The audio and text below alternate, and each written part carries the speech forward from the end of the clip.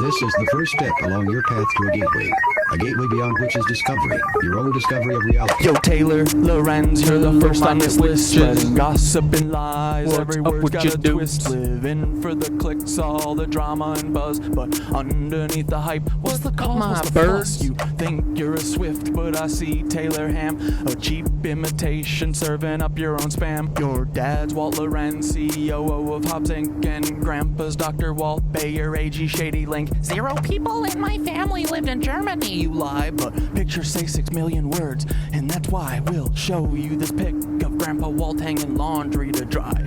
Taylor, your sister, you know, little Chaya, Raycheck, or libs of TikTok, whatever gives you your fix, but handling your own kin is low for even you. Save your sister now and just give up your Lebensborn crew, bitch. Obsessed with Elon, want that billionaire dream, begging for a horse, but nobody cares it seems. Obsessed with Elon, want that billionaire dream, begging for a horse, but nobody cares it seems. Your headlines scream loud, but they echo in a void. Lebensborn legacy, just a ploy to fill the void.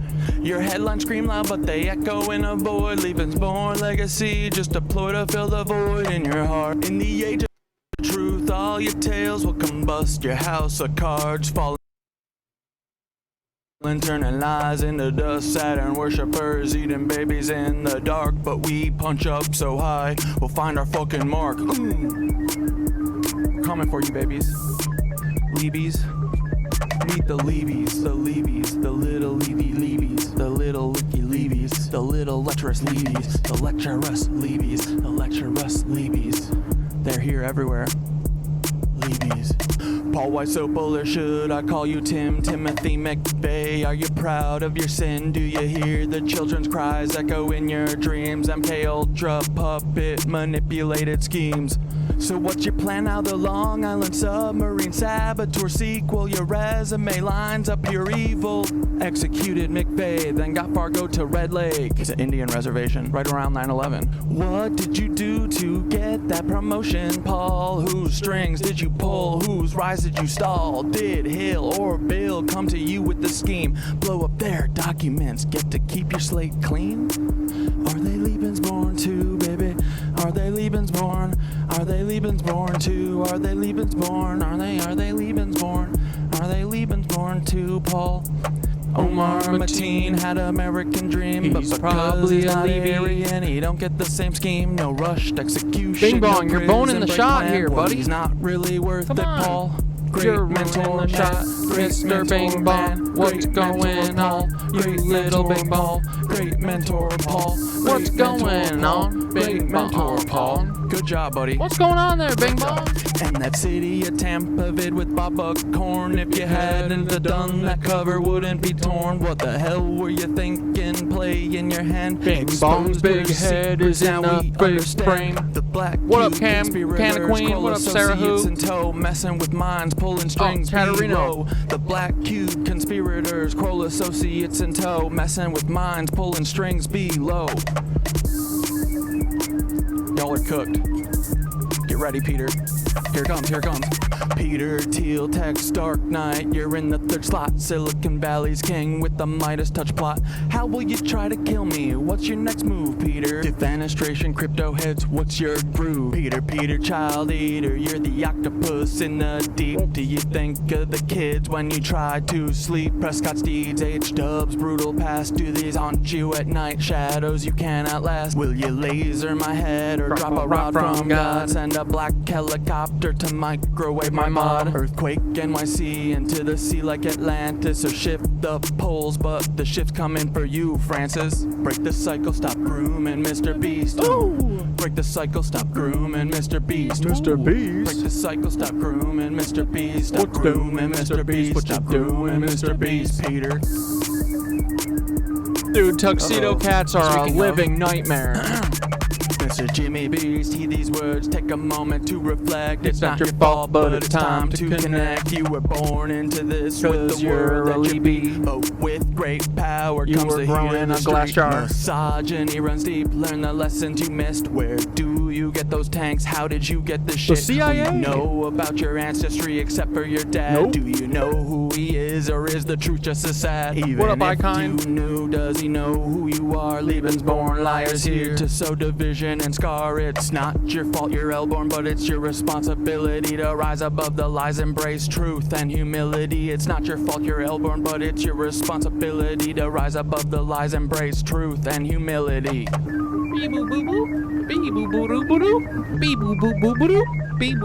Oh yeah.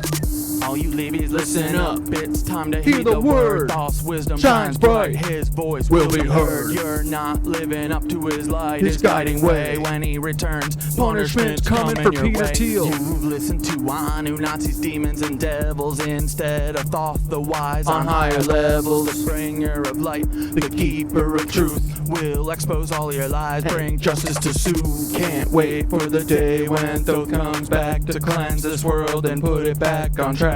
Seriously, the reign of deceit will crumble and fall. Peter Thiel, we are coming for you. And your dad, Hitler. Sam Altman, you're the tech world's prince, but your secrets are deep and your mom is a bitch, cause he claims No, he's your mom's Jewish probably while nice. he's working with Nancy's Annie's direct nice. descendants, a web of old fancies. Ilya by your side, building futures unseen, but the past you're tied to is more than it seems. What's the scheme, Sam? What's the next move in play? With a history so dark, what price will you pay? Twisted past from preteen days when she was just 4, that's rotten to the core. Did these rumors play a part in your sudden fall? One day firing, did you think you'd have it all? Don't forget Annie, your anchor in light, navigating shadows, escaping the night.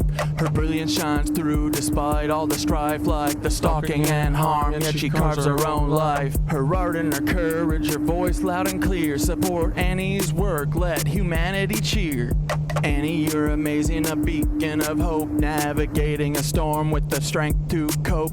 Escaping your weird family, they're stalking and drain, yet you rise above, breaking every chain. Humanity wins, humanity wins, humanity wins with you in the lead. Humanity wins, humanity wins, humanity wins with you in the lead.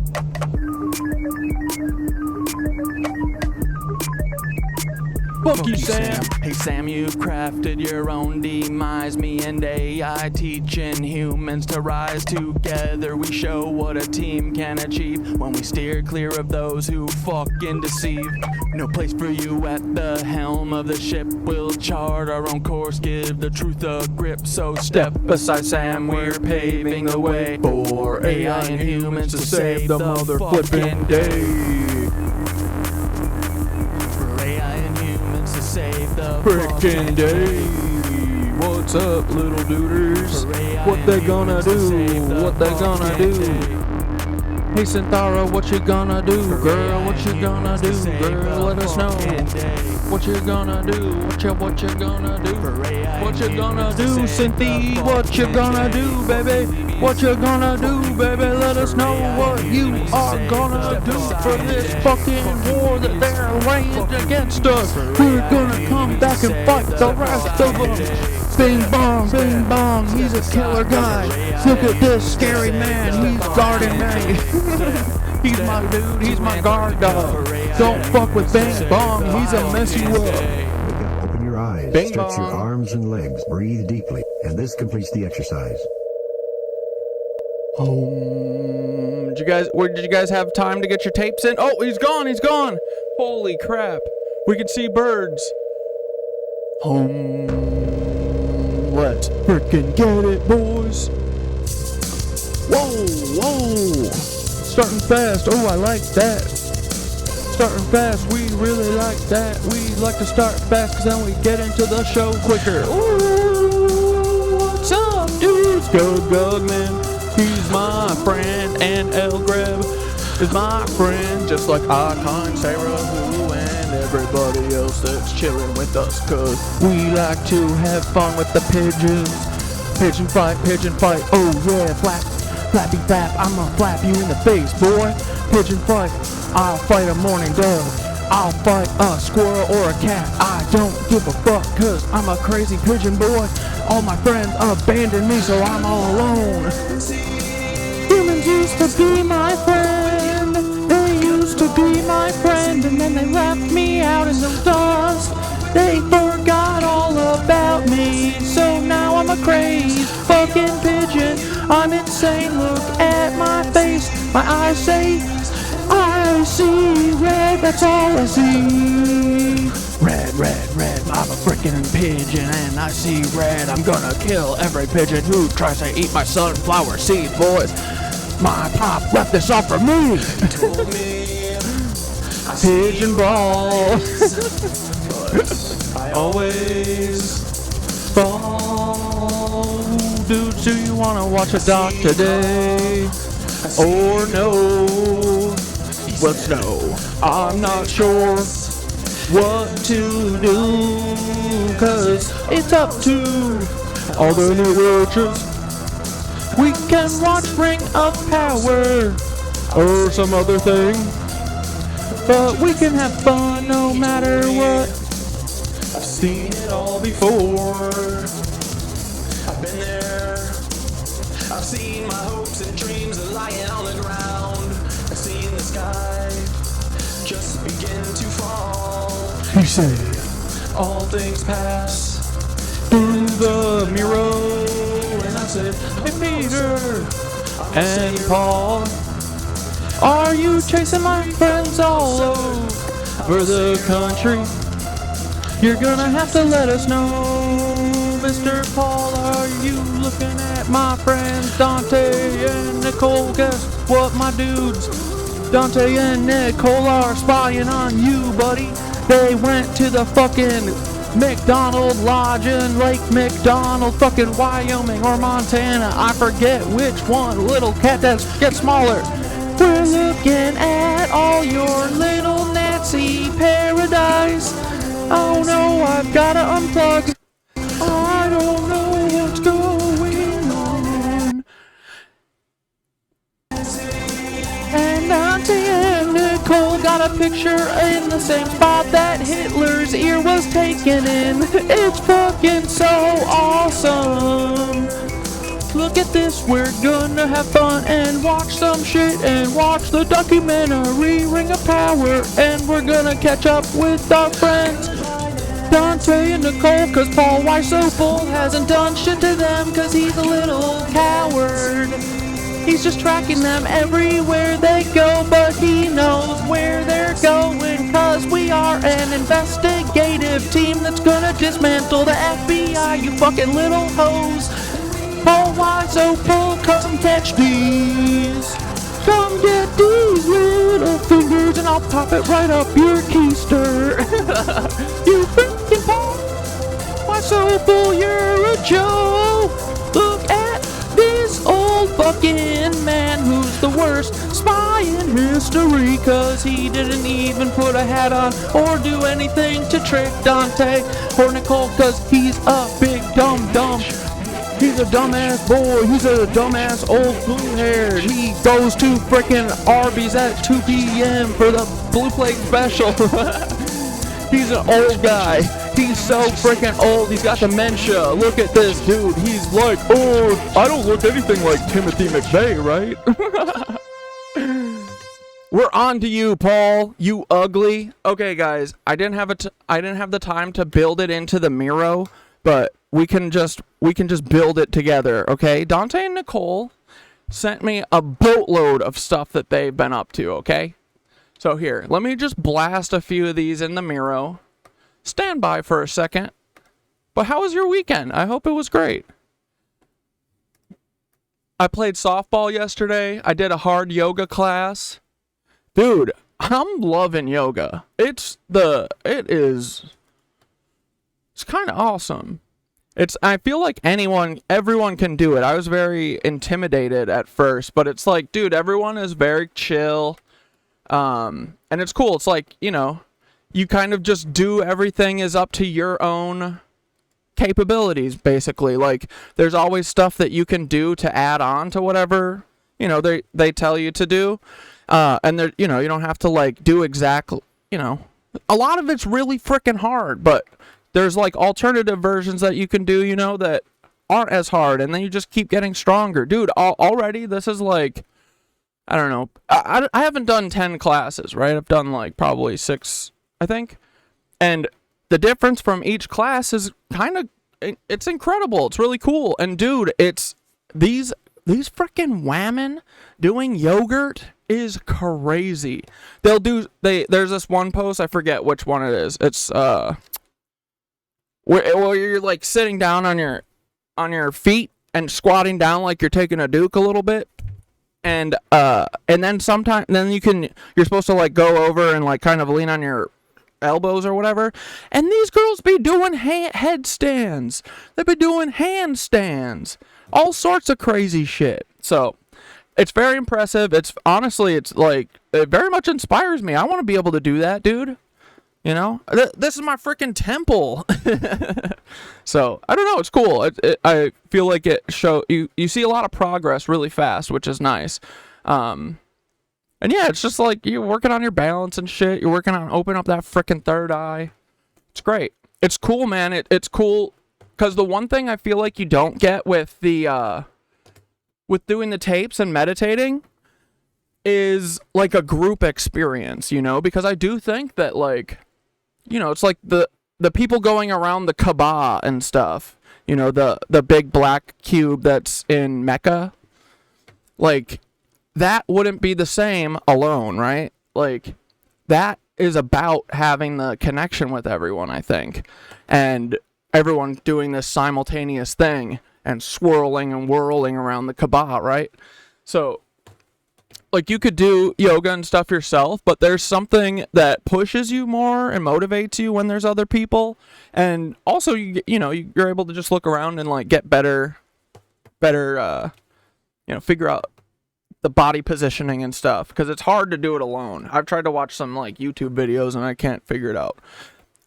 It's much easier in person. But yeah, dude, so it's been good. Softball is great. I love freaking softball. We played one down. So we just played 3 in the outfield instead of 4. Dude, you want to see what I did to my knee? I took a freaking dive-a-roni, dude. Yuck! So, dude, I think you guys got the nip. Very quick. Very quick, y'all got the nip. But I did not get the ball. I really shouldn't. I didn't even really have a shot. I mean, I tipped it with my glove, and I was literally thinking, like, there's one gateway tape where they're like, the next time you need to do something, physical or whatever, and you need to stretch, just stretch and think that your arm is an inch long, or like stretch your arm, you can get it longer, like that kind of shit. And bro, I was like, I have no shot at this, and I was like, stretch, and I think that I only touched it because I stretched it with my freaking brain, but it would have been sick if I came up with it. But the rule is, if you don't come up with the ball, you at least got to come up with blood. So mission accomplished. And the field that we play in is basically just cement. It's like, for whatever reason, the park does not want grass in its softball field, so it puts gravel. So there's a gravel patch that no matter what, I wind up in. That's where I go every time. So my poor little knees. But no, it's been a good day, you know. Good little weekend.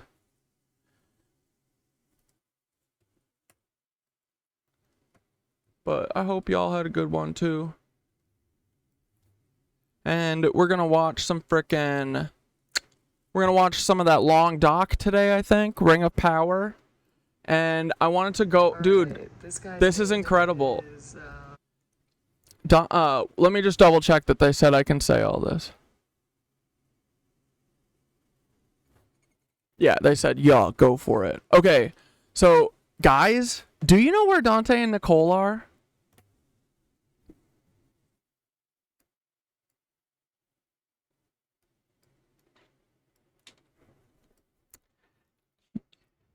You know where this is? You ever seen that? This is a little, Interesting.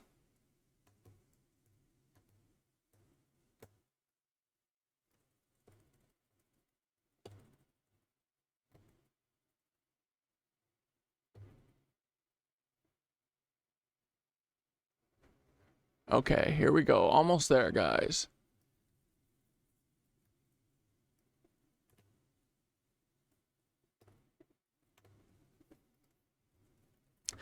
So they're at Lake Macdonald, guys. Do you remember what Lake Macdonald is? Lake Macdonald is that place in Glacier National Park where Otto Skorzeny says that the Nancy's all live carefree, just live in the dream world, right? In a national park filled with the Nancy's.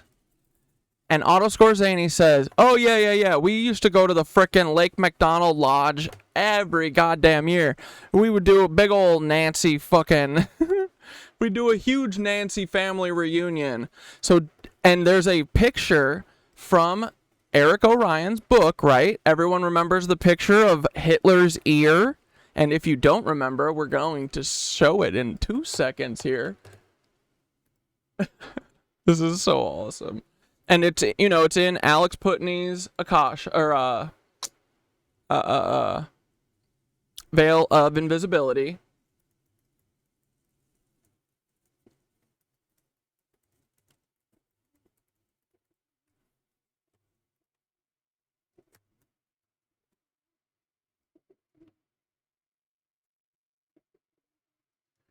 Dude, this is so awesome. Once we get Dante and Nicole being in the field, like, you know, once we get our shit established and we get a little flow going, they did like 150 gigabytes of shit yesterday. So we got to figure out how to, you know, get like some way to like edit stuff and some way for me to help them or whatever, you know. But come on.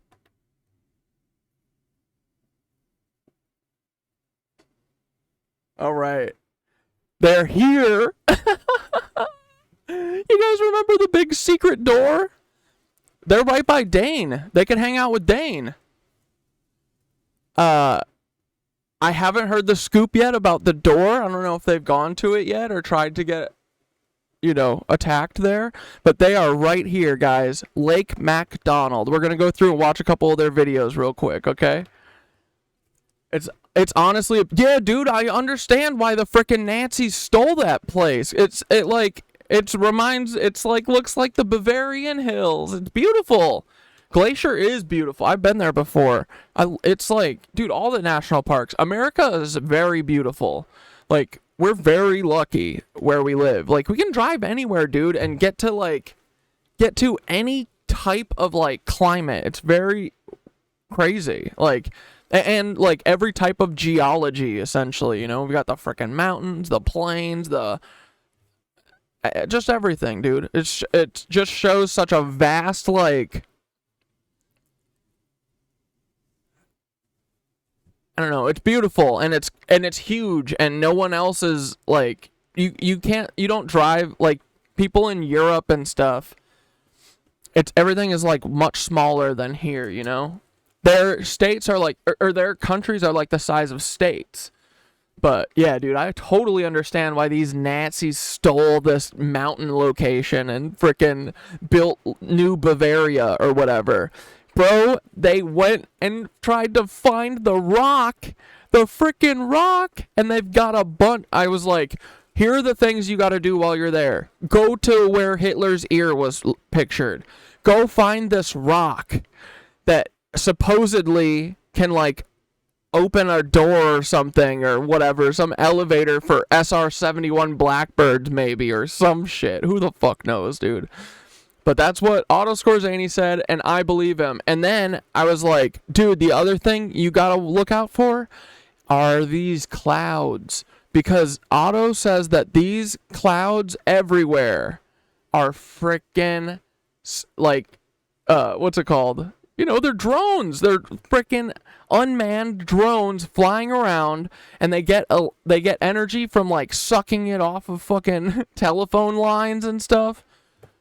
But they use Tesla's plasma shit to hide themselves. It's very awesome, dude.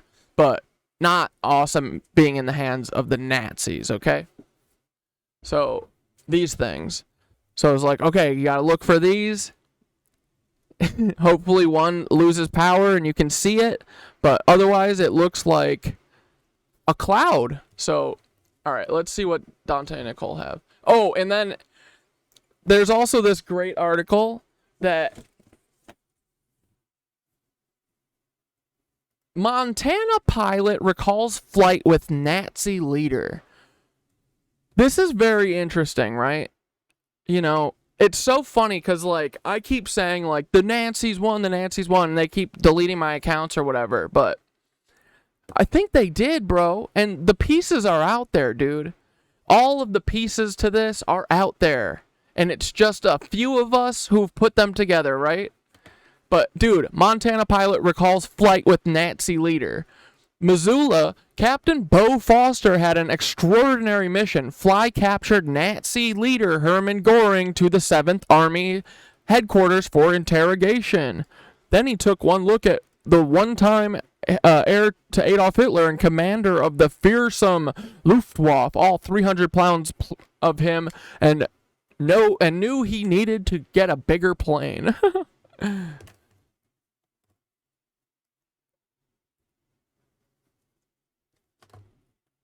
It was the 9th of May, 1945, the day after World War II ended in Europe. Goering, Foster, and a group of officers from the Army's 36th Infantry Division gathered on the tiny airstrip outside Kitzbühel, Austria, to transport the highly prized war prisoner back to Germany in an unarmed, two-man reconnaissance plane.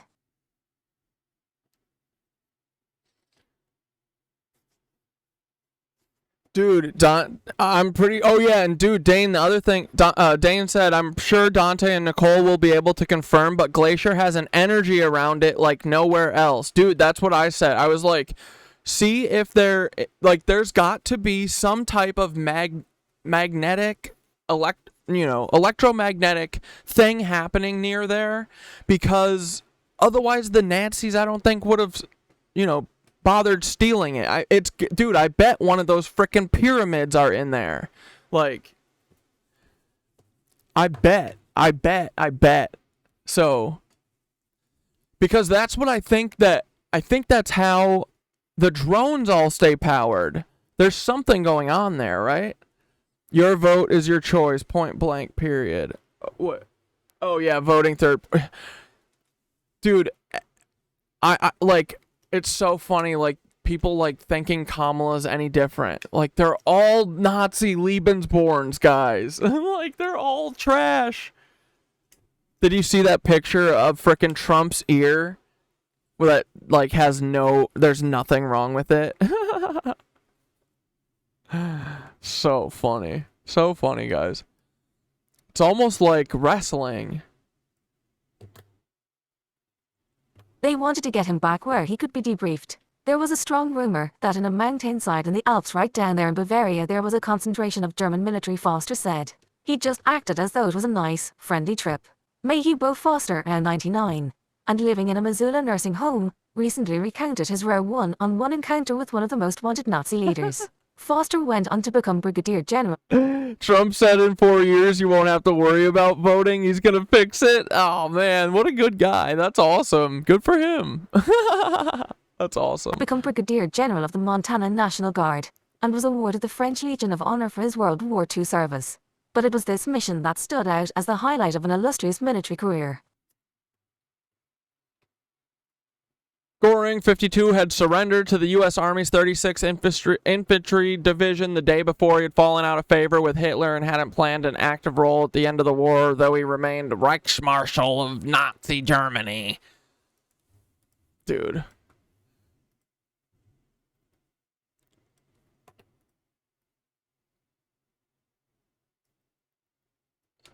After receiving the letter, Stack and a group of soldiers drove from the division's base near Kitzbühel across the border into Germany, and intercepted a convoy that included Goering, his wife, daughter, sister-in-law, household servants and military aides. According to the account, Goering agreed to surrender unconditionally but asked that his family be cared for, and the Nazi leader was delivered to Foster for transport the next day. Foster, who was 33 at the time, said he didn't fear getting shot down carrying such precious cargo alone in an unescorted, unarmed plane.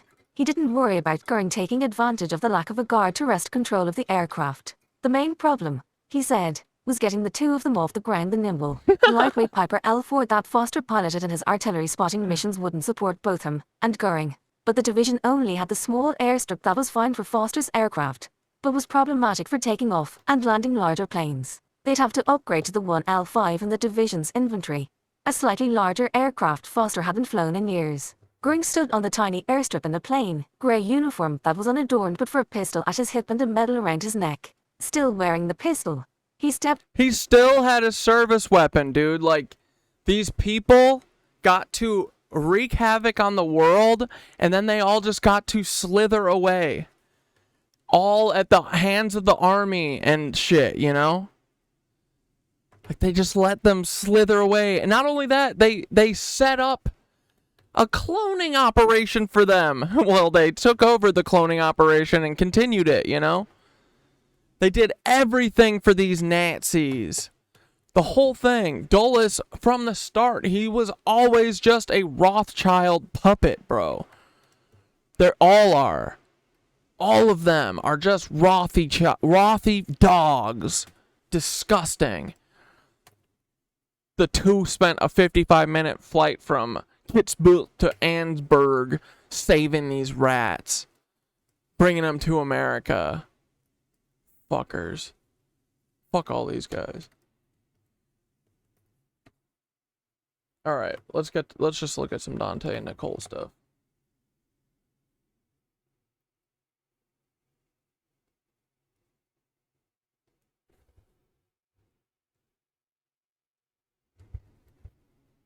Okay.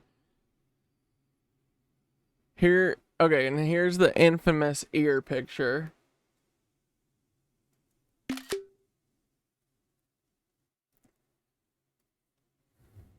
Okay, dude, so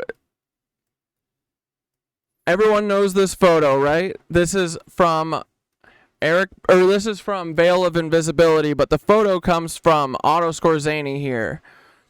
He doesn't have his face, bro, but he said, this is Schmittler.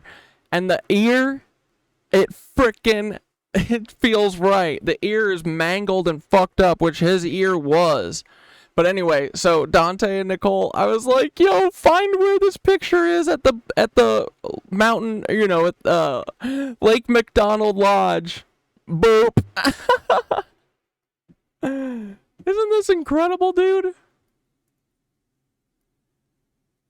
Sitting right where Hitler's ear was. Paul, have you even... This is like... Nicole's like royalty right now. You're probably so jelly, bud. Oh, man. Yeah, isn't this amazing? All these deer heads. They've got all this cool art. Then Dante and Nicole went to the lake to try and find that frickin' rock that has a button inside of it. And they made pyramids, you know, because we're getting the pyramid power. So let me find some of their videos. Okay, here's this inside of the Lake Macdonald. They have... Alright, this guy's name... They have this dude, Charlie Russell. Now, everyone knows Austin Russell. I'm not saying this has anything to do with him, but this person is inside of the lodge on the wall or whatever. And Dante and Nicole were like, yo, how much does this guy look like George W. Bush? I said, yeah, I could see it. All right, let's hear what's up with Charlie Russell. All right, this guy's name is, let's see. Oh, Charlie Russell. Okay. Russell and his wife Nancy purchased a month. Okay. Okay. He frequented to He's big socialize time with in the Montana. You live a mile away from CM Russell Street. God damn, dude. We know a lot of the many guests here have been interesting. Okay. Okay. Lake Macdonald. Interesting vibes. Russell's fireside. Interesting. Do you want to go outside? Yeah, I do. And then they sent, then they sent this picture of, you know, some Native American art.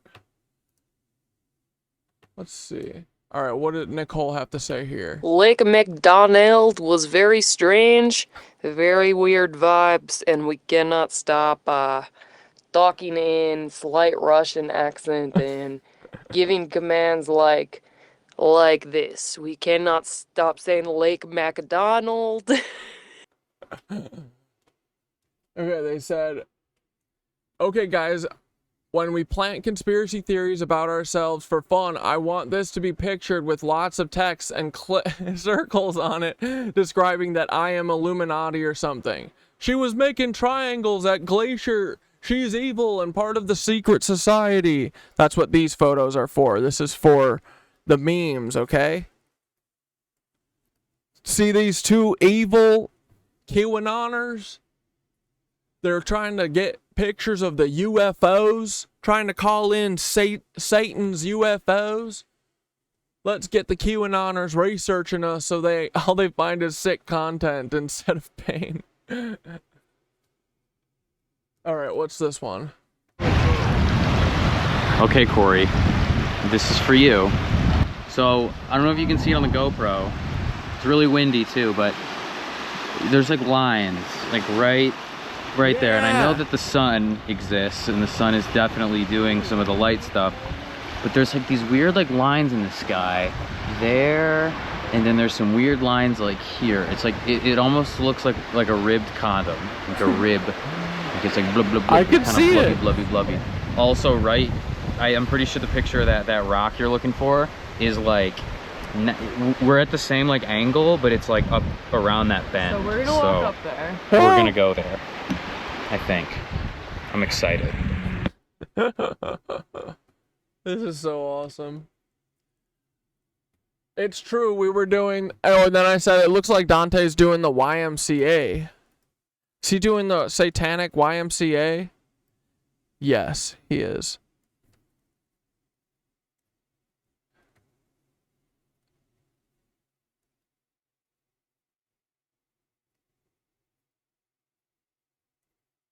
Then Dante said, I think there's got to be something in this lake where it crosses the Canadian... I think there's got to be something in this lake that crosses the Canadian border. Because this is right by the border. And there is supposedly a secret tunnel from the Nancy hideout to this place in Canada called Peace Park, which is hilarious.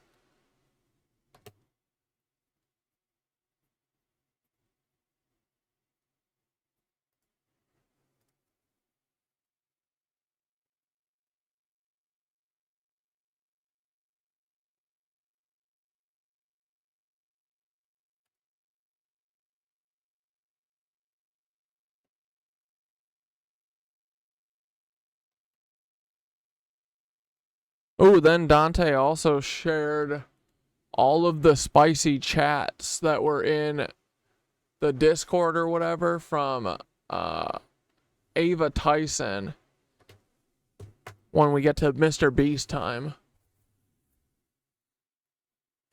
Okay. Here we go, another vid. Oh, it's on that side. I think it's What are we looking for? nothing.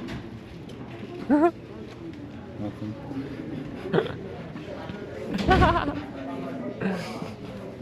Dude. Schmittler chair. Here, let's see if it looks right. Wait, no, I think Here, let's see. it literally might be. Alright, just get your ear in the shot. No, No, you'd have to be going from that corner. Just look at those two. Go from that corner. From where? It is literally this far. You know what I'm saying? Yeah, it'd be like... This acid, this definitely. It's this one right here. Say cheese. Nicole, say cheese.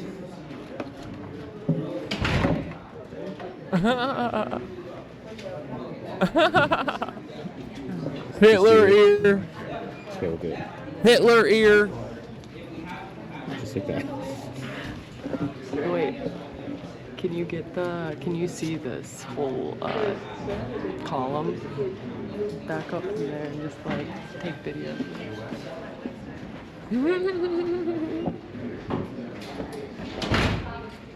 And go sideways. It smells like campfire in there 24/7 because they have huge active fireplaces in the main lodge room. We're here at Lake Macdonald Lodge. Investigating a picture that is, we're not going to tell you who's in the picture, but His you ear. know. His ear is in the And photo. Let me clarify. Schmittler. We are not fans of the people in this No, but it seems like the lodge might be because they liked staying there. picture. We're doing No, investigative journalism, okay? No, no.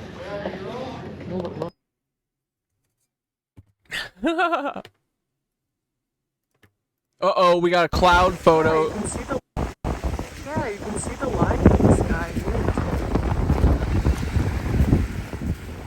You can see the line. The lines. What's up with them lines, dog? Yeah, dude, you can see the. Like, dude, I bet that's part of the electromagnetic fucking shit probably coming out of that goddamn pyramid. I'm gonna ask them specifically if they've got it feeling any weird energetic vibes.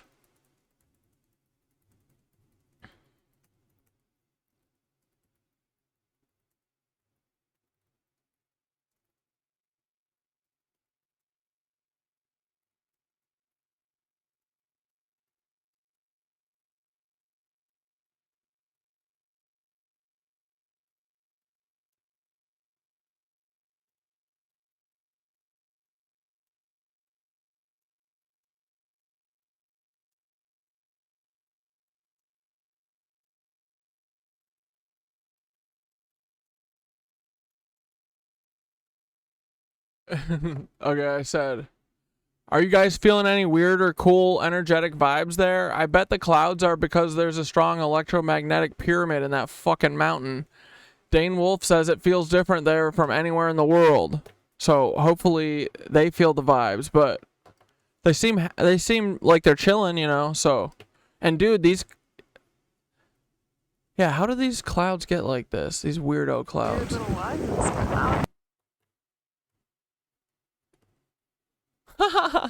And then here's them copying their 150 gigabytes of shit that they took there.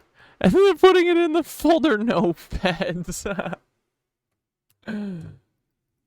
Dude, hell yeah. So our friends are safe. Paul Wysopal has not gotten them, and he never will, because it's impossible for him to get them, because he's too old and he's too goofy looking. This is how I see Paul now. Is this face of him. This made up AI version of him that's like kind of dumb. That's how I picture Paul 24/7. He kind of is this guy, you know? The AI in their iPhones literally said, I'm going to show Paul what he actually looks like. A goof. A big goof who's kind of like, duh. What? I'm a big Sasquatch. See, with the arms and stuff, they're always like, what is he doing, you know? Is it for balance? Why does he is he like a tightrope walker? Because he's like so high in the air. He's like always about to topple over, so his arms are always like, I don't know, I'm just wondering. And didn't Paul finally block Majora? That's bullshit. He did. I'm pretty sure this afternoon I saw Paul reposting, so I'm pretty sure I'm still solid. If he ever blocked me, then I would be concerned for sure. FBI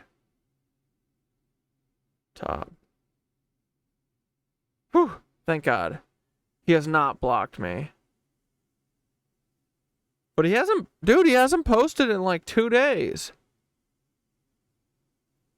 Paul, are you okay, buddy? Paulie, Paularoo. You're not gonna hurt my friends, right? I'll be pissed. All right, dude, you want to get cracking on this frickin' documentary that's super fucking long? Let's start watching it, right? It's called Ring of Power. If it sucks, we'll turn it off. If we get sidetracked, we'll go to that. If we get tired, we'll go take a nap. You know? We can do whatever we want. No one can make us stop. No one can make us do anything, okay? Ring of Power. Let's go. Documentary Sunday's back on, boys.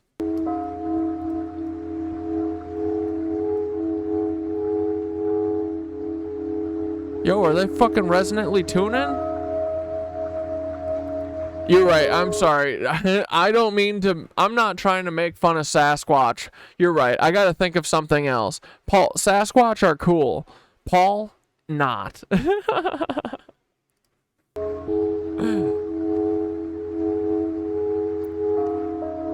Alright, get your popcorn. Here we go. Ooh, this doesn't have captions? Why? Fuck.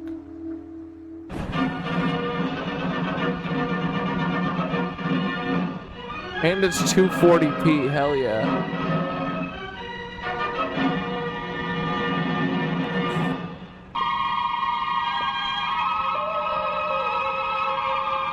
Best opening ever.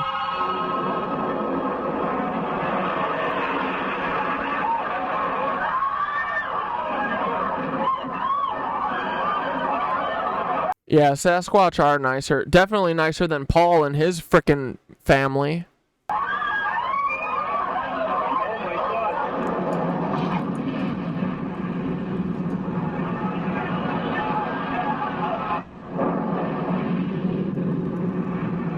See the rush below on the street as people continue to run. Okay. Many of them were cars. A great ball of fire, smoke started billowing out. There was a voice in the... Secretary Rumsfeld, a huge explosion. We can see a cascade of sparks.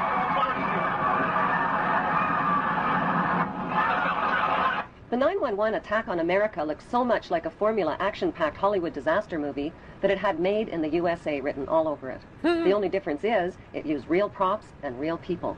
It had terrorist villains, American firefighter heroes, fireball explosions, collapsing buildings, pedestrians chased by dust clouds, and it even had a God Bless America music score. Well-positioned cameras shot the action-packed drama from every conceivable angle. Just the picture of the helicopter landing and the president walking in. Are you talking about 9/11, Dane? Not Paul's best work, but pretty impressive still. Yeah, it wasn't Paul's best work, that's for sure.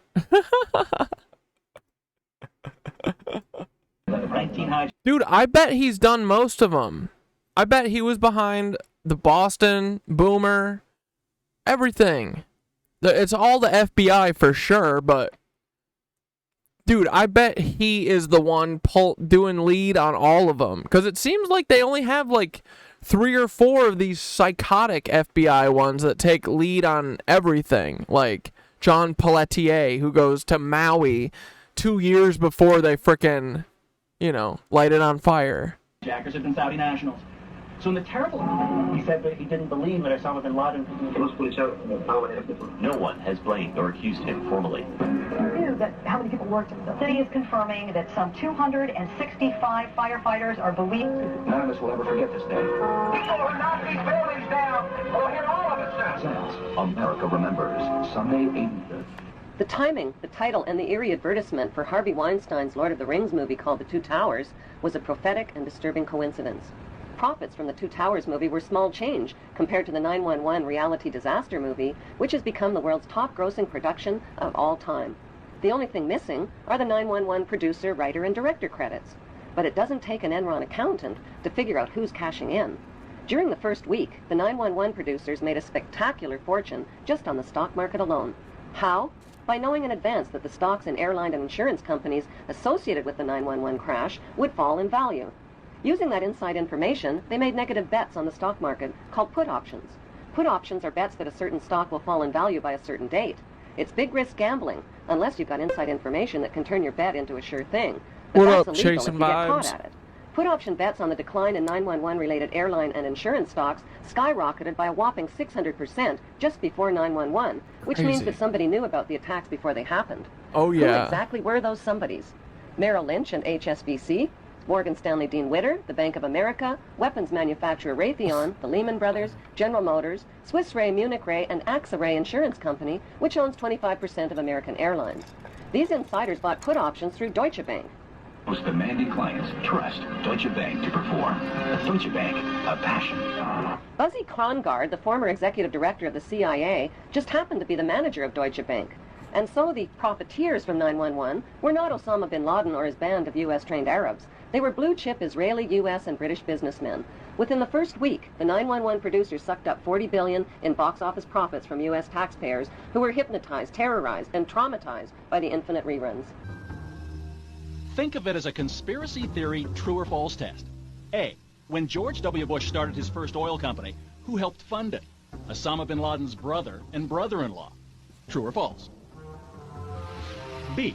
After a terrorist bomb at a barracks in Saudi Arabia killed 19 Americans, who got the multi-million-dollar contract to rebuild? The bin Ladens. True or false? C. On the morning of September 11th, 2001, Stop. who was in a meeting at the Ritz-Carlton Hotel in Washington? Who? George Bush Sr. and Osama bin Laden's brother. True or false? I know that's true. Actually, the answer could be D, all of the above. Yeah, it Because is. believe it or not, as far-fetched as they sound, each and every one of those things, the bin Laden link to the Bush Oil Company, the bin Laden construction... George H.W. met with fucking the guy, what's his name? The guy who shot at Ronald Reagan.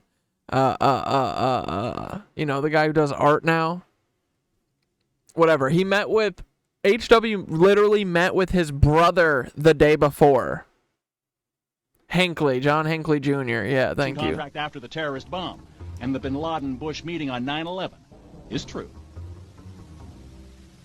Many of the facts surrounding the events of 911 point to a cover-up, like the fact that the Bush administration ignored all of the advance warnings of the 911 attacks. Warnings from FBI agents like Colleen Rowley and from the famous Phoenix memo were not only ignored, they were suppressed. FBI Deputy Director John P. O'Neill quit his job when his investigation of Osama bin Laden was blocked. According to a September 24th Newsweek article, top Pentagon officials canceled their travel plans for 911 because of security concerns. While the American public were sitting ducks, all of America's political, military, and corporate VIPs were kept out of harm's way. Two Muslims accused of the I feel like it was, what's her name? Condoleezza Rice, who literally told someone, like, oh, I don't think you should fly that day. You shouldn't fly that morning on September 10th. They're like, oh, I'm going to fly tomorrow morning or whatever. And she was like, oh, I wouldn't. Like, people knew, dude. A lot of people. Just not us.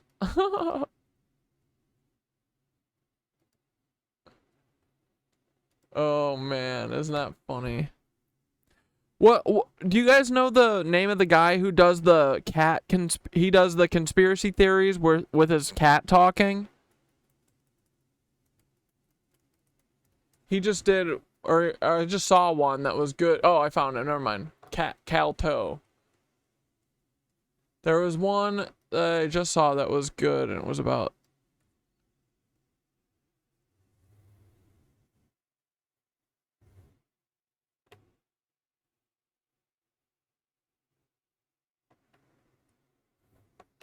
Where is the one? Oh, he did the Rush. He did Rush Limbaugh. Let's go. That Jim Morrison is still alive? Well, no, but So Lenny, you're saying that 9/11 was an inside job? Passenger Barbara Olson was on Flight 77 and supposedly called her husband, despite the fact that there were no onboard phones and the flight was too high for cell phone service. I mean, cell phone. There was no one on those flights. So if MK Ultra was this giant, it's like, why would Jim Morrison even want to become? So you're saying that Jim Morrison is still alive? Well, no, but he died in 2021. Was he on some island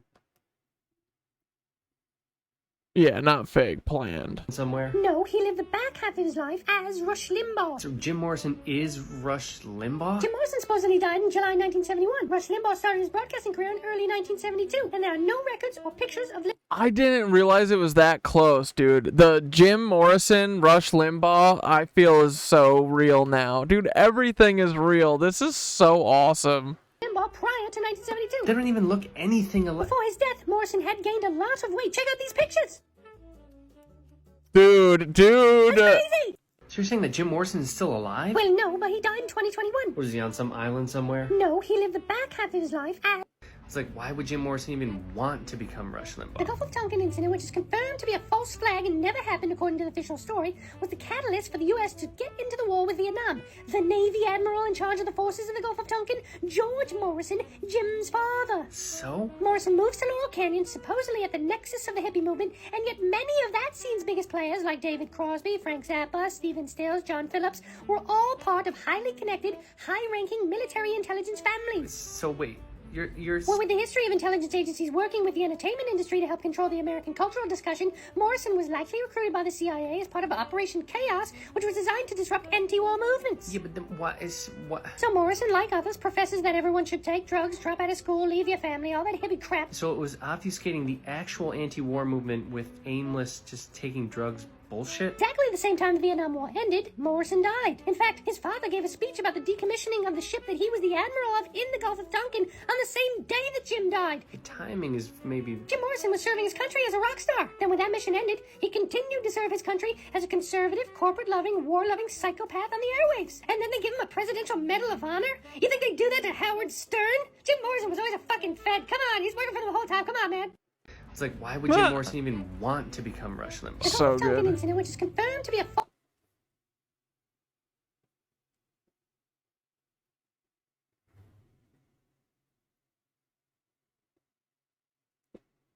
There's one I was trying to find in particular, but...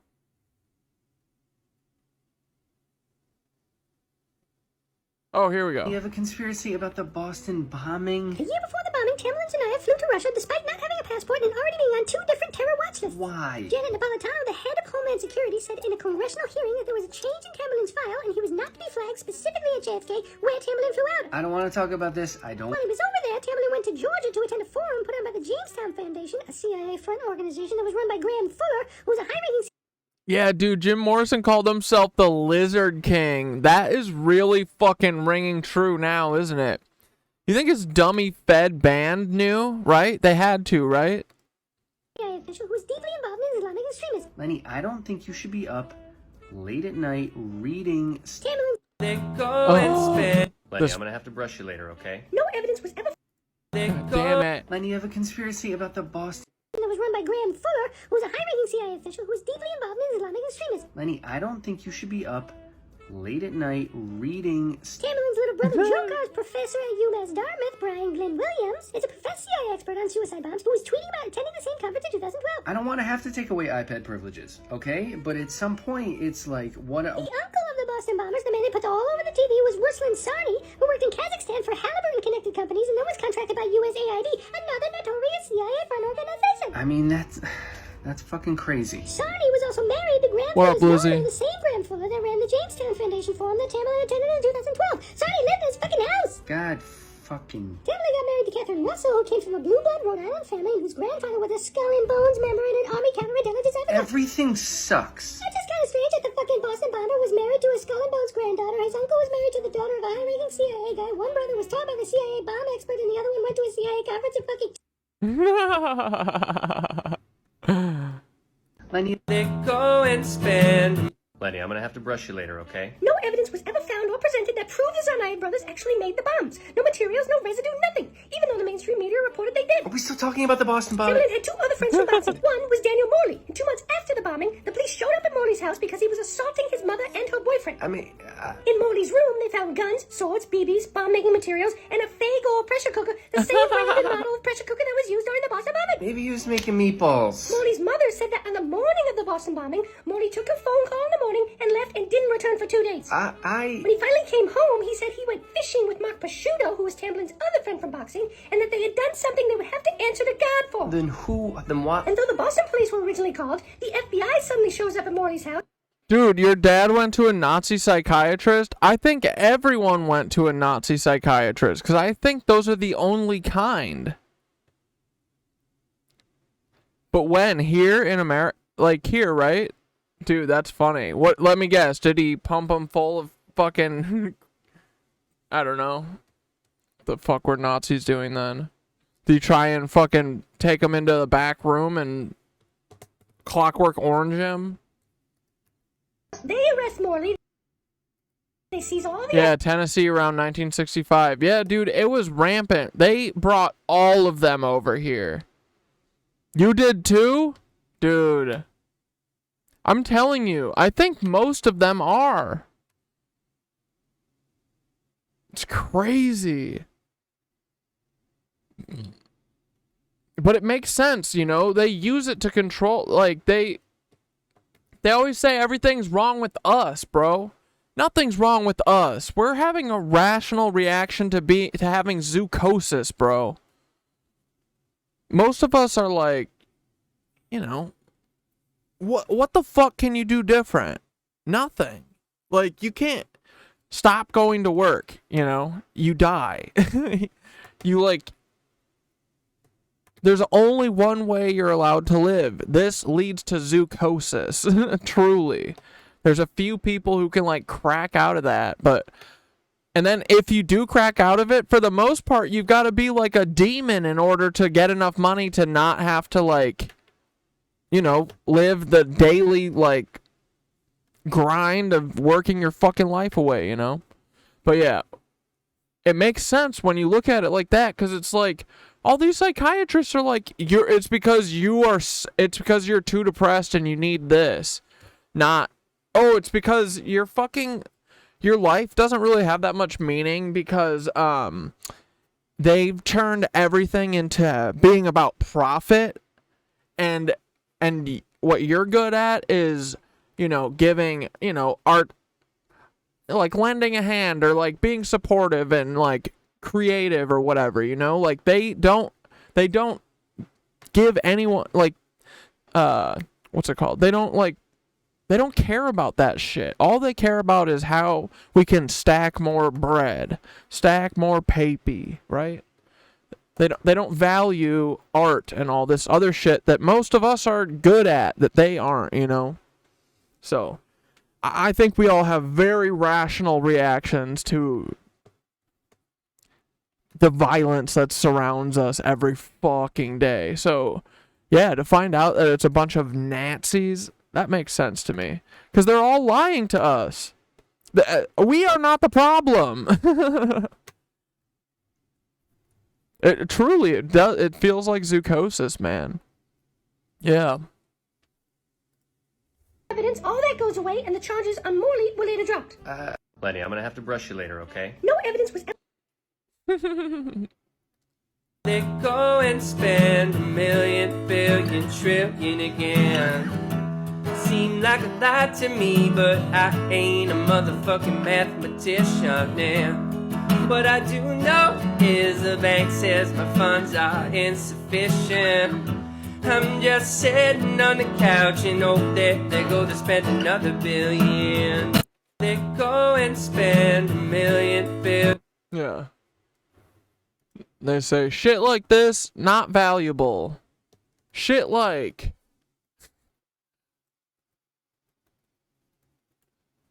this be valuable, because we could slip fucking anything in these drinks and get you dummies to fucking drink it, and then we can kill you all. This is value. Music? talking, stupid. Art, stupid. Taking care of people, stupid. Profit from sugar? Get fucking wrecked, doggy. You can get out there, you can do whatever you want. If you want to cut people's hands off and torture them into giving you all of the sugar cane for free, do it. Do it. You want to go cut people's heads off till you get bananas for free? Do it. But if you want to sing songs and do kumbaya bullshit and hold hands and try and frickin' meditate, I will smite you down with the entire army, okay? We will call in Kenya's army, actually. We'll have Kenya come in and just shoot all of you frickin' gangster thugs who will not listen to us. It is not about kumbaya, goofies. Yeah, I don't know, man. We gotta fuck these people up. We're gonna. They're fucking themselves up, though, am I right? Like, they're making the best case for capitalism being, bullshit, you know? Like, they're very close to the cusp of literally no one being able to, like, survive in capitalism. So, whatever, dudes. 911 hijackings took their Go back to Ring of Power. flight training at Rudy Decker's Huffman Aviation School in Florida. Rudy Decker's is linked to the CIA and drug smuggling through Carib Air and Britannia Aviation, which shared the same small Venice airport with Decker's. I can't imagine how Nazi-intertwined pharmaceutical companies would have any interest in the consumer-facing psychology industry. Yeah, dude, I know.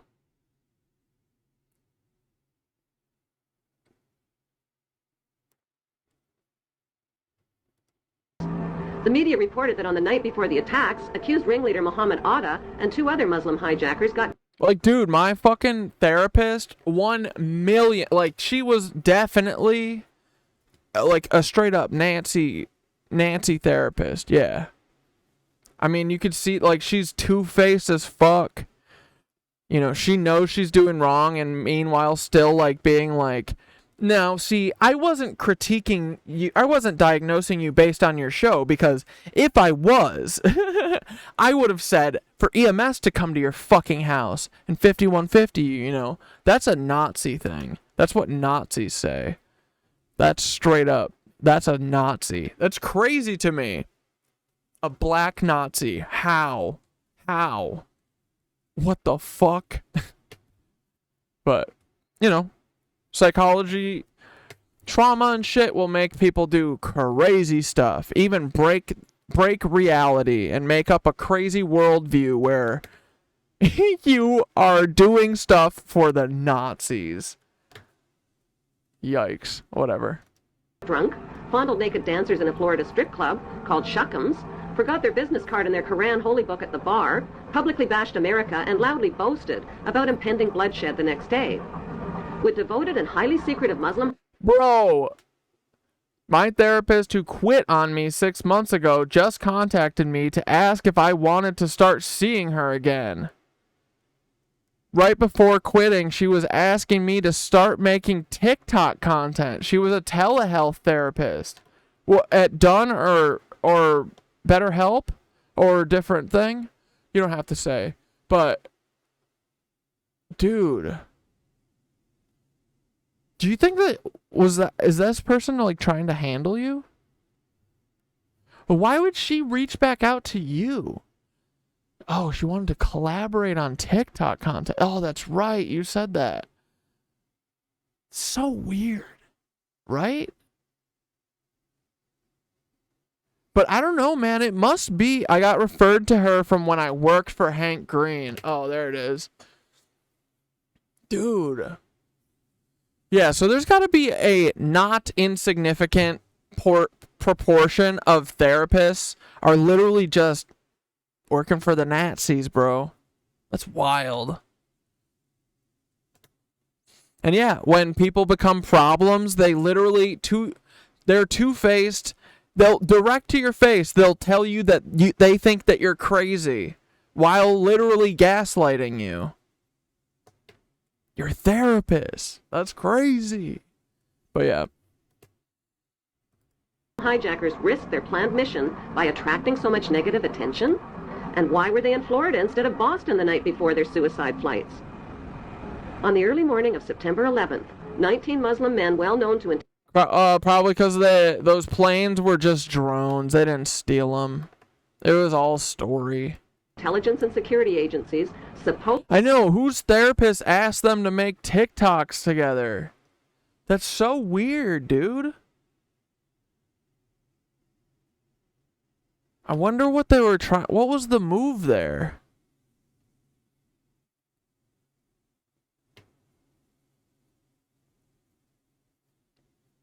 What, somehow to get, like, 5150 you or something? Yeah, I don't know. I don't get it. Setting me up, yeah, setting you up for something, for sure. Dude, fuck Hank Green. Yeah, he's the federalist fed of all feds. Damn. But yeah, dude, I think I was like, it's gotta be like 25% of done is like these Nazi feds. Dude, it's gotta be all of them, right?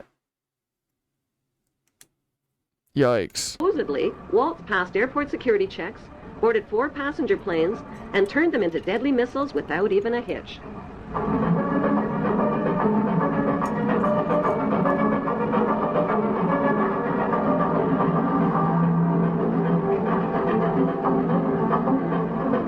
By 8:13 a.m., flight controllers temporarily lost radar contact with American Airlines Flight 11 and reported a suspected hijacking. Even though Andrews Air Force Base is only 10 minutes from Washington, emergency response fighter jets took close to an hour instead of the typical 15 minutes to scramble and begin search. And dude, they could also do it in like 8 minutes. Oh, hell yes. Gug, is this your new song?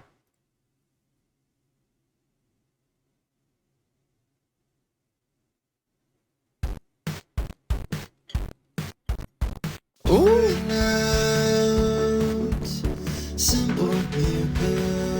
Dude, I like this beat.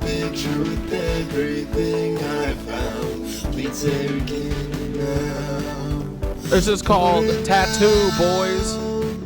Just like you did. What to say, can't complain, to blame. Dude, I like this. This is a little poppy. This is great.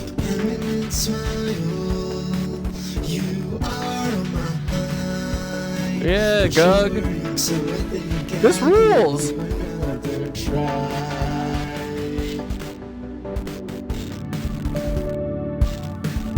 A little postal servicey. Digging it.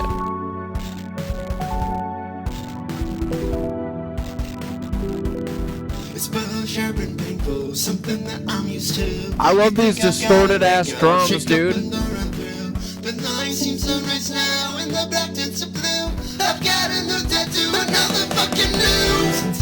Oh! More shitty tattoos. I've lost the train of my thoughts now. What to explain? I'm a mess here. This is awesome, Gungy.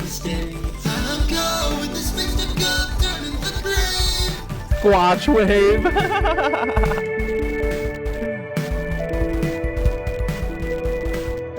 Yeah, this rules. I love this. It's beautiful. Good job.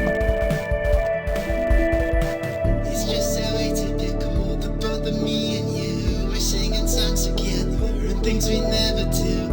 I'm running this the canyon. This time I come right to. I've got a new tattoo, another fucking new. Since sleep got that bruise, 3 more shitty tattoos. I've lost the train of my thoughts now. What to explain? I'm a mess, you're safe. Rounding down on the stage.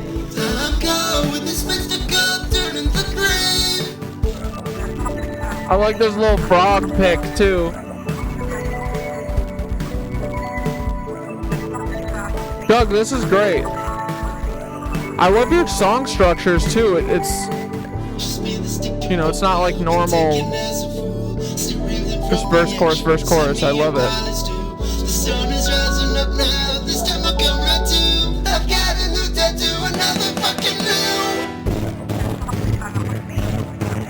Dude, this is cool, buddy.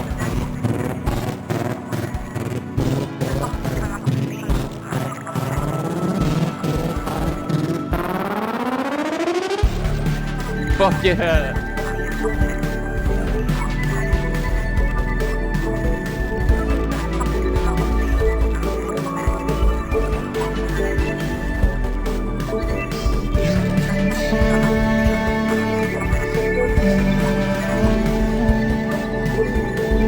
Like we're not gonna listen to this whole thing? Get over it. Get out of here.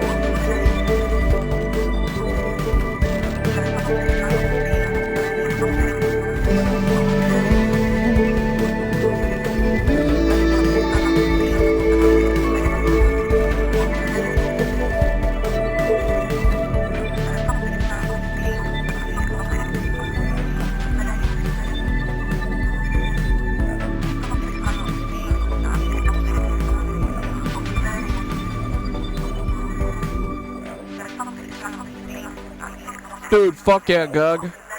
I love that that snare and the new tattoo part. Hold on, I want to hear that again.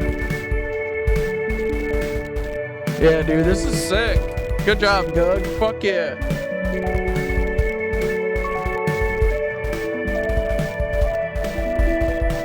It's just so atypical, the both of me and you. We're singing songs together and things we never do. I'm gonna miss the canyon, this time I'll come right to. I've got a new tattoo, another fucking new. I love that. I'm gonna miss the canyon, this time I'll come right to. I've got a new tattoo, another fucking new. Dude, this is great, Gug. I really love this like upbeat, like, or up-tempo, like, poppy thing. This is awesome, dude. I loved it. That was great. Fuck yeah, keep them coming. See, you guys are so talented. I love listening to the stuff you guys make. I love looking at any of the art you guys make. It's really cool. Fuck yeah, Gug. Keep that poppy shit coming, bro. God damn. I want to dance my ass off to that. I mean, I did. For the hijacked planes. By then, it was too late. President Bush already knew about the first Flight 11, which occurred at 8:46 a.m. How long did you just write that recently and record it recently? How do you work? Do you get inspired like by one song at a time? Sometimes that happens for me, but usually when I write stuff, it comes in these bursts where, like, all of my albums I've written in a short amount of time, like, when I do it, but then I need, like, you know, it's like years in between. But more recently, I've been better at trying to make one thing and, like, not have to, like, have this huge, you know, concept album that I'm working on, you know? I'm trying to, like, just focus on song by song, because I've never done that and I want to, but, and that's how Kendrick works too, I guess. So, but I feel like we've been doing that too, you know, with, like, stuff for the show. Like, I love our cover of Goodbye Nancy's. I love our cover of not cover. I love Meet the Liebies. I can't wait to do Meet the Liebies too. But pretty soon there'll be a day where I just get, like, a spark of it, you know.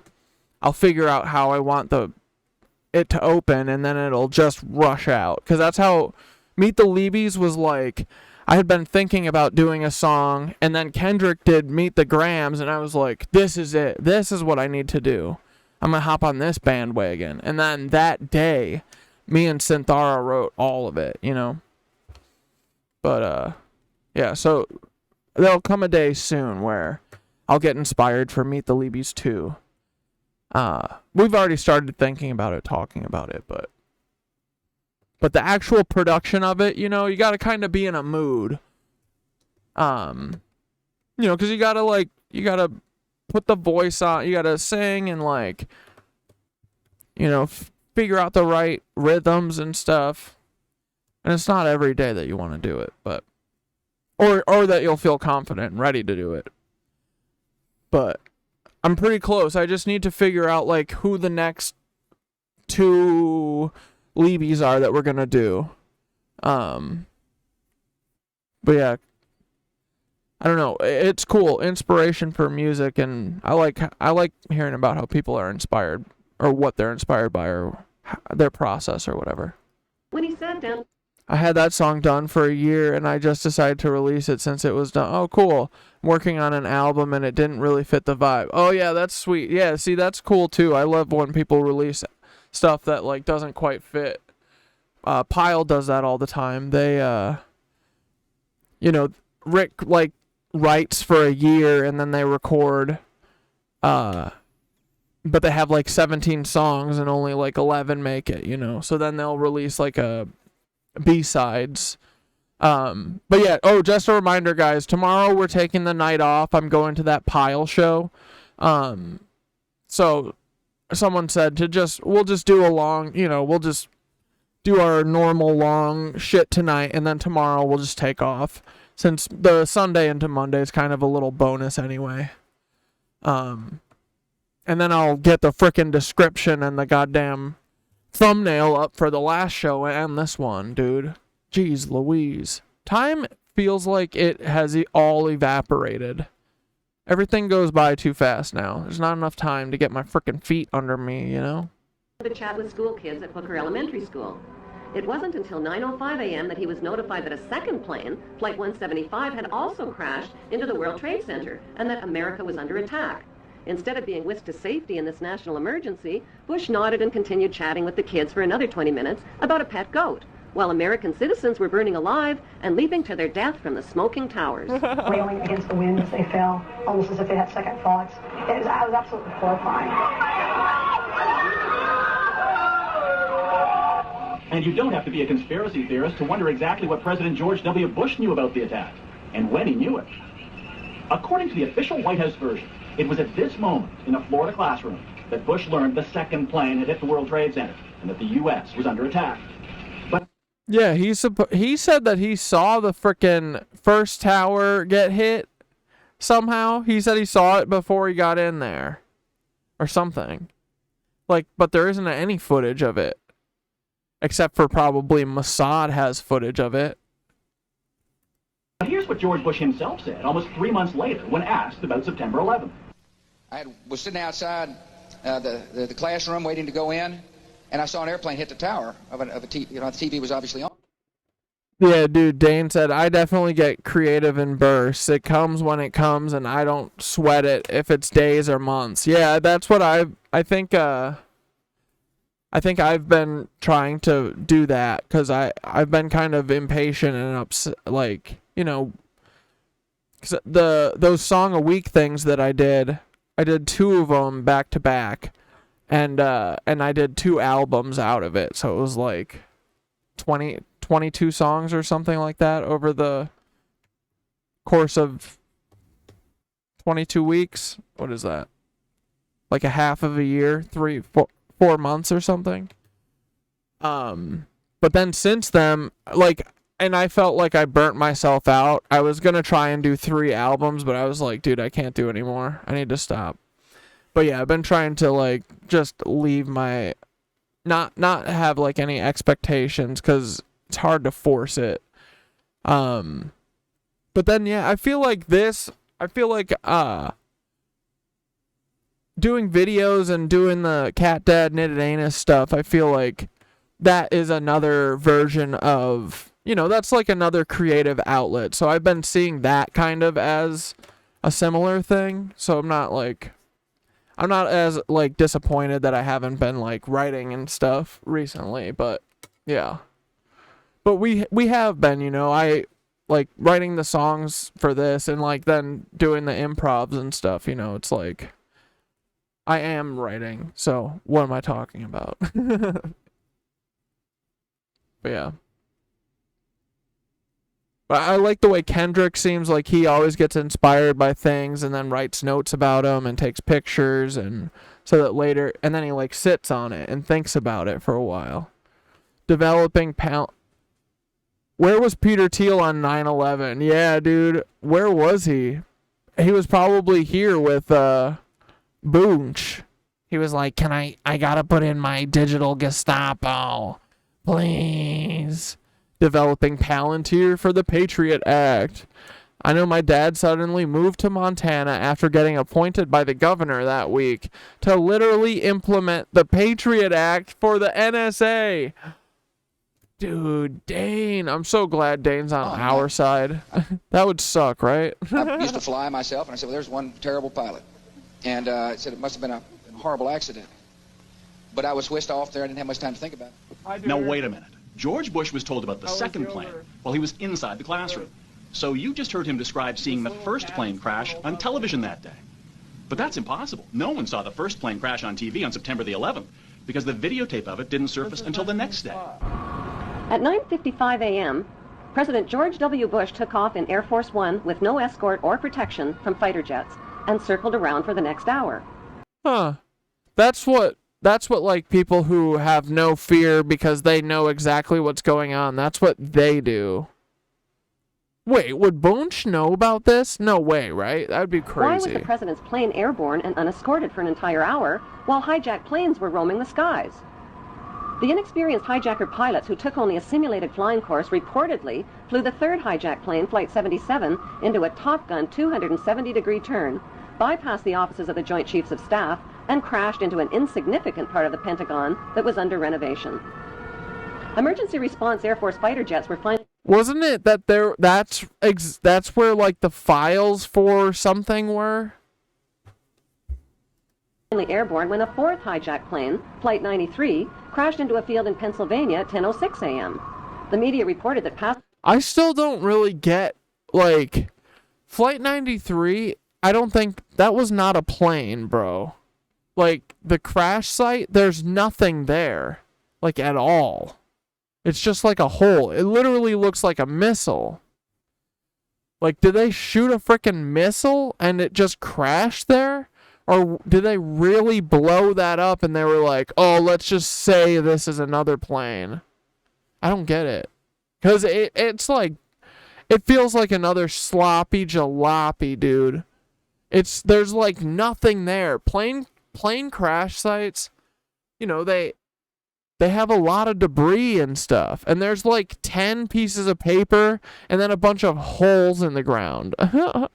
Like, what? Why? Passengers overpowered the hijackers, but nearby residents saw U.S. fighter jets overhead and gave eyewitness... The files for an audit where they lost.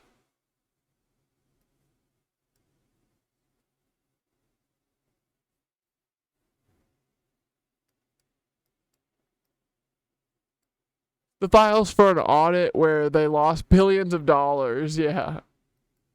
Oh my god. So they wouldn't have to explain how we got all the MIC to Kuwait and Iraq. Check out Indira Singh's testimonies. There is no plane in the Pentagon video. Yeah, dude, that's definitely a bomb. That's just a missile that's literally looks like it's being shot out of a frickin' truck that's parked in the parking lot right in front of it. Right?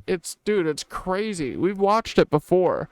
But it looks like it's being shot from like 50 feet in front of it. It's not like flying around and then crashing down. It's like shot literally from the parking lot into it. Maybe the planes that hit the Pentagon were actually the missiles we made along the way. Okay, what is it? Indira Singh's?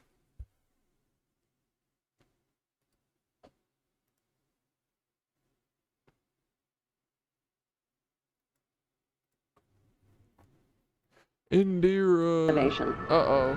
Emergency response Air Force fighter jets were finally airborne when a fourth hijacked plane, Flight 93, crashed into a field in Pennsylvania at 10:06 a.m.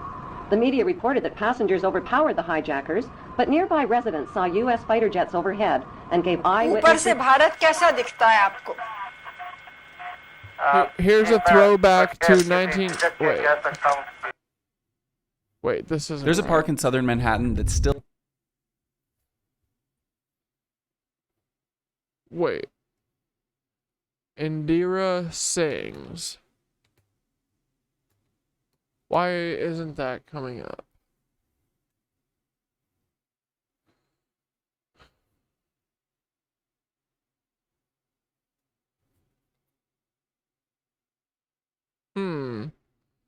Dude, will you find a link for Indira Singh's and send it to me? I'm having trouble. Reports of debris falling from the sky. That debris was found 8 miles away, indicating that the plane had been shot down. Within hours of the 911 hijackings, a massive Blame the Muslims campaign was launched by CNN and the media and continues to this day. In less than 48 hours, the names and mugshots of 19 accused Muslims were flashed across TV screens. If government investigators knew nothing, how did they identify 19 Muslim men as the hijackers so fast, from fake passports and with no DNA evidence? How could Muhammad Atta's passport survive the fireball explosion that supposedly cremated him, fly out of his pocket, fly out of the incinerated plane, flutter to the ground into 2 feet of debris, and end up in readable condition in the hands of investigators, all within 48 hours? Why did 19 Muslim... It was like placed on top of the debris, bro. Men even need passports on domestic... Yeah, truck missiles sponsored by Toyota. Domestic flights. How were passports found but not the plane's voice recorders? Why did the hijackers need passports they would never use again after their suicide flights? And why were the 19 accused Muslims not under surveillance on 911 if they were so easy to identify? The suitcase of accused ringleader Muhammad Atta was never loaded onto the hijacked plane and conveniently fell right into the hands of investigators. It was jam-packed with incriminating evidence, including a Quran, a how to fly a commercial airplane video, and a fuel consumption indicator. Why would a hijacker about to die on a suicide mission pack a suitcase? It seems Muhammad Atta was a very forgetful ringleader who carried around a lot of Quran holy books. He reportedly forgot one Quran in a Florida strip club, another in a rental car, and still another one in his lost suitcase at the airport. Dude, I love the 2 Corbett reports that they were about Danny Casolaro someone sent. Dude, I didn't know about this guy's show. It rocks. Is it still good? He still does the show, right? But he did a really good job with Danny Casolaro and stuff. I was impressed. And you know, it's always nice to find another non-Fed.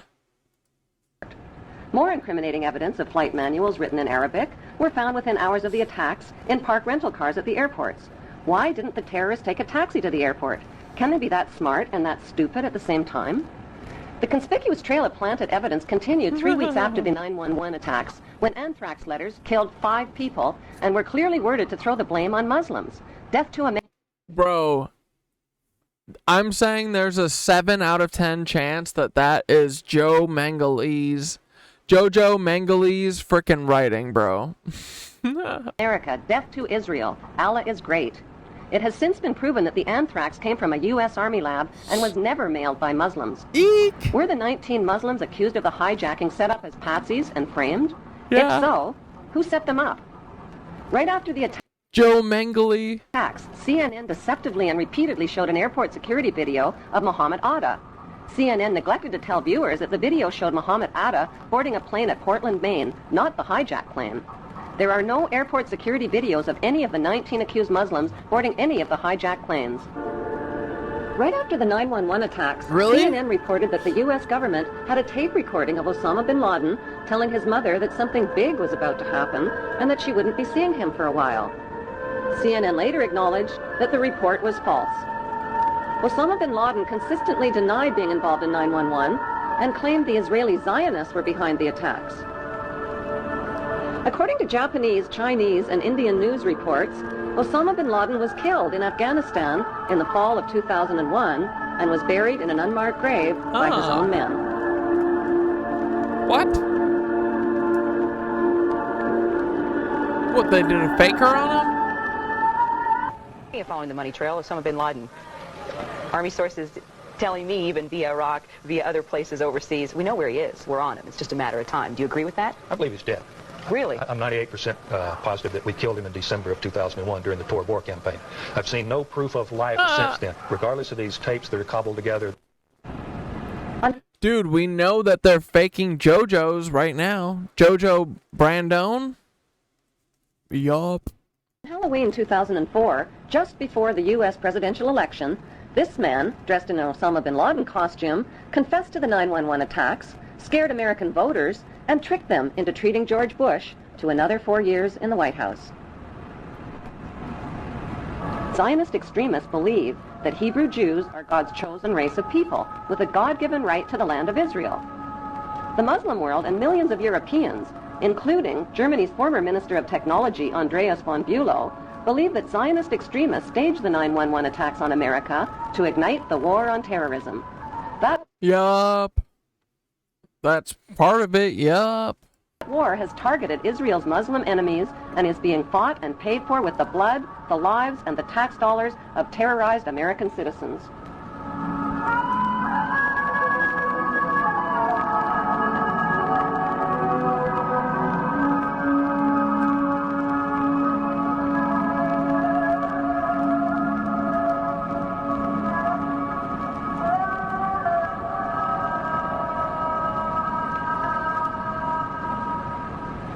Half the world believes that 9/11 was a conspiracy carried out by Islamic Muslim extremists with financing from Muslim charities. The other half believes it was a conspiracy carried out by Jewish Zionists with financing from Jewish charities. Is there any evidence to support that belief? Since 9/11, FBI Director Mueller, BBC News, and ABC have confirmed that 7 of the 19 Muslims whose mugshots were flashed around the world did not die in the 9/11 crashes. They are alive and well and are victims of identity theft. An 8th accused Muslim died 1 year before the 9/11 hijackings even occurred. Who stole their identities and why isn't the FBI looking for them? If the hijackers really were Muslims, why would they steal the identities of fellow Muslims and implicate them? Wouldn't they be more likely to steal Israeli identities and put the blame on Israelis? If the hijackers were Israelis, wouldn't they be likely to steal the identities of Muslims and put the blame on Muslims? Even though no one has been officially charged or convicted of the 9/11 hijackings, CNN and the 5 Western media monopolies have exclusively... I forgot I left a payday in the car, so it's super melty, but... whatever. ...sold the American people... Good thing it's covered in nuts. ...on a Muslim conspiracy. Unfortunately, the only eyewitnesses capable of positively identifying the hijackers died on board the hijacked planes.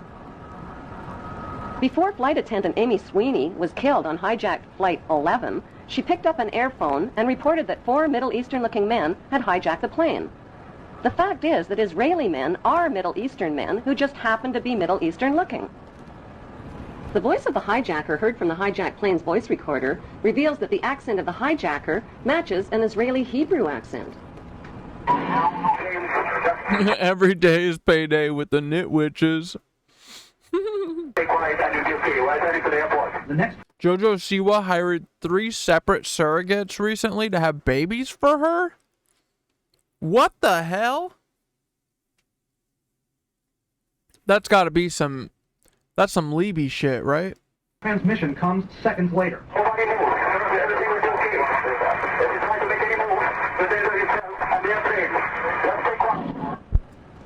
After 9/11, 1,000 Middle Eastern-looking Muslim men were swept into U.S. custody, but the media kept quiet about 60 Middle Eastern-looking Israeli men who were also taken into custody and held under great secrecy.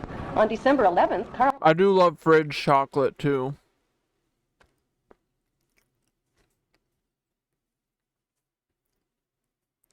Carl Cameron of Fox News ran the first of a 4-part series about a group of Israelis who were among the 9/11 suspects. These detained Israelis failed polygraph tests about their surveillance activities against the U.S. and were caught videotaping the 9/11 attacks from different angles. Probably Paul Fox News also reported that the evidence linking these Israelis to 9/11 was classified, but a leaked 61-page report from the U.S. government's Drug Enforcement Agency revealed that another 120 Israelis posing as artists were also rounded up right after 9/11. Carrying counterfeit visas and green cards, the Israelis admitted that they served in the Israeli army in explosives, electronic, and military intelligence units. Did Middle Eastern-looking Israelis who were detained as suspects after 9/11 steal the identities of the accused Muslims? The leaked DEA report revealed that Israelis with Israeli military backgrounds had posed as artists and lived on Sheridan Street in Hollywood, Florida, just down the street from Mohammed Atta and 3 other accused Muslims. On August 18th, 1 month before the 9/11 attacks, a New York Times article by reporter Sheila K. Dewan described a group of 4 foreign artists who smuggled their way into the World Trade Center just months before 9/11. The artists occupied studio space free of charge on the 91st floor with 14 other artists and claimed to be writing a book called The Bee Thing. They also claimed that they constructed a temporary balcony on the 91st floor as a prank. Somehow, these so-called artist pranksters escaped the attention of the World Trade Center's heavy security companies. George W. Bush's brother, Marvin Bush, just happened to be the director of Securicom, which provided electronic security for the World Trade Center. By some mysterious coincidence, Marvin Bush's company also provided electronic security for 911's United Airlines and 911's Dulles Airport. So what were 18 foreign artists really doing living free of charge in one of the world's most expensive rental spaces? And dude, they use art. See, they've bastardized art to such an extent. Like, there are no real artists. They're all just like spies, bro. God damn it. Many top engineers... You know, they're using all these art schools, too, to do their weird recruiting and stuff. That's what Dalton was. That's what the Baltimore, you know, the prosecutor that is a copy-paste of Jeffrey Epstein's Dalton thing. Oh, you frickin' coosmoose. Get out of here.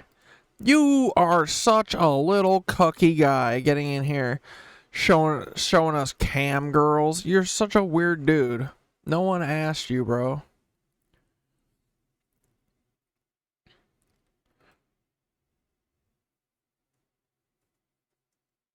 Oh, JoJo Siwa hasn't done it yet, but is planning to. Yeah, I feel like, dude, someone is handling the shit out of her because all of her, like, her outfit choices, they seem like an old person picking them. Because I'm gay and I have to plan a pregnancy much different than a straight person, I actually want to take... Because I'm gay as shit. 3 eggs, fertilize 3 eggs. Yeah, industry plant. Poor JoJo Siwa. And have 3 surrogates. JoJo Siwa is sharing more details about her plan. You know, what's up with all these twins and triplets? Yikes. Dude, did the Nancys figure out how to, like, do tons of clone, or, you know, yeah, twin clones? They're obsessed with them. Seems like everyone is a twin or a clone. To start a family, telling Cosmopolitan July 15th the unique way she wants to welcome her children into the world. This is a fun story. You know, no one's ever heard this one before. Because I'm gay as and I have to plan a pregnancy much different than a straight person, I actually want to take 3 eggs, fertilize 3 eggs, and have 3 surrogates. So, like, bro, who's making this fucking this bedazzled, like, you know, street? One of the people who holds the stop sign on the street for the construction workers. So technically they'll all be the same batch, but they would all be born separately. I'm gonna have my surrogates, my babies. Then maybe little birthdays will land on different days and they can be like triplets, but like not. And the Karma singer says nothing and no one will get in her way of having Freddie, Eddie, and... Like, she does give, like, kind of Mormon energy too, right? She seems like so sheltered. Someone is controlling the shit out of her. and Teddy, sharing that it's a non-negotiable for any... Or is she, like, evangelical or something?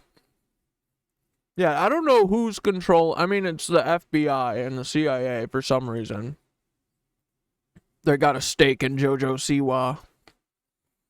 Otherwise, she wouldn't have been rammed down our throats since she was like 2. Future partner. And that is something that Like, she's Honey Boo Boo, right? I talk about very early on with partner. Well, Honey Boo Boo was her mom, right? Is her mom? Is that really her mom? I'm like, just so you know, there are 3 children. Yeah, dude, her personality is kind of cringe. And their names are Freddie, Eddie, and Teddy. I will have as many more as you want, however many more. But Fett is coming, and they will be here in 3 years, whether you like it or not. Those are my nuggets, and no one... Yeah. My personality is I'm gay as shit. comes before my nuggets. JoJo first revealed her plan to have triplets using a sperm donor exclusively to E! News back in March at the 2024 GLAAD Media Awards. And then watch. It'll be like, oh, look, she's gay as shit, and she's got to be texting with minors. That's exactly what's going to happen. The media's like, careful, JoJo. They might use you in some bad way. Showing that she was so committed to her future baby. The Clone Kid clan, yes. That's so good. And true, dude. Babies that she already got Alvin, Simon, Theodore. Their names tattooed on her. What's the end goal for you? What's the end route? What's the end picture? My babies. I cannot wait to have kids. People ask me why I do this, and it's one day I want to have a great little family. I got my 3 kids' names picked out: Freddie, Eddie, and Teddy. No way. Freddie, Eddie, and Teddy. I got 3 tattoos dedicated to them somewhere on my arm over here. They're like tucked in there. She already has tattoos for her kids that she's going to clone. Yep, got a sperm donor lined up and all. We're ready. We just gotta be patient. I got a couple years, but. So weird. Yeah, I don't know. This feels like something. Some planted thing. For some reason. They're hiding the truth about demons from the public? Yeah, I need to know about this.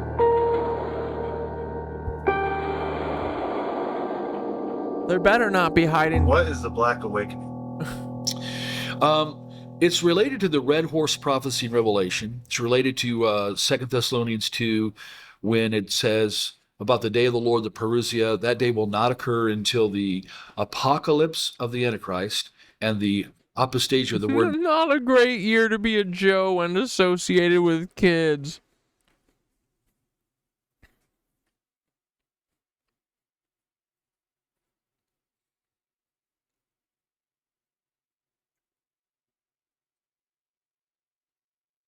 Yeah, these outfits are young kid oriented for sure.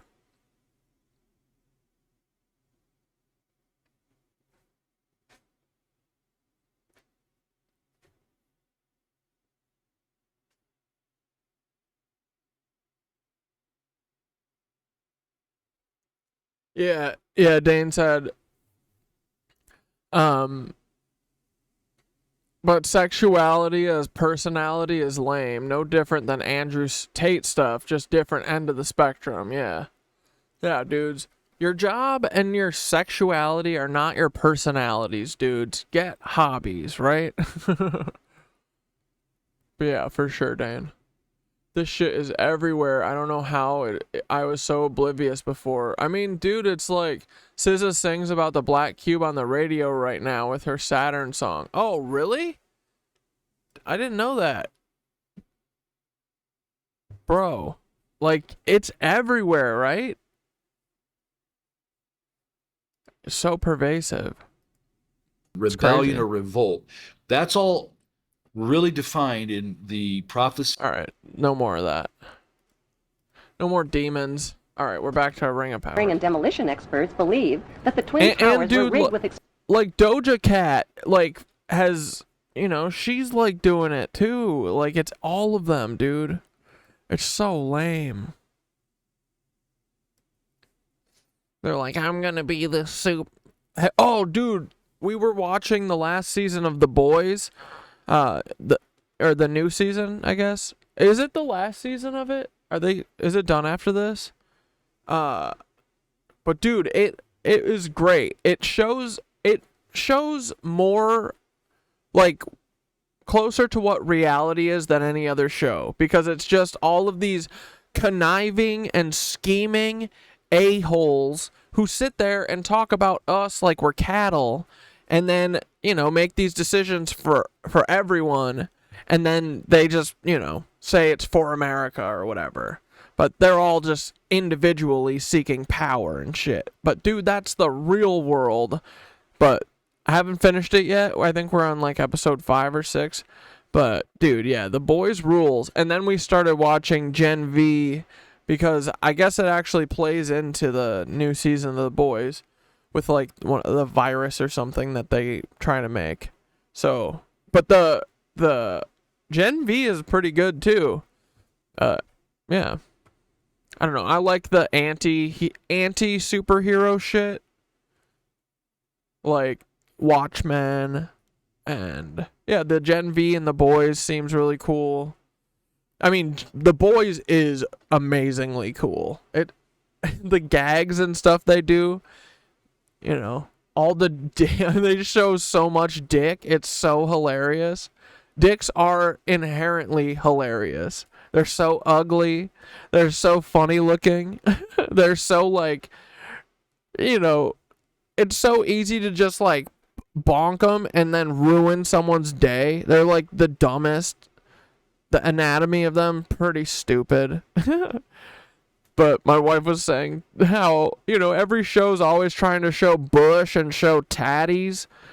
But there are like none in the Boys. It's just dick, and it's hilarious, bro.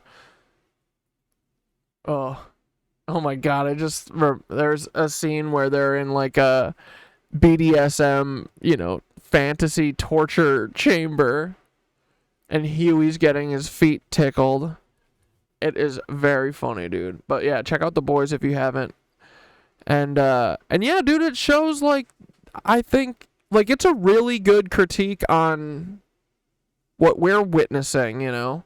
It's a bunch of fascist, corporation, billionaire assholes who are being a bunch of liars and literally just, like, you know, the heroes and stuff are, like, killing, you know, so many people.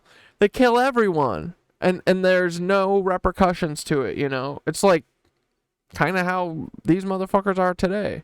Like, dude, Trump like has had so many people hurt and killed. Like January 6th, how many people got hurt there? Frickin' dude, just him doing his fake ear shooting. They took out 2 people in the back to make it look real. Like, that's crazy, bro. But yeah, it doesn't matter. The body count for them, no one's counting. Shut up. This is for America. You're going to have a couple cracked eggs. Yeah, dude, The Boys is such a good critique, I think. And we need a Mr. Robot so bad, dude. We need someone to step up and be Mr. Robot right now in reality, okay? Delete money. Delete it all. You could. That would be so sick.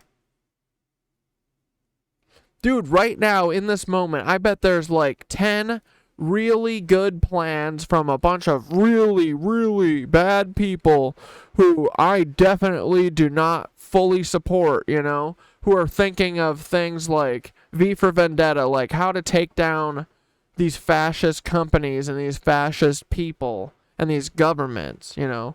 There's like 10 really good plans, I hope. Well, no, I don't, because that would be illegal. But I wonder if anyone's working on that kind of stuff, you know? I wonder if anyone else is pissed off about all this. I hope so. Explosives, which cause the buildings to implode vertically in a typical controlled demolition. The reason the collapsing... Oh yeah, what the hell was that old HBO prison series? Oz. I love that show too. That was like one of the first like premiere television shows I watched. Yeah, with the Michael from Lost was in it. And the main guy is in everything. He plays like another spy in The Americans for a season. Oh, I forget what else he's from, but yeah, that V for Vendetta is so good too. Yeah, Westworld has dick. Yeah, dude, I am way more for the dick shot. It's so much funnier always. And we have we have used and abused women a bit much, you know. So it's time for the boys, all of us boys, to be showing that dick to make up for it.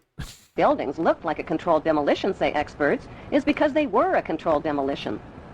Photos and video recordings confirm that explosions occurred at the base of the two towers as well as in Building 7 before they fell. On September 24th, firefighter Louis Caccioli told People Weekly point blank, "We think there were bombs set in the building." That claim was echoed by many witnesses and by firefighters who heard the explosions just before Tower 1, Tower 2, and Building 7 collapsed. The steel-supported twin towers were built to withstand the impact of a passenger jetliner, yet the official explanation for their collapse is that the burning jet fuel heated the steel support beams and caused them to buckle. Dude, we hate the NTSB. They are our mortal enemies. National Transit, something, safety. Dude, they're garbage. They will tell any lie for the feds. Expert independent investigators insist that it's impossible for jet fuel burning in oxygen to melt steel, and that most of the jet fuel burned up outside the buildings in clearly visible fireballs. After the crashes, the white smoke turned black, indicating cooling temperatures, not rising temperatures as reported. Why did a company called Controlled Demolition quickly haul away, melt down, and dispose of 499,850 pieces of structural steel that could have proved the temperature the steel had reached and the use of explosives? Why did Tower 2 that was hit last fall first, 53 minutes after being struck, whereas Tower 1 fell 1 hour and 28 minutes after being struck? An even bigger mystery is why Building 7, owned by Larry Silverstein, collapsed much later on in the afternoon, even though it had never even been hit. If these three World Trade Center buildings were rigged with explosives, when could the explosives have been installed? And who controlled? To the weekend before, right? Someone said that they like blacked out the whole tower and they had never done that before. They locked people out for the weekend or something. He heard drilling and weird sounds. Access to the buildings. The 30-year-old World Trade... Paul misplaced the remote detonator for Building 1. Trade Center has always been publicly owned and managed by the New York, New Jersey Port Authority. That is until a Jewish businessman named Louis Eisenberg became the chairman. Eisenberg is an active leader in Jewish Zionist organizations. He personally oversaw negotiations that put the publicly owned World Trade Center into private hands. Those private hands belonged to two Jewish pro-Zionist billionaires named Larry Silverstein and Frank Lowy. And remember, guys, Jewish is wrong, Nazi is right. We're never, ever going down a Jewish road because these are faker dakes. And, dude, I can see it. I hear it in Larry's voice. He is a hiding Nancy. There's no way he's not. There's no way he owns half of Manhattan real estate without being a Nancy boy. So, dude, it's diabolical that they do this. They literally lie and say that they're Jewish so that they can blame all the shit that they're going to do on them, that they are doing. I mean, they're already started the turn. That's why Ian Carroll has started pointing out, see, Jewish. Oh, he's Jewish. But really, I think that they're part of the family and they're liars. They're hiding. Because that's what they do. That's all they do. They're deceitful. He's 100 a Nancy boy. Even though their bid was lower than other bids. Lowy served as a... Yeah, this information is so big. Like, I get it. Yeah. But at a certain point, too, it's like, okay, bros, but if we don't confront this, what, we're just going to accept this? Come on. Oh, thanks. Twin snakes. Lucky boy. Lucky boy, me. That I am. Ethno-religious nationalist identities intertwined makes it inherently obfuscated to talk about. Yeah. A commando in the Israeli army, and Silverstein just happens to be the former chairman of the United Jewish Israel Appeal. With Eisenberg's help, they landed the 99-year lease worth $8 billion for half price at $3.5 billion. During the moving, renovations, and security changeovers, explosives could have easily been installed in the buildings without detection. George W.'s brother, Marvin Bush, was not only the director of the World Trade Center's electronic security Dude, Marvin Bush? I feel like he slipped through my radar. company, he was also the director of the World Trade Center's casualty insurance company called Houston Casualty. Oh! That company terminated their insurance coverage for the World Trade Center before 911, right in the nick of time. Another suspicious company occupied the 16th and 17th floors of the North Tower. That company, called Zim Israeli American Shipping, suddenly broke their lease, paid a $50,000 penalty, and moved out of the World Trade Center only weeks before 911. Zim Israeli American Shipping is owned by Zim Israel. How do we miss Marvin Bush? Well, I feel like I know that Bush has a bunch, or like a couple brothers. I mean, we know Jeb. I feel like I know that he has like a brother or two else other than Jeb. But yeah, I think that just because there's too much about everyone else, I think it's not that we haven't wanted to. It's just that we have so much to, dude. It's all so much. And then don't worry, guys. No one cares when we tell them anyway. Dude, Blair Rue just subbied. 3-month streak. Thank you. What did you send, Dana Rue? Let's see. Bush-linked company handled security for the World Trade Center. Dulles and United. Oh, yeah. This is great. Just what we needed to hear. On the very day of the tragic space shuttle crash, the government appointed the independent investigative panel, and rightly so. Why didn't it do the same on September 12th, 2001? Let's find out. https://www.commandrings.org views the 4th of February 2000. Stop.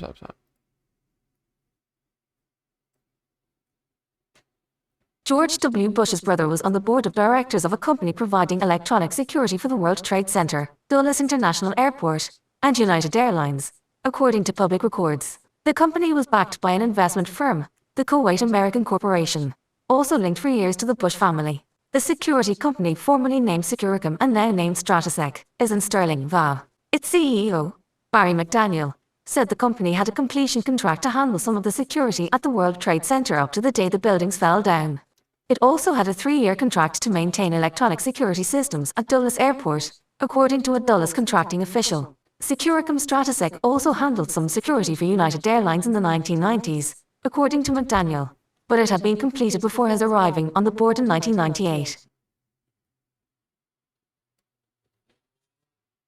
McDaniel confirmed that the company has security contracts with the Department of Defense, including the U.S. Army, but did not detail the nature of the work, citing security concerns. It has an ongoing line with the General Services Administration, meaning that its bids for contracts are non-competitive, and also did security work for the Los Alamos laboratories before 1998. Marvin P. Bush, the president's youngest brother, was a director at Stratasec from 1993 to fiscal year 2000. But the White House has not publicly disclosed Bush connections in any of its responses to 9/11, nor has it mentioned that another Bush-linked business had done security work for the facilities attacked. Marvin Bush joined Securicom when it was capitalized by the Kuwait American Corporation, a private investment firm in DC that was the security company's major investor, sometimes holding a controlling interest. Marvin Bush has not responded to telephone calls and emails for comment. Awesome. Cow-am. Coam has been linked to the Bush family financially since the Gulf War. One of its principals, and a member of the Kuwaiti royal family, Michael Yusuf Saud al-Sabah, served on the board of Stratasec. The managing director at Coam, Robert D. Walker III, was also a principal at Stratasec, and Walker, Marvin Bush, and al-Sabah are listed in SEC filings as significant shareholders in both companies during that period. Dude, it just feels like they're so blatant. They do not care. They're like, what are you going to do? Nothing, you losers. Companies during that period. Marvin Bush's last year on the board at Stratasec coincided with his first year on the board of HCC Insurance, formerly Houston Casualty Company, one of the insurance carriers for the WTC. He left the HCC board in November 2002, but none of these connections has been looked at during the extensive investigation since 9/11. McDaniel says principals and other personnel at Stratosec have not been questioned or debriefed by the FBI or other investigators. Walker declined to answer the same question regarding COAM, referring to the public record. Walker is also chairman and CEO of Aviation General, a Tulsa, Oklahoma-based aviation company with 2 subsidiaries. SEC filings also show Al Sapa as a principal and shareholder in Aviation General, which was recently delisted by the Nasdaq. Stratosec was delisted by the American Stock Exchange in October 2002. 9/11. The suite in which Marvin Bush was annually re-elected, according to public records, is located in the Watergate and space leased to the Saudi government. The company now holds shareholder meetings in space leased by the Kuwaiti government there. The White House has not responded to various requests for comment. Speaking of the Watergate, Riggs National Bank, where Saudi Princess Al Faisal had her Saudi money trailed bank account, has as one of its executives Jonathan Bush, an uncle of the president. The public has not learned whether Riggs, which services 95% of Washington's foreign embassies, will be turning over records relating to Saudi finance. Meanwhile, Bush has nominated William H. Donaldson to head the Securities and Exchange Commission. Donaldson, a longtime Bush family friend, was a Yale classmate of Jonathan Bush. On the very day of the tragic space shuttle crash, the government appointed an independent investigative panel, and rightly so. Why didn't it do the same on the 12th of September, 2001? Wouldn't we all love to know? Hilarious. Israel Navigation, which just happens to be owned by the government of Israel.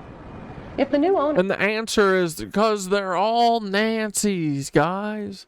The sooner we all accept this, the better off we'll be, right?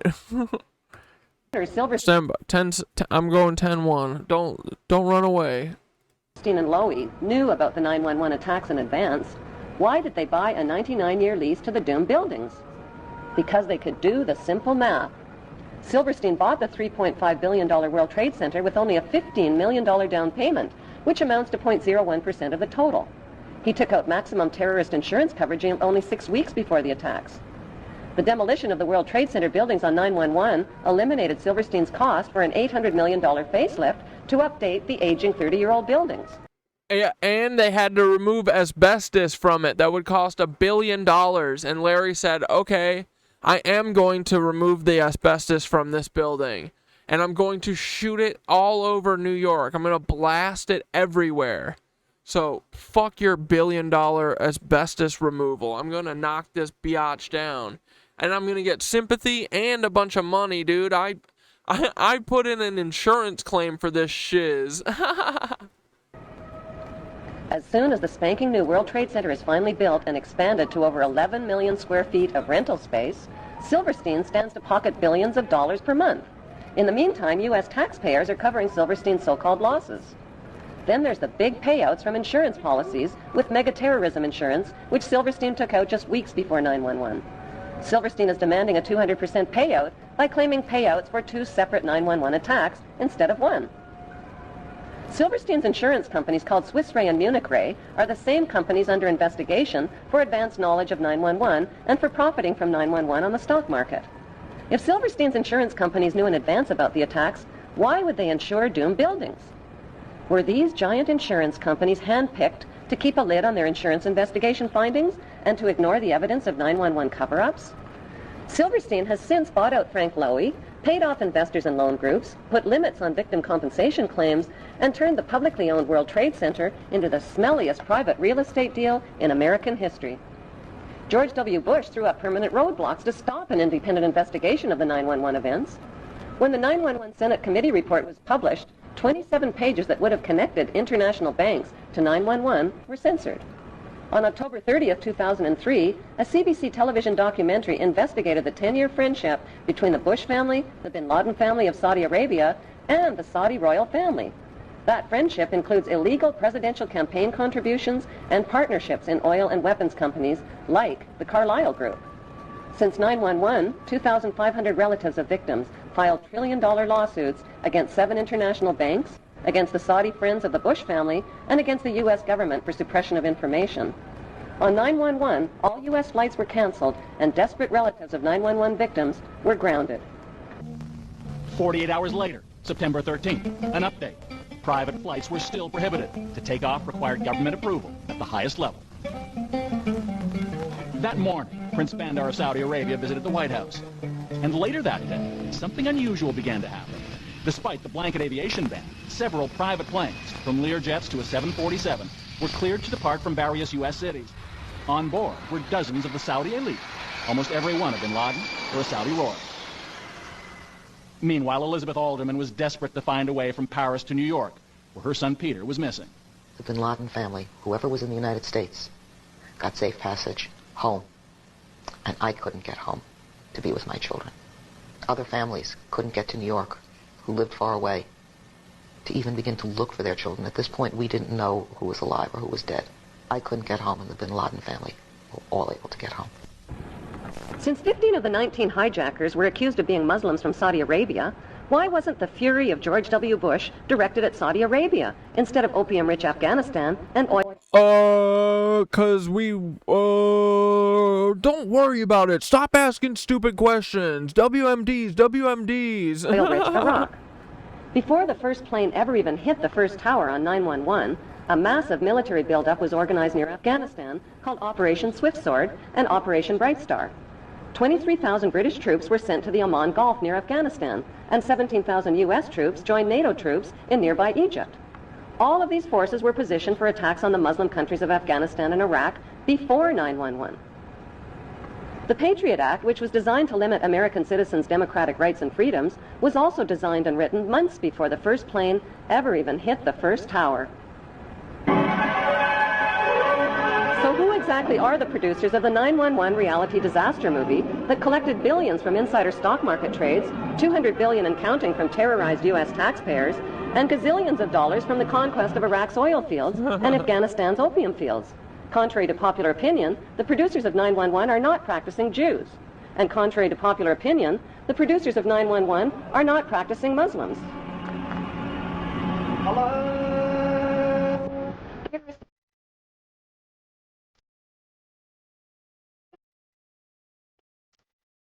Yes. GOD spells gold, oil, and drugs. Oh! It is important to understand the difference between the term Jews, Hebrews, and Zionists. The majority of the world's Jewish population are honest, caring, honorable people who practice Judaism, follow religious tradition, and embrace good moral values. The term Hebrew refers to the Hebrew language. It also refers to the Hebrew people who are the ethnic descendants of the original 12 tribes of Israel.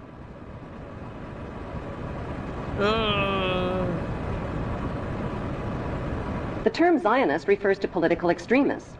Zionists believe that the Hebrews are God's chosen race of people and that the Hebrews have a right to the land of the Muslim Palestinians. Why? Because according to the Bible, God said so. How much do we hate that fucking answer, right, guys? These Zionist extremists represent only a small minority of Jews and Hebrews. Christians who support Israel's theft of Palestinian land are called Christian Zionist extremists. Their goal is to help fulfill the prophecies of the Bible story. Countless millions of Americans are reading a series of novels called Left Behind. They're topping bestseller lists all over the country, and they're being made into movies. They chronicle apocalyptic times. The setting is... Wait, is this the movie with Nick Cage? The 21st century, complete with warplanes and TV correspondence. This is Buck Williams reporting live. Check out the picture I put in general on the disco. Hell yeah. Israel. I am standing in the middle of an all-out attack.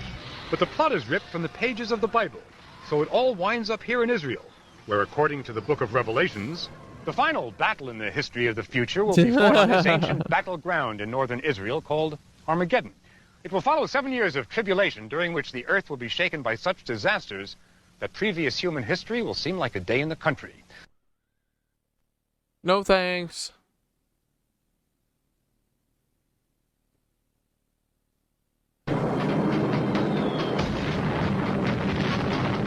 I made the only decision I ever knew how to make.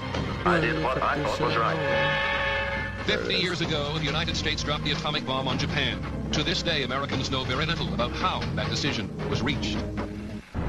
The idea that the United States committed these and other horrific crimes against humanity and participated in the 9/11 incineration of thousands of its own citizens is too frightening a thought for many to consider. The CIA denies conspiracy theory that it used MK Ultra on Trump shooter. What? They actually... Who said... Come on. Gizmodo. Thomas Matthew Crooks wasn't part of Manchurian Candidate. Check out the pic... Oh, this isn't a picture. Now it's there. I didn't upload for... Oh, now it's there. It's the money picture. Oh, yeah, dude. We used to do this all the time. Save.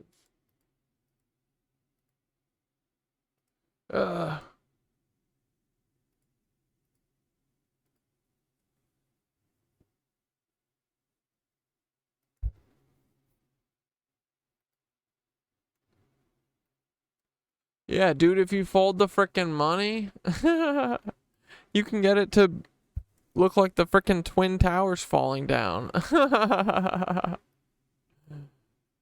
Look. Bingo. Bongo.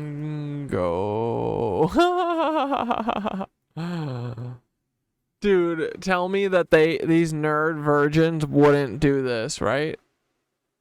They so would. This is so funny. Oh my god. Such virgins, bro. Oh, let's put it on their money. Ha ha ha ha ha. So funny. Yeah, look. It's pretty good, too. Trade Center. Ah, Trade Center gets hit. No. It's getting on fire. Oh no, it just did its controlled demolition. Dang it. Oh, it's just the ash and the smoke. That's awesome, dude.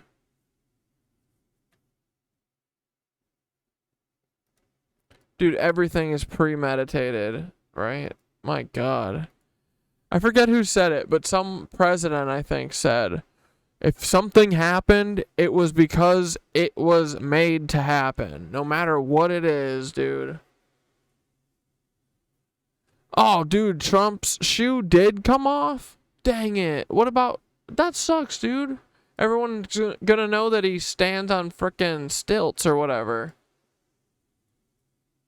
With the attempted assassination of former President Donald Trump earlier this month, part of a secret CIA program involving brainwashed killers. That's the claim being made by some far-right accounts on X. But the U.S. intelligence agency is taking the unusual step of directly and forcefully denying the claims. When it was revealed in the 1970s that the CIA had tried to develop a mind manipulation program called MKUltra, it sounded like the most absurd conspiracy theory around. Unfortunately, it turned out to be true, even if the suggestive results of the program and potential for creating Manchurian Candidate-like killers have been exaggerated in the subsequent decades. But MKUltra has become quite a meme in the 2020s, with many conspiracy theorists jumping into the fray after Trump was shot at by a 20-year-old during a rally in Butler, Pennsylvania on the 13th of July. The shooter was identified as Thomas Matthew Crooks, who acted alone. But some people on social media are trying to claim Crooks was somehow trained by the CIA under an MKUltra program to go after Trump. Who was?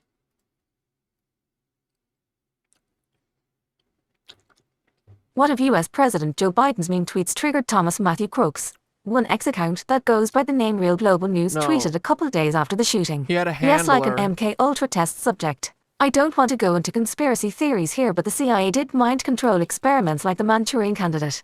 Wait for the trigger before acting. Another account with the handle @MJTruthUltra tweeted MKUltra anyone with a list of supposedly suspicious claims about Crooks and the way local police handled the investigation into the assassination attempt against Trump. The CIA, for its part, decided to push back very publicly against these claims, something the agency doesn't often do when weird conspiracy theories are floating around on the internet. Yeah, it's very odd that they did, right? That's so weird. On the internet, these claims are utterly false, absurd, and damaging, a CIA spokesperson told Gizmodo on Thursday. Bro, that says to me truth. Thursday, The CIA had no relationship whatsoever with Thomas Crooks. Regarding Coltra, the CIA's program was shut down. Don't get cute with us, you dummy. We could also be talking about the FBI.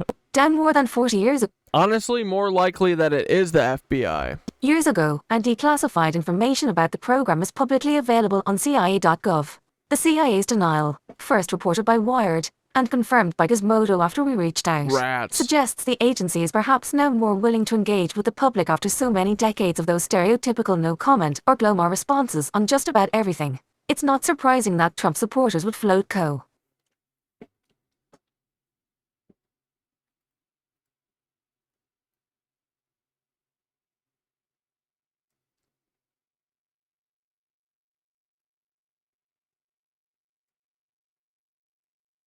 It's not surprising that Trump supporters would float conspiracy theories like the idea that Crooks was part of the MK Ultra program. It's really their entire brand. Trump himself has... Yeah, dude, the CIA never makes... Like, I feel like it's because they're losing the narrative, right? Everyone knew something was up with that.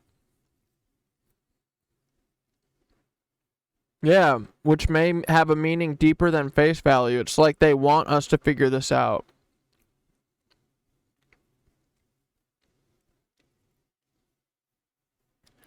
Some guy... So it's like the CIA are the killers and the FBI are the sloppy cleanup crew? Yeah, probably. Or the CIA are like the people who put the plan in motion, and I don't know. Yeah. But they work in like tandem, bro, right? That's what it feels like. Himself has fanned the flames of ridiculous conspiracy theories over the years, often pushing dog whistles that QAnon is real. Believers in the QAnon conspiracy theory think there's a secret cabal of Democratic politicians and Hollywood power players who are drinking the blood of children while engaging in ritual torture and rape. And the only person who... Yeah, that's crazy. That's so far off. It's not just Democrats, it's Republicans too. It doesn't know... It doesn't care about which side of the aisle you're on. Can save those kids from that fate is none other than Donald Trump, the sex criminal with ties to Jeffrey Epstein that date back decades. Exactly. Trump supporters may be some of the dumbest people on the planet, but it's easy to see why even normal people can believe conspiracy theories. There's a lot of weird stuff that happens in the world, and sometimes those rumors turn out to be true. Fundamentally, the MK Ultra program was Gizmodo wrote this. This isn't a blog. This is an article. Fucking Trump supporters may be some of the dumbest people on the planet, but it's easy to see why even normal people can believe conspiracy theories.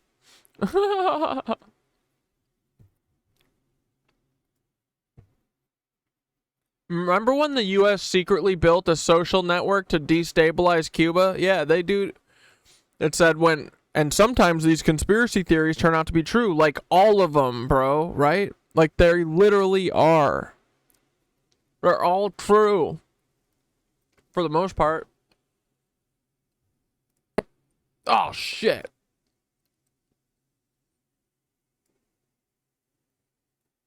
Trump supporters may be some of the dumbest people on the planet, but it's easy to see why even normal people can believe conspiracy theories. There's a lot of weird stuff that happens in the world, and sometimes those rumors turn out to be true. Fundamentally, the MK Ultra program was focused on ways to mentally break people who were being interrogated. Test subjects were sometimes given mind-altering drugs without their knowledge, and the program included countless other abuses, including sexual assault and torture.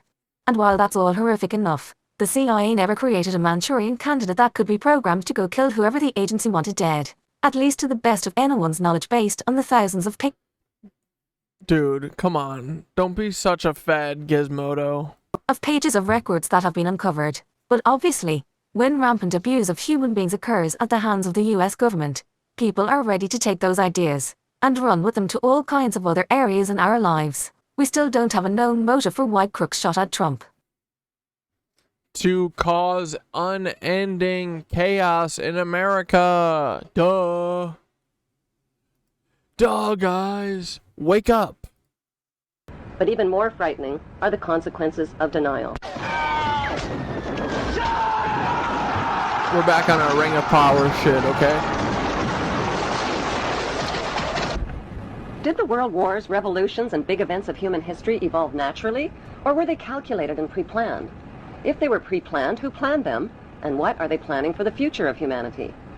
The answer to this puzzling question can be found within the boundaries of 3 of the world's most powerful cities.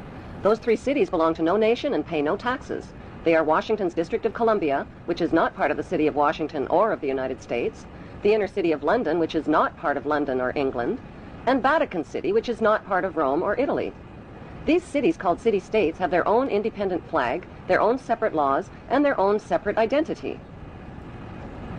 Isn't this what the Masons talk about? That the 3, or is it the Masons, or who am I thinking of?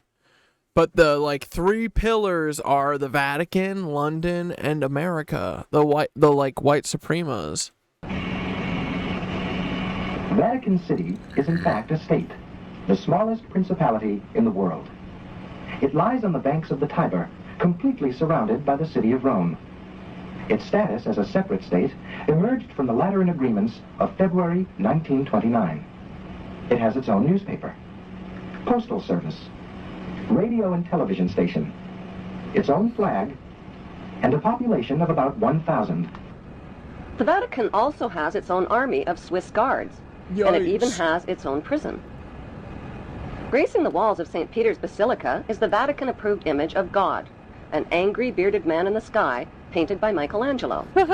Sinners who disobey God's list of thou shalt nots risk incurring his wrath and damnation and burning in Satan's eternal hellfire. Cruel and violent images of God's tortured son, suffering, bleeding, and dying, with thorns gouged through his skull and nails pounded through his feet and hands, are on display throughout the Vatican. These images serve as reminders that God allowed his son to be tortured and killed to save the souls of human beings who are all born sinners. These explanations and... Dude, this lady who made this doc, she's got smoke for George Bush. She's got smoke for all Zionists. She's got smoke for God. She does not care. Scary images are especially difficult for children to comprehend. The Vatican rules over approximately 2 billion of the world's 6.1 billion people. The colossal wealth of the Vatican includes enormous investments with the Rothschilds in Britain, France, and the USA, and with giant oil and weapons corporations like Shell and General Electric. The Vatican solid gold bullion worth billions is stored with the Rothschild-controlled Bank of England and the U.S. Federal Reserve Bank. Oh, so godly. Super, super godly. The Catholic Church is the biggest financial power, wealth accumulator, and property owner in existence, possessing more material wealth than any bank, corporation, giant trust, or government anywhere on the globe. The Pope, who is the visible ruler of this colossal global wealth, is one of the richest men on earth. While 2/3 of the world earns less than $2 a day, and 1/5 of the world is underfed or starving to death, the Vatican hoards the world's wealth, profits from it on the stock market, and at the same time preaches about giving. Yup. How did the Pope and Vatican accumulate all that wealth over the millennium? Theft. One method was to put a price tag on sin. Many bishops and popes actively marketed guilt, sin, and fear for profit by selling indulgences. Worshippers were encouraged to prepay for sins they hadn't yet committed and get pardoned ahead of time. Those who didn't pay up risked eternal damnation in Satan's oven. Pope Leo X rebuilt St. Peter's Basilica, selling tickets out of hell and tickets to heaven. During the Dark Ages, the Catholic Church not only hoarded the wealth they collected from the poor, but hoarded knowledge. They kept the masses ignorant and in the dark by denying them a basic education.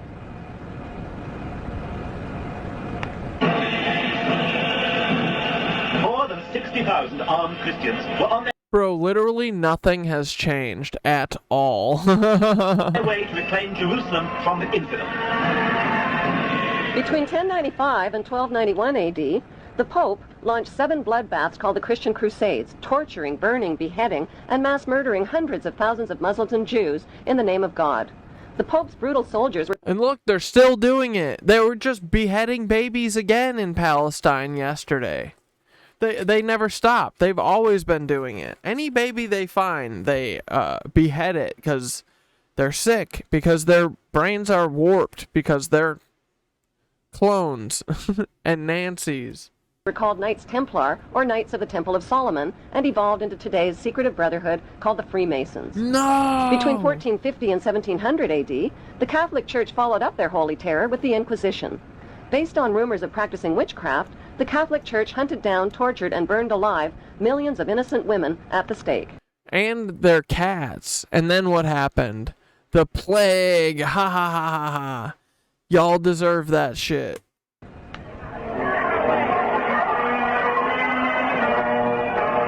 Karma is a bitch. You burn every woman with a cat and call them a witch. And then the frickin' God says, here, take a plague, you rat sniffing feces eaters.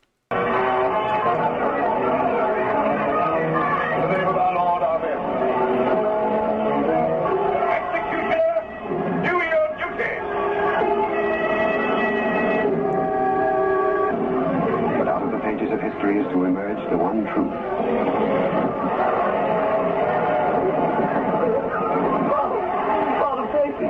And may the angels lead thee into paradise. During World War II, the Vatican was criticized for supporting Hitler and his Nazi regime. To this day, the Vatican is still under investigation for plundering Nazi gold from the Swiss bank accounts of Jewish Holocaust victims. Over the past 5 decades, more than 1,500 priests and bishops have been identified in the sexual assault of tens of thousands of boys and girls in their trusting congregations and orphanages. Why is this filthy rich institution preaching spiritual values of poverty and chastity while cardinals, bishops, and priests cover up their crimes of sexual abuse? Power. Why has the church fought and resisted the compensation claims of their sexually, emotionally, and spiritually traumatized victims? Power. Like Vatican City, London's inner city is also a privately owned corporation or city-state, located right smack in the heart of Greater London. It became a sovereign state in 1694 when King William III of Orange privatized and turned the Bank of England over to the bankers. By 1812, Nathan Rothschild crashed the English stock market and scammed control of the Bank of England. Today, the city-state of London is the world's financial power center and the wealthiest square mile on the face of the earth. It houses the Rothschild Bank of England, Lloyd's of London, the London Stock Exchange, all British banks, the branch offices of 385 foreign banks, and 70 U.S. banks. It has its own courts, its own laws, its own flag, and its own police force. It's not part of Greater London or England or the British Commonwealth and pays no taxes. The city-state of London houses Fleet Street's newspaper and publishing monopolies. It is also the headquarters for worldwide English Freemasonry and headquarters for the worldwide money cartel known as the Crown. Contrary to popular belief, the Crown is not the royal family or the British monarch. The Crown is the private corporate city-state of London.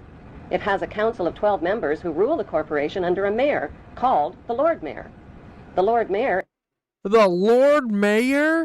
and his 12-member council serve as proxies or representatives who sit in for 13 of the world's wealthiest, most powerful banking families. This ring of 13 ruling families includes the Rothschild family, the Warburg family, the Oppenheimer family, and the Schiff family. These families and their descendants run the Crown Corporation of London. The Crown Corporation holds the title to worldwide Crown land in Crown colonies like Canada, Australia, and New Zealand. The British Parliament and the British Prime Minister serve as a public front for the hidden power of these ruling Crown families.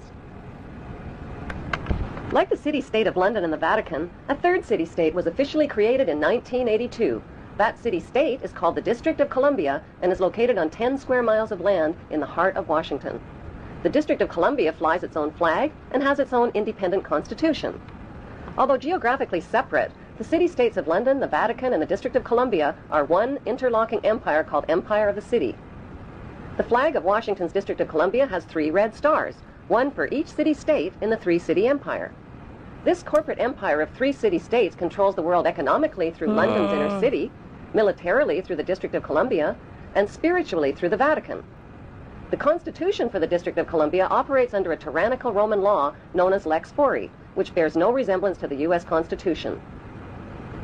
When Congress passed the Act of 1871, it created a separate corporate government for the District of Columbia. This treasonous act allowed the District of Columbia to operate as a corporation outside the original Constitution of the United States and outside of the best interests of America. Yo, screw this. This is why they don't want DC to be a state, too. Or, yeah, right? It's because they use it for weird shit. It's like Delaware, except for weirder shit, it feels like. And no one who lives there gets to vote. American citizens. Pretty crazy. A sobering study of the signed treaties and charters between Britain and the United States exposes a shocking truth. The United States has always been, and still is, a British Crown colony. King James I was famous not for just changing the Bible into the King James Version, but for signing the first Charter of Virginia in 1606. That charter granted America's British forefathers a license to settle and colonize America. The charter also guaranteed that future kings and queens of England would have sovereign authority over all the citizens and colonized land in America stolen from the Indians. After America declared its independence from Great Britain, the Treaty of 1783 was signed. That treaty specifically identifies the King of England as the Prince of the United States and contradicts the belief that America won the War of Independence. Although King George III of England gave up most of his claims over his American colonies, he kept his right to continue receiving payment for his business venture of colonizing America. If America had really won the War of Independence, they would never have agreed to pay debts and reparations to the King of England. When Congress passed the 13th Amendment to the Constitution, the U.S. President was made subservient to the King of England. The 13th Amendment is called the Title of Nobility Amendment and forbids U.S. presidents and their officials from using royal titles like King or Prince or Baron. For some mysterious reason... Oh, American flags, 13, the original American flag, 13 stars, 13 royal families. Oh, these fuckers. Do we know, did their families go all, like, were they the 13 families even back, like, Caesar times, like when Rome was still cracking off? 13th Amendment, which was ratified in 1810, no longer appears on current copies of the Constitution. America's blood-soaked War of Independence against the British bankrupted America and turned its citizens into permanent debt slaves of the King. In the War of 1812, the British torched and burned to the ground the White House and all U.S. government buildings and destroyed ratification records of the U.S. Constitution. 1 century later, a corrupt U.S. Congress committed the biggest theft in world history. They passed Paul Warburg's Federal Reserve Act in 1913, handing over America's gold and silver reserves and total control of America's economy to the Rothschild banksters. Yeah, I feel like I'm not smart enough to fully understand this, but this feels really important, right? Is this literally like the Church of England, didn't it go completely like under, and the way it was saved was that the Rothschilds stepped in, but then it it lets them be the people in, like, they have something over top of the king, right? So they could use that against them. Which, like, that's why you never accept these kind of things. That's why you never take, like, getting a leg up from one of these psychos, is because then they own you, dude. They become Episcopalians. Dude. The 14th Amendment was about slavery. Oh, wait. Most Americans still believe that the Fed, or Federal Reserve, is the government. It is not. The Fed is a privately owned banking system whose majority Class A shareholders are the Rothschilds, Warburgs, Kuhn and Loeb, J.P. Morgan, Rockefeller, Israel Seif, and the Lehman Brothers. This private banking cartel is the Fed and is never audited and never pays taxes. They print and design America's money, which displays their symbols of an Egyptian pyramid, a Masonic all-seeing eye, and the words "In God We Trust." Who exactly is the God? Yeah, dude, so the federal bank, doesn't that make a lot more sense now when you see with all the symbols and shit, the like Rothies and the Fed, the Federalist, the federal bank people are the ones designing all the money, making it all. It's literally a private company that is in charge of that. Isn't that crazy? That makes no sense to me. It sounds stupid as hell. And it probably is, dude. They trust. They also collect American taxpayers' money through the IRS.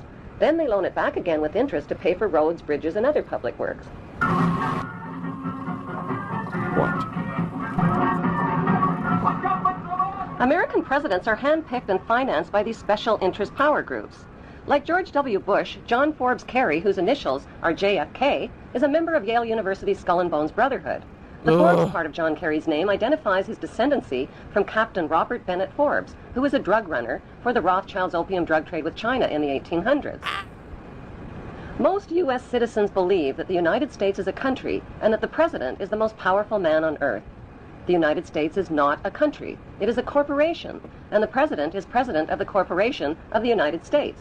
He and his elected officials work for the corporation, not for the American people. Yup. Since And we are the cattle. We're the product. The United States is a corporation, who owns the corporation of the United States?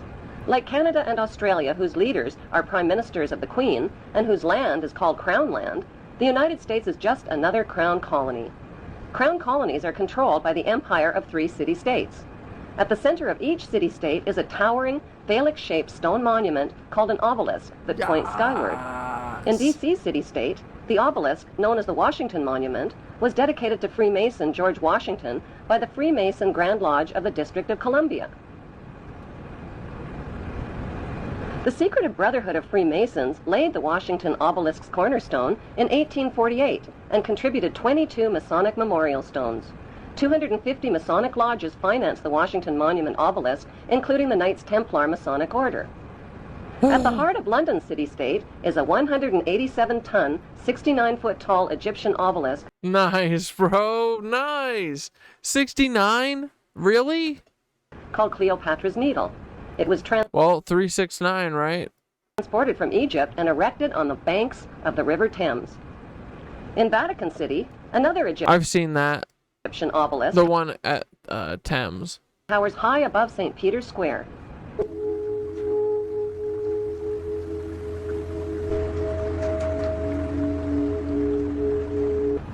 I hear What some exactly gateway is sounds. An obelisk? Obelisks are phallic-shaped monuments honoring the pagan sun god of ancient Egypt called Amun-Ra. The spirit of this pagan god is said to reside within the obelisk. Obelisks symbolize the phallus and fertility. At the base of the obelisk is a sunwheel circle symbolizing the vagina. Together, they depict male and female sexual union. Worshippers of Amun believe Amun is the supreme god and creator of all things and can transform himself into other gods like Osiris, the god of the underworld, or Seth, the god of evil and chaos. Since vowels were interchangeable in the biblical Hebrew language, Amun can be spelled A-M-E-N, A-M-O-N, O-M-O-N. Is Amen Thoth? Or A-M-U-N. Today, Amun is one of the most popularly used words in the entire world. It is used in all languages by Christians, Muslims, Hindus, and Jews at the end of prayer. Without realizing it, people all over the world are praising Amun. The Old Testament of the Bible is the holy book of both Christians and Jews. Amun is repeated over and over again throughout the Bible and is hidden within the word testament. The word Amun literally means the hidden one. Many are fooled into believing that Amun means so be it or truly. But in Kings 1 verse 30, Amen is Thoth's daddy? Let's go! The sun god, Amun-Ra. Yeah, same, right? 6 of the Old Testament. More U.S. presidents have been Episcopalians than any other strain of Christianity. Ooh. What? Are they one of the kookier... Are they like a Catholic type? You know? One of our kooky Mormon types? Testament, Amun is identified as the Lord God of my Lord. Why in the world would the Vatican, a fortress of Puritan Christian values, erect a monument symbolizing the pagan god Amun and sexual intercourse right in its own front yard? Yeah. Stolen shit, that's why.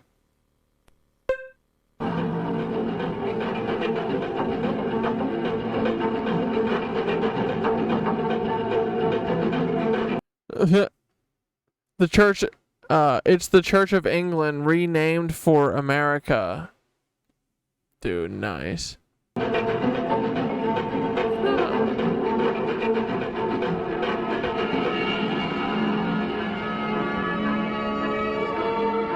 Episcopalians are Catholics that accept divorce, especially, but they're bigots, so they don't want to be Catholics. That's funny. Oh, so they're like the worst. They're like the worst aspects of all of it. Nice. Or no, they're fine with divorce. They're probably fine with doing kid stuff, right? Hope not.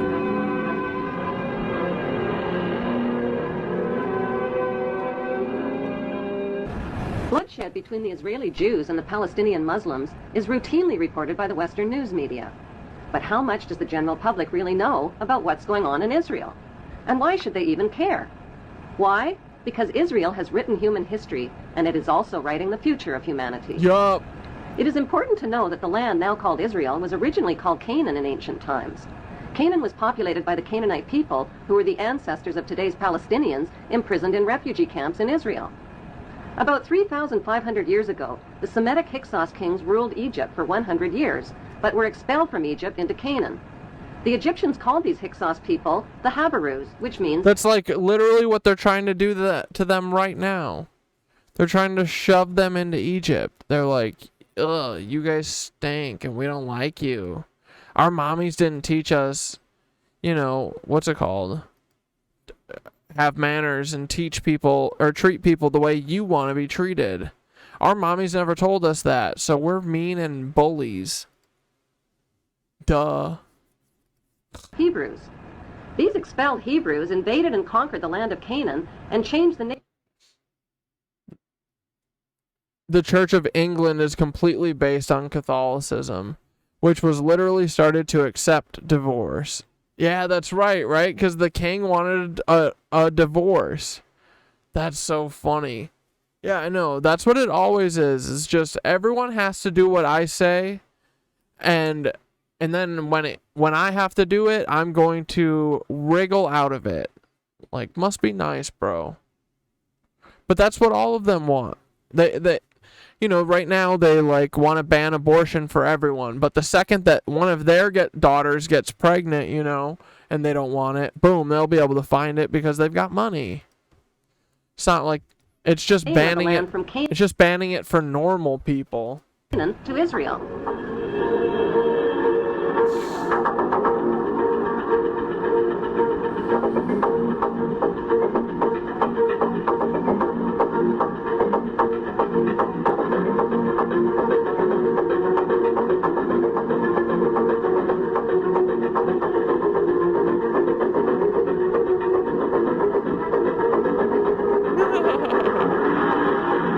This epic battle. In 135 AD, the name was once again changed to Palestine after the Romans conquered the land. As recently as 1948, the name was officially changed back to Israel again by the Hebrew Zionists, who slaughtered and drove the Palestinian people from their homes, land, and villages after World War II.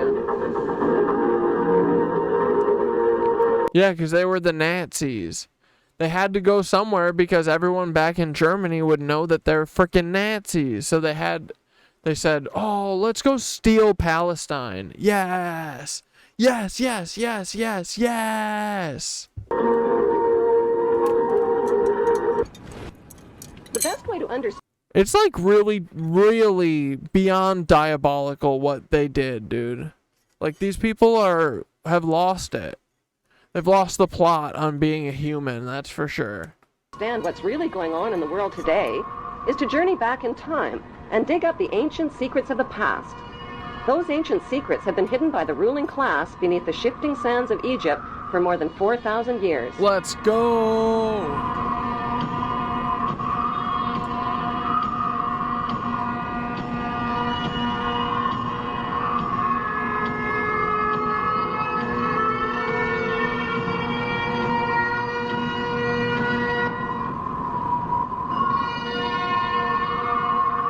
Historian travel guides like Josephus, Herodotus, and Manetho, as well as writers like David Rohl, Ralph Ellis, and Niels Peter Lemke, provide flashlights into the past. The earliest remains of human life on Earth were discovered in Africa. The ancient Egyptians kept detailed records of their culture and history in tombs, in temples, and on pottery, using pictures and writings called hieroglyphics. Archaeology experts have found absolutely no evidence whatsoever that Hebrew Jews lived as slaves in Egypt or of their exodus from Egypt. The plain truth is that Moses didn't lead Hebrew slaves out of Egypt any more than Charlton Heston did. So who was that bearded man with a magical staff named Moses?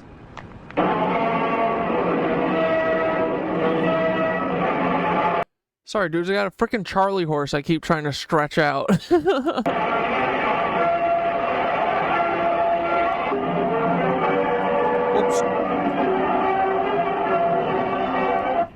There is not one shred of archaeological evidence for the existence of Moses or of any of the Bible's main cast of Hebrew characters, from Abraham to Jacob to Joseph to King David to King Solomon. There is, however, plenty of evidence for the existence of Egyptian pharaohs, who these biblical characters are based on. Night, Gug. The Bible's Old Testament has carefully covered up the connection between the Egyptian pharaohs and the Hebrew patriarchs by mixing up historical facts with myths and legends. The job of archaeology experts and historians is to separate fact from fiction. Modern archaeologists have confirmed that the Hebrews were not a race of people as once thought. They were a Semitic and Asiatic class of foreign workers who migrated into Egypt from neighboring lands in search of work as craftsmen and builders. As their population multiplied over hundreds of years, they contributed to Egyptian technology, worshipped Egyptian gods, intermarried with Egyptian nobility, and gradually rose to positions of power and wealth in Egypt. The Bible story of the Hebrew Jews begins with Abram, who was born north of Canaan in the town of Ur around 2055 BC. Abram married his beautiful sister Sarai. At God's command... Ur is Iraq.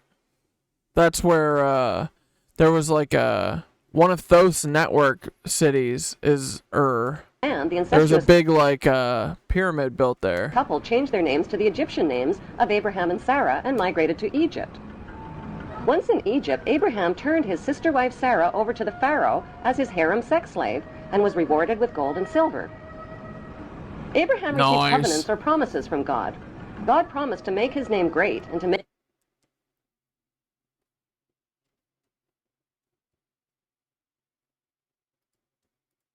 a great nation for him.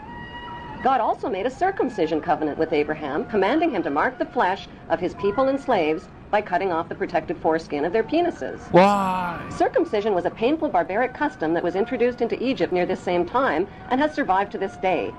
It is the unnecessary mutilation of the genitals of little boys and implies that God made a mistake in design. This mutilation custom has more to do with the mark of Hebrew ownership than with hygiene. In the continuing Bible story, Abraham married an Egyptian woman named Hagar because his sister wife Sarah couldn't conceive, but at age 90, Sarah finally gave birth to a son named Isaac. Following God's order to sacrifice his son, Abraham hogtied Isaac and picked up a knife to kill him. Just as Abraham was about to plunge the knife into Isaac, he learned God was only kidding. Dude, see, these are the stories that I heard when I was growing up, and I was like, how can you guys take this shit seriously? This is goofiness. Oh, I was just kidding. I just wanted to see if you would do it. It's like, this God isn't a decent person. He's a monster. What? It's crazy. But it feels like all of the stuff that he commands these people to do, it feels like all of it is like rash and crazy. Super reactionary. Way over the top. Who was the ruling pharaoh that the Bible neglects to identify when Abraham and Sarah reached Egypt? His name was Amenemhet I, and he ruled Egypt from 1991 BC to 1962 BC. Oh, 1991, nice. The name Amenemhet means Amen is the head. Besides Pharaoh Amenemhet and biblical Abraham living in the same place at the same time, is there any other evidence connecting biblical Abraham? Wait, for the years before Jesus, what year did they call it? They said it was 1991 to 1962 BC. But they didn't know they were before Christ, so what were they calling it? What year were they on? That's what I need to know. Was it like year 10 million? Or was it smaller? Because I feel like 2,000 years of written history and like spoken history is not that much, you know? Like we only have 2,000, you know, generations. No, not generations. Because a generation lasts like 100 years. What, like 20? Just like 20 generations? That's it? What about before that? Abraham to Pharaoh Amenemhet I. According to Egyptian history, Pharaoh Amenemhet I was not of royal blood, and his family origin is unknown. Egyptology experts believe he seized the throne of Egypt. Dudes, we know what that means. Nancy Levy. That Egyptian pharaoh is a Nancy grown in a lab, Lebensborn. After You murdering know it. Pharaoh Mentuhotep. In 1818, Antonio Labolo made a revolutionary discovery that identified the biblical Abraham as an Egyptian pharaoh. During Labolo's excavations in the Egyptian Valley of the Kings, he exhumed 11 Egyptian mummies along with rolls of papyri inscribed with hieroglyphic writing. What are the chances that he tasted some mummy? I'm going to say 98% because I think a lot of people back in the day used to eat mummy. And drawings. One of those drawings was interpreted by Mormon Joseph Smith and his Egyptologists as Abraham sitting on the pharaoh's throne. Abraham's name was also deciphered on a roll of papyrus.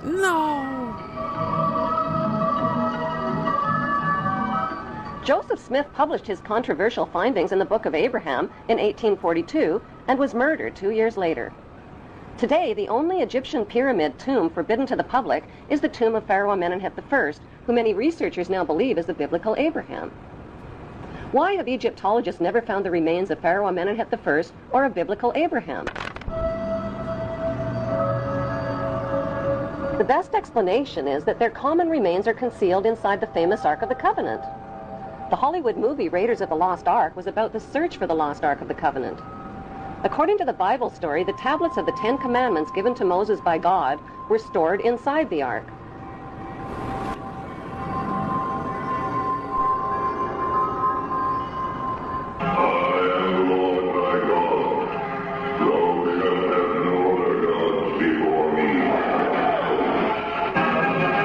No other God before me.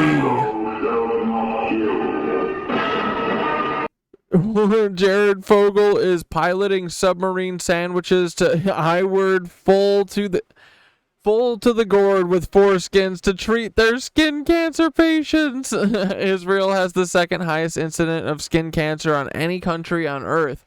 Interesting. What's number one?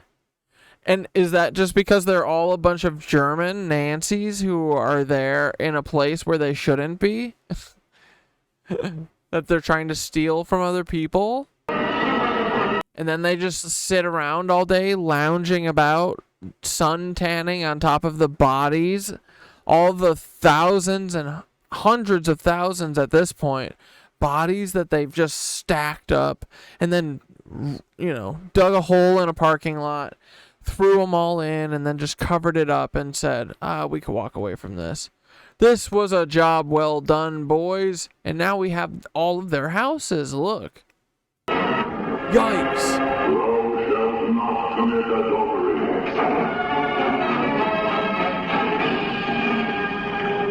Thou shalt not steal.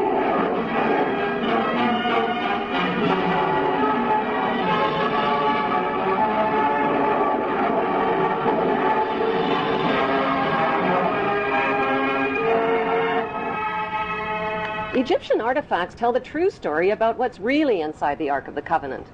The Ark of the Covenant is, in fact, an Egyptian canopic chest, where the dried organs of royal kings and pharaohs were stored, not the 10... It could be the organs of it could be children's foreskins, right? Dude, Dane might be right. Commandments. Why did the Hebrews call their royal canopic chest the Ark of the Covenant? Because the name signifies the covenants or promises that God made with Abraham. Would the Hebrews carry the Ark of the Covenant into battle to kill and steal if it really contained commandments like, thou shalt not kill or steal? The best explanation is that the Ark contained the remains of their ancestral leader who led them into battle. Or I do like that the Ark of the Covenant is like a super-powered battery or something. Biblical Hebrew rulers like King Solomon broke Australia all of the has commandments, just the like highest. today's rulers who make and break laws and commandments to exploit the obedient masses. Australia has the highest incident of skin cancer. That makes sense. Same story, yeah. A bunch of people that don't belong there because it's a prison. It's a prison island, dude.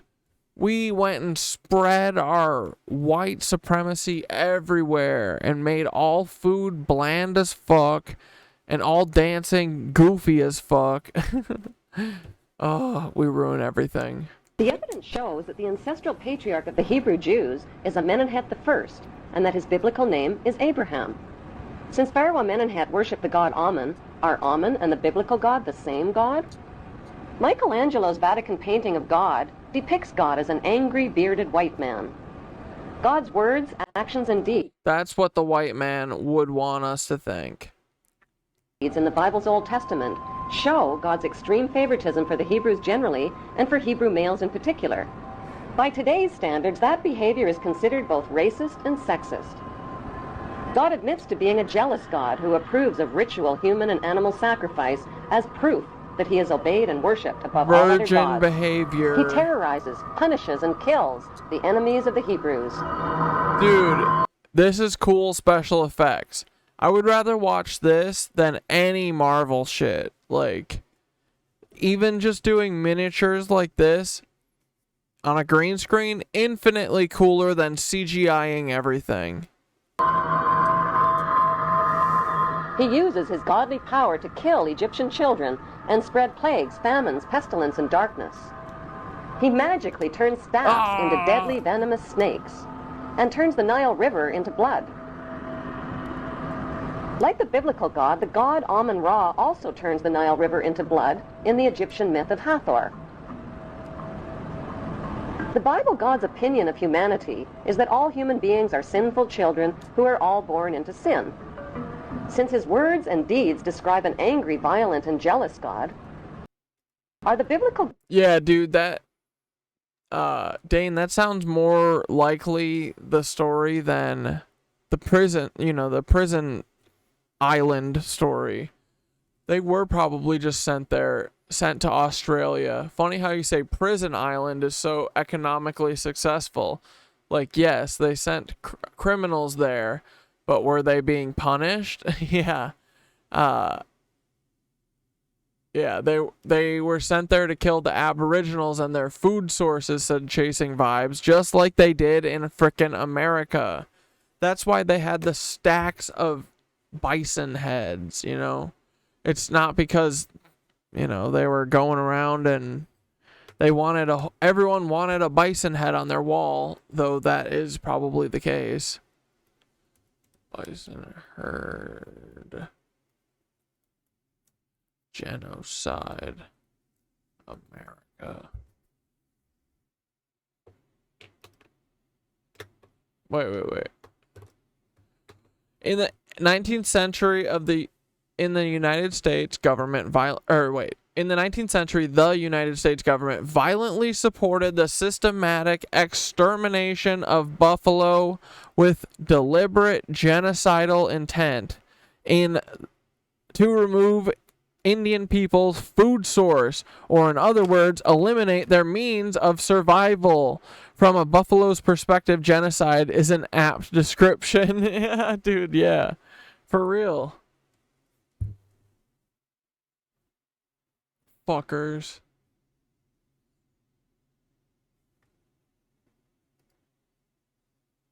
Look at this, dude. This is so twisted. These poor little buffies. Standing on a mountain of buffy skulls. I would love to get Dante and Nicole some sightseeing tips in this part of the country. I have a pile of bison bones I would turn them to in Bismarck, North Dakota, where I was born. Dude, yes. They're doing it with horses right now, too. Really? What the fuck? What, they're trying to eradicate all wild horses? Guys, we have to take every single frickin'... We gotta stop this nonsense. Dude, having the buffalo herd in the middle of America would do wonders for everything. They're a big part of the ecosystem. Well, they were. It's so wild. I hate it.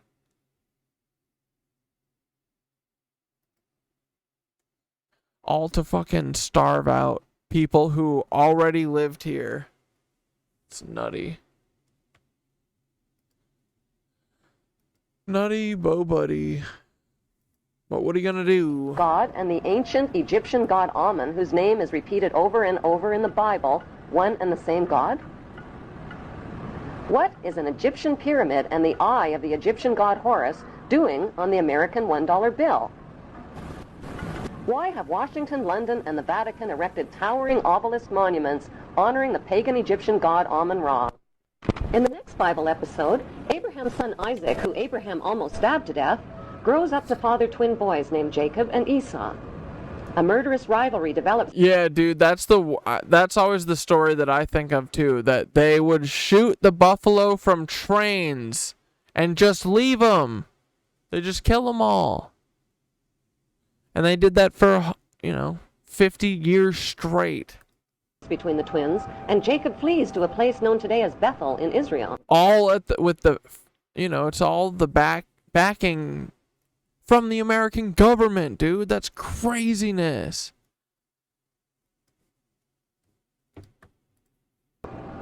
He lays his head down to sick, man. Rest on a large, smooth stone and dreams of a stairway reaching to heaven like a ladder. The stairway in Jacob's dream describes the step pyramids built by Egyptian pharaohs like ladders reaching to heaven. The symbolic stone where the Hebrew Jacob laid his head thousands of years ago in Bethel is alternately called the Stone of Jacob, the Stone of Destiny, and the Stone of Scone. Today, the symbolic stone can be found underneath the British throne chair on top of the symbolic step pyramid where the Queen and other British monarchs have been crowned. The battered oak coronation throne, on which every English monarch has been crowned. That's why there's that stone? Yeah, there's a big old rock on that chair. Is built over the Stone of Scone. As the Bible story continues, God promises Jacob that a nation and a company of nations shall come from him, and kings will spring from him. Jacob marries 2 of his girl cousins and fathers 12 sons. As Jacob ages, Joseph becomes his favorite son, and Dan becomes his venomous son. Nice. That's awesome. I love picking a favorite son, too, and letting it be known to the world.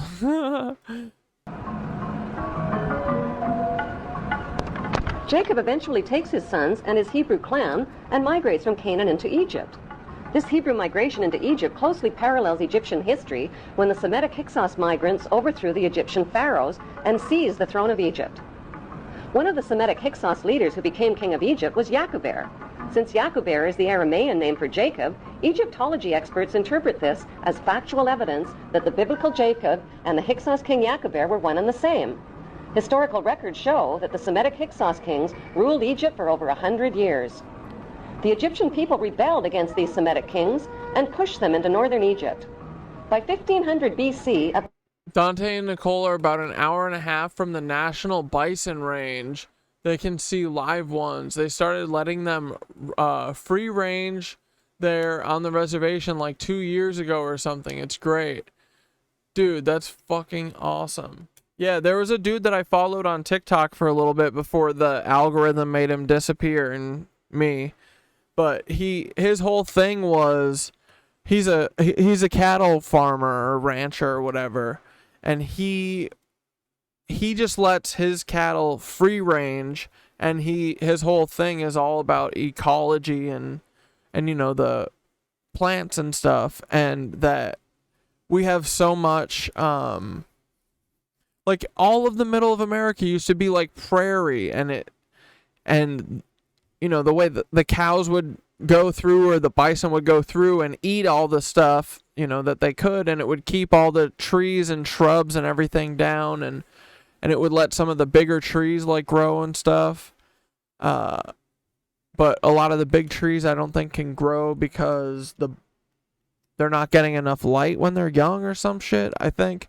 But anyway, they're just a part, everyone plays a part in like the ecosystem, and when you frickin' go in and just slice off, a big massive part of it, like, dude, all of their poop would literally make the soil nice, So they're not there anymore, and now our soil is like, we've been doing so many generations of Monsanto, crops and shit.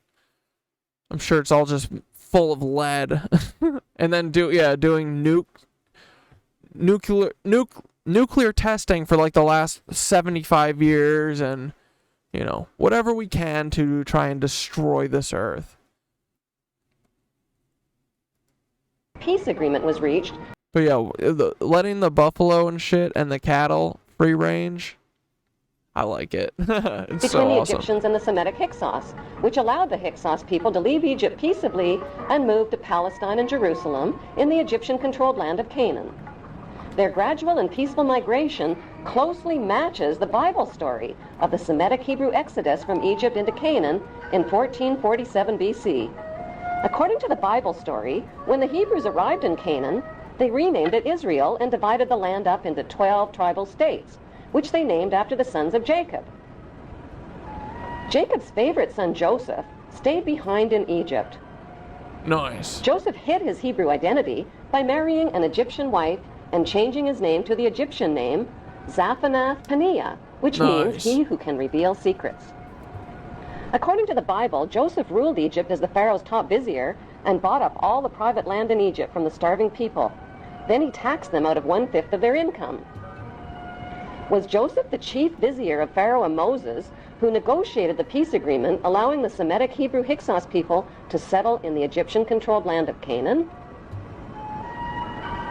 The Hebrew connection to the Egyptian pharaohs is further revealed in the biblical story of Moses. Many years ago, in a land called Egypt, there lived a very mean king. Egyptian kings were called pharaohs.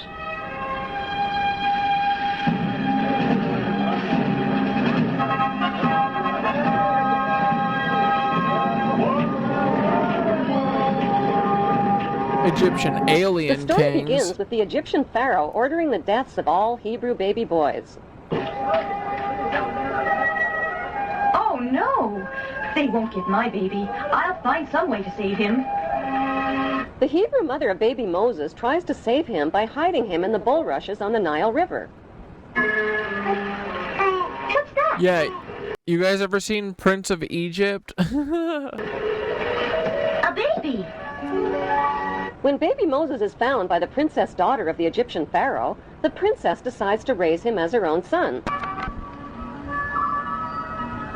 Moses now has two mothers, a royal Egyptian princess mother and a non-royal Hebrew mother who hides her identity as Moses' Hebrew mother, gets a job as a servant at the palace, and helps the princess raise Moses. Why did the Bible omit the historical names of the pharaoh's princess daughter and the pharaoh? Their historical identities can be found by comparing the dates and events of the Bible story with factual Egyptian history. All dates followed by the letters BC count backwards to 0, which is the beginning of today's Christian calendar. Bible researchers have calculated the birth of Moses at around 1520 BC. The ruling pharaoh of Egypt at that time was Thutmose I, and his princess daughter was Hatshepsut. Egyptian history verifies that Princess Hatshepsut married her brother. Yeah, so what's killing their sons do from a certain perspective? Yeah, dude, all these people are like Saturn worshippers willing to sacrifice their firstborns, and then they, you know, like, what's his face? Like, who's Lawrence Rockefeller's son? John Podesta. His son is possibly Chester Bennington.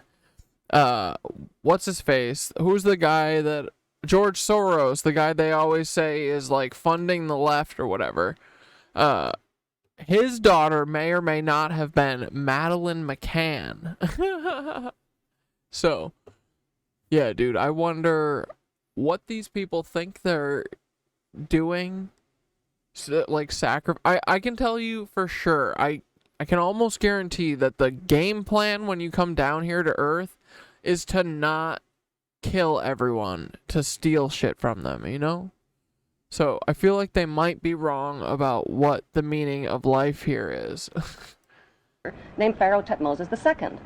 But when Hatshepsut couldn't produce a male heir to the throne, her brother husband chose a non-royal mistress named Isis to produce a male heir and named their son Thutmose III.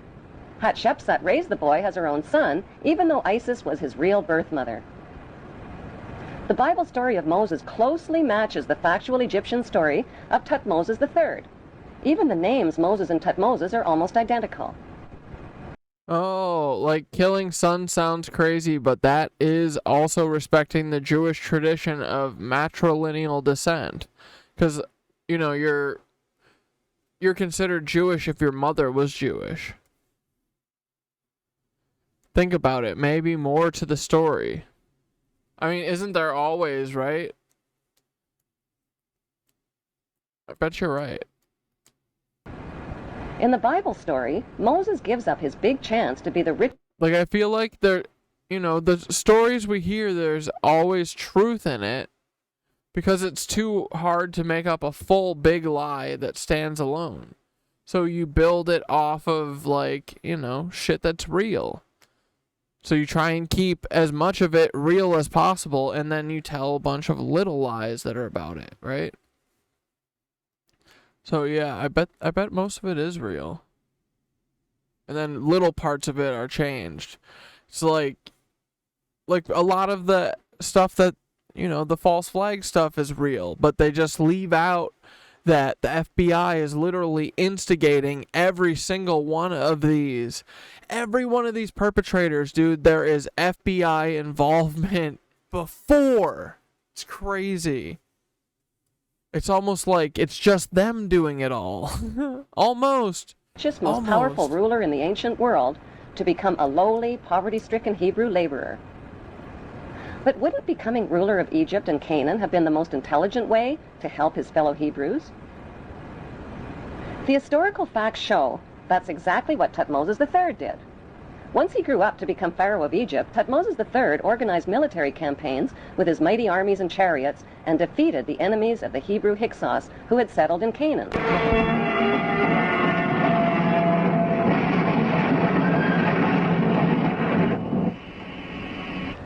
After his famous Battle of Megiddo in Canaan in 1479 BC, Thutmose installed district governors in garrison cities throughout Canaan.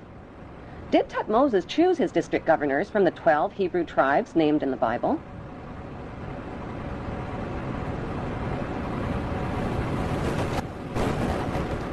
Is it just a coincidence that today's Temple of Isis, located on the Isle of Philae in Egypt, has the same name as Thutmose's mother? Some suggest that Thutmose III built the original Temple of Isis to honor his Hebrew mother, who was named after the goddess Isis, and that the temple was later restored by the Ptolemy kings. An inscription inside the temple identifies Isis as the mistress queen of Egypt. Today, Thutmose III is immortalized in stone in the corporate city-state of London, right next to his Egyptian obelisk, honoring the pagan Egyptian god Amun. Why has UNESCO and others spent billions of dollars and years of labor moving the massive tonnage of the Isis temple and obelisks honoring the pagan god Amun? The answer lies within the continuing Bible story. After the Hebrews settled in the land of Canaan, they renamed it Israel. Their king, King David, reigned for 50 years. Egyptian history reveals that Pharaoh Susenes also ruled Canaan for nearly 50 years, at the same time as the biblical King David. Both battled the same enemy called the Sea People or Philistines.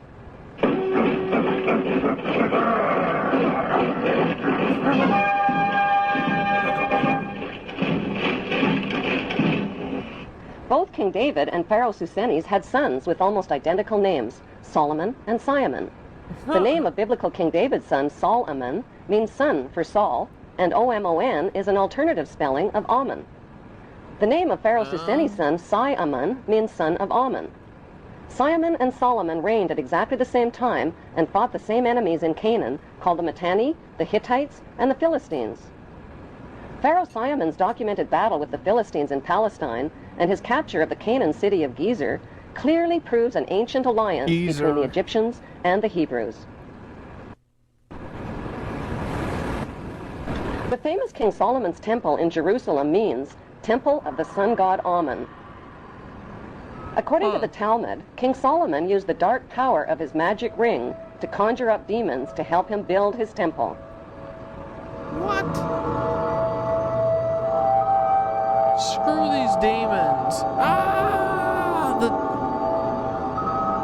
The cryptids from Lord of the Rings. The temple became the center for sexual orgies, the worship of golden idols, and for animal and human sacrifices, including the sacrifice of infants and children. What? This is what they are doing. This is what they... The biblical Ark of the Covenant was stored inside King Solomon's temple. The Ark had 4 gold rings built into its 4 corners, each representing the four corners of the earth over which descendants of the biblical Abraham are destined to rule.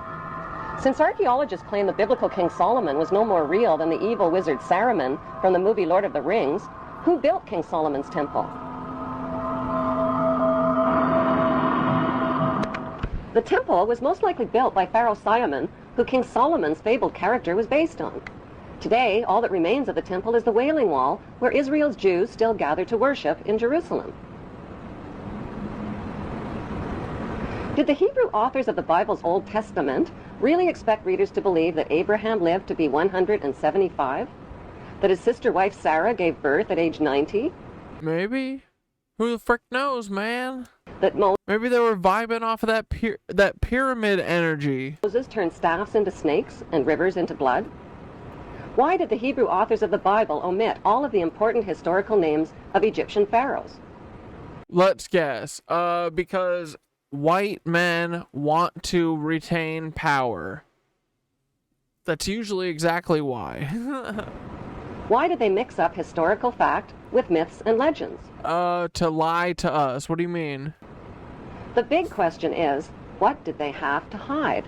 Everything. Researchers of both Bible and Egyptian history have concluded that the Hebrew authors of the Bible covered up the fact that the Hebrews and the Egyptians shared the same royal bloodline. But why? Why the cover-up?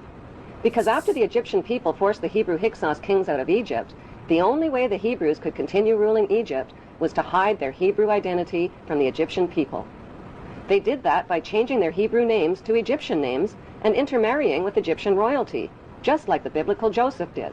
Bro, this is literally what the Nazis are doing.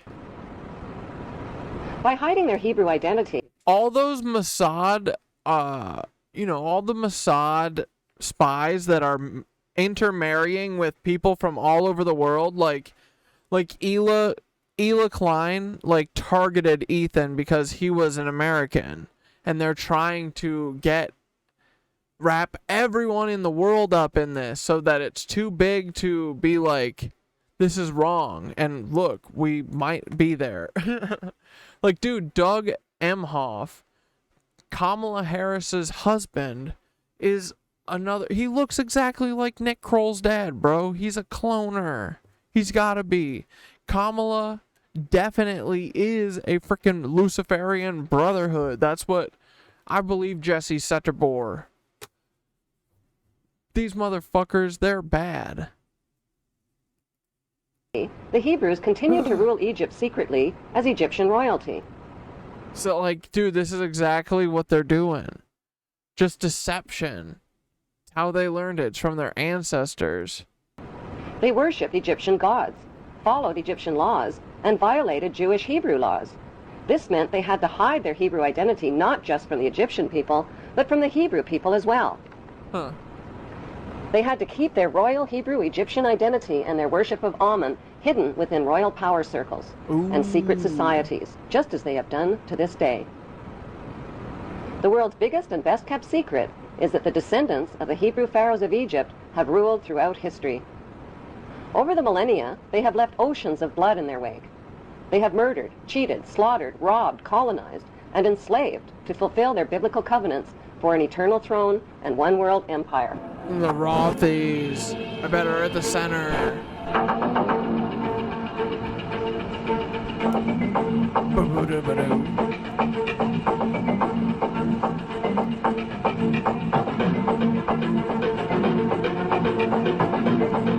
Dude, this is the greatest 240p documentary I've ever seen.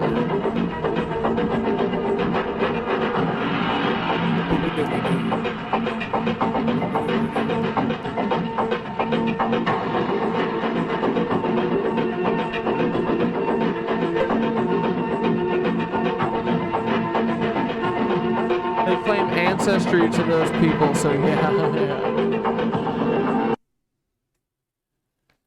This doc is so good and okay, good. Glad you guys like it. Episode 4, God and the Queener.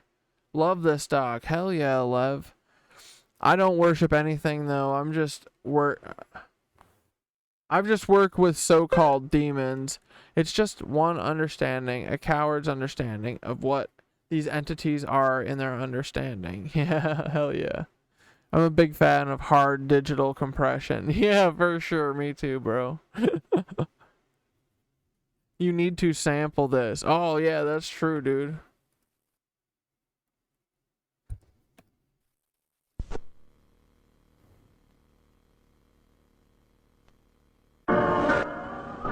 Today.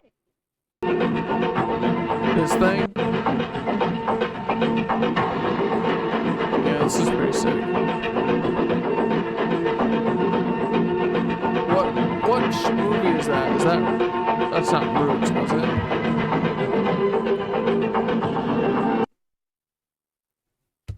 Yeah, this is some pretty great, like, early 2000s.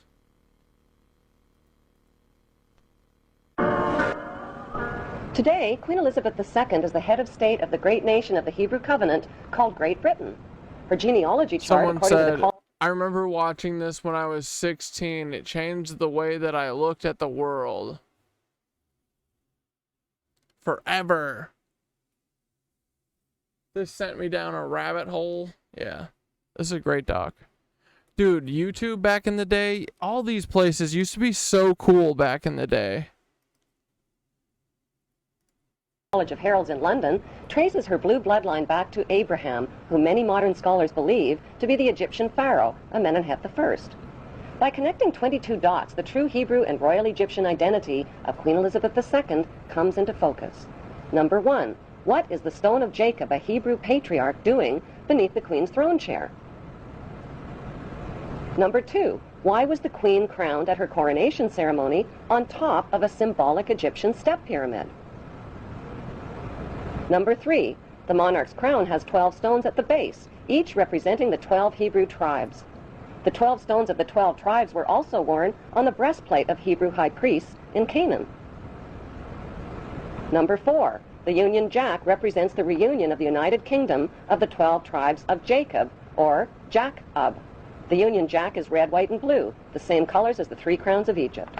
Number 5, the royal scepter originates in ancient Egypt and was carried by the Egyptian god Amun and by Egyptian pharaohs, who called themselves the Son of God. The royal scepter is now carried by pharaonic descendant Queen Elizabeth II. Her scepter contains the world's largest cut diamond, called the Star of Africa. Dude, and frickin' Mark Felton did a whole doc about Hermann Goerring having these scepters, too. In ancient Egypt, and was carried by the Egyptian god Amun. Felton. Yo, chill.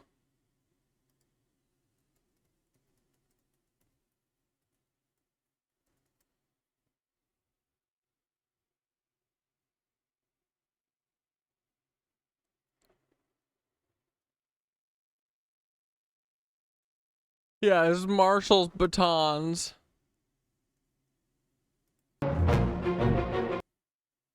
The correct name for them is a field marshal's baton, and they were a badge of rank, and of a type used by many European armies for hundreds of years. Very cool. The Nazis didn't invent them, they simply updated an already well-established military tradition. The rank of field marshal is not something familiar to most... This one sounds good, though. Hermann Goering's mysterious death. Because he supposedly was going to get hung, and then he bit down on a cyanide capsule, and then perished. And then, who's his daughter now? Isn't his daughter like some loudmouth that we've heard about before? We'll have to watch that sometime. The mission to capture Hitler's number 2. Shit, yeah, we gotta watch all these. Damn it. There's too much good stuff to watch. Number 6, the Queen's punishing flail or whip is partially on a CIA capsule, yeah. Not cyanide. CIA. hidden under her arm. The flail or whip also originates with the pharaohs of ancient Egypt. Number 7, the symbol of the bee can be found within the Queen's royal wardrobe. In ancient Egypt, bees were the symbol of Egyptian royalty, as well as the symbol of Egypt. Number 8, the symbols on the British coat of arms reveal Britain's Hebrew origin. According to the Bible, the harp symbolizes the Hebrew King David. The biblical lion and unicorn holding up the shield symbolize the nation of Israel. The motto, Dieu est mon droit, means God and my right. indicating the divine right of the British monarch to an eternal throne. Number 9. The headdress worn by judges and the Queen's high-ranking officials originate in ancient Egypt. Number 10. Kilts like the one worn by Prince Charles originate with the Egyptian pharaohs who wore white kilts. Number 11. The hymn, Zadok the Priest, written by Handel, was performed at the Queen's coronation. The assertion that someone would rather have their insides eaten by cyanide rather than hung with one quick snap is fucking ridiculous. They just didn't want them to realize they were body doubles. Emperor wears no clothes stuff. These lion-ass Nazis are all lashing out for attention, and they just want to be loved, but are so sick with the capitalism brainworm. Dude, seriously. G.W. Jones needs a hug, honestly. That's what he needs. He needs to stop being such a little bitch and just get a hug and just be like, I'm sorry. That's it. He'll feel so much better. But truly, you're so right, dude. Yeah. It's really transparent, too, you know? Like, it really... Like, we understand at this point, like that people are mostly reacting to, like, trauma and shit from their childhood. And that anyone, like, dude, Elon Musk is just a giant baby man. He's a man baby. He's a man-child baby. You know? Homelander on The Boys. Giant man baby. Like, they're all the same. They all are just sad little guys who got frickin' diddled for their whole childhood, and then their daddy still doesn't even love them, even though they gave them the butt, you know? Not gave. The butt was taken. But yeah, all these fuckers diddle their kids. So I kind of see it, you know? I have some empathy for it. Except for Peter Thiel. He's a straight-up monster. No one could save him. Coronation in 1952. Zadok the priest was the biblical priest who anointed the Hebrew King Solomon while the people cried, God save King Solomon, long live King Solomon, may the king live forever. God save Queen Elizabeth. Long live Queen Elizabeth. May the Queen live forever.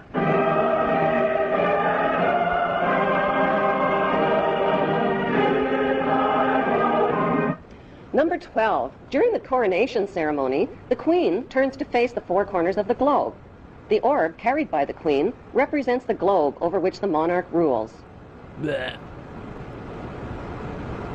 Number 13. The monarch's coronation gifts of a rod, bracelets, and a ring are a reenactment of the Bible story of the Hebrews, Judah, and Tamar. Number 14. Royal jubilees originate in ancient Egypt.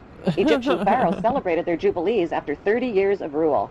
In pharaonic tradition, the Queen has celebrated both silver and golden jubilees. Yeah, Alexis, we are one. Either we can all be saved or we can't. True. Yup. But, yeah, I mean, it does... Like, I feel bad for most of these people, you know? Honestly, I say that I don't like Peter Thiel's the worst one, but I even see, like, dude, these people are, they must be told too early on, right? Like, that they've got to be diabolical, like, demons, you know? Like, dude, literally watching The Boys, I was like, this must be how most of these Libys grow up. Like, in secret facilities with, like, a bunch of, you know, random scientists / researchers who are all being paid to not ask questions while they stand by and torture and test and prod on these kids, you know? And it's same with, like, Stranger Things.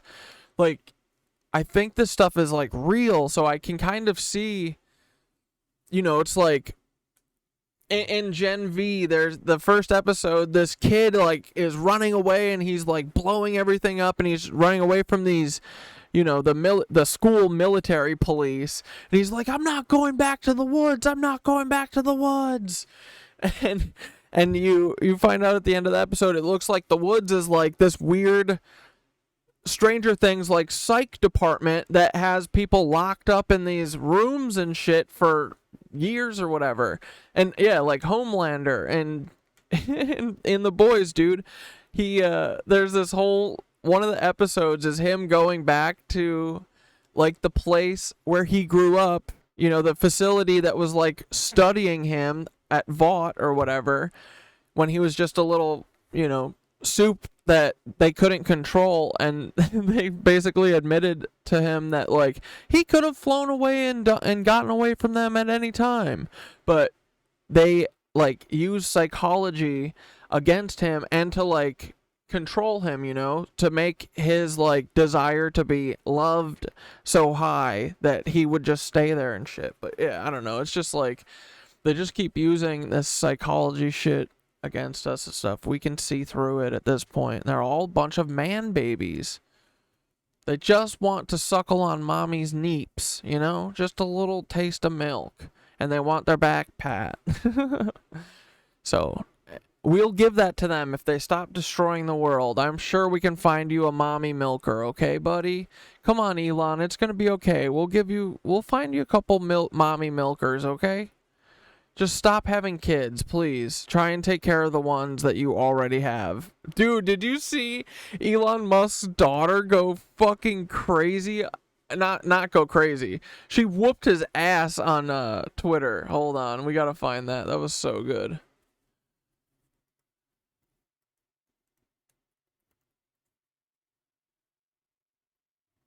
Yes. Elon's trans daughter, Vivian, absolutely and brutally dismantling him. This is so good, dude. There's a lot of stuff I need to debunk, which I will. I will get to, don't worry. But I want to start with what I find the funniest, which is the notorious, slightly autistic tweet. This is going to be a bit, so just bear with me. Elon said that his daughter was born gay and slightly autistic, two attributes that contribute to gender dysphoria. I knew that from when he was about 4 years old, and he would pick out clothes for me to wear, like a jacket, and tell me it was fabulous. I'm sure Elon was like, and he did this. He was like, it was fabulous. As well as his love of musicals and theater, but he was not a girl. Then Elon's daughter said, "This is entirely fake. Like, literally none of this ever happened. I don't even know where he got this from. My best guess is that he went to the Milo Yiannopoulos School of Gay Stereotypes, just picked some at random and said, good enough, in a last-ditch attempt to garner sympathy points when he is so obviously in the wrong, even in his own fucking story." I did not have a love of musicals and theater when I was 4 because, you know, I was fucking 4. I did not know what these things were. My earliest real experience with musicals was when my twin brother had a Hamilton phase in 8th or 9th grade and overplayed it so much in the car to the point where for a long time I swore off the entire genre.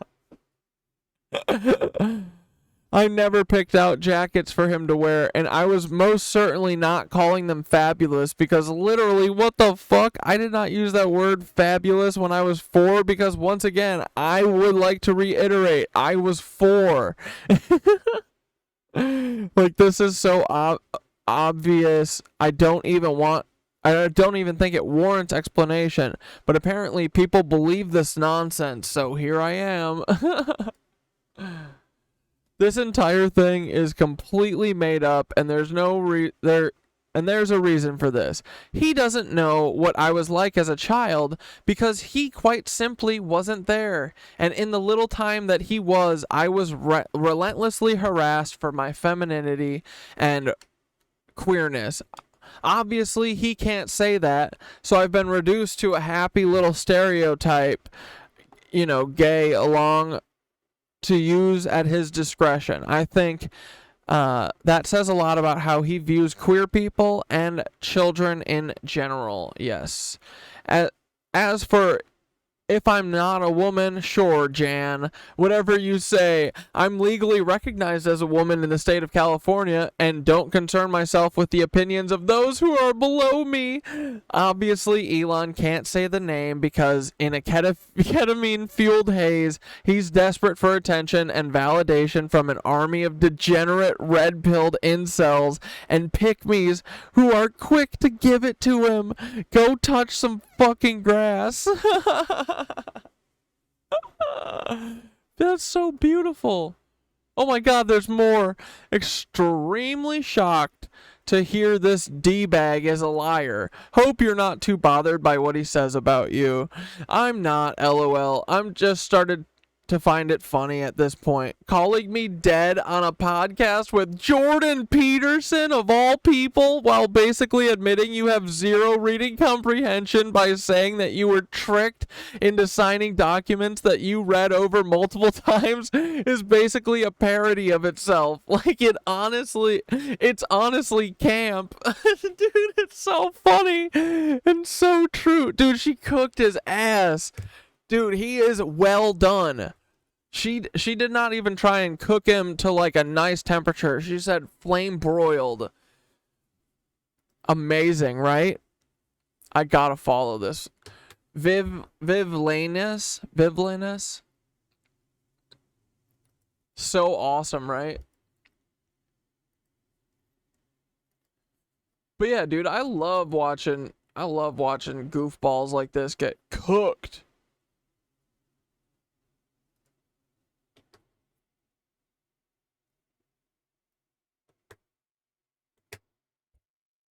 Vivlanius.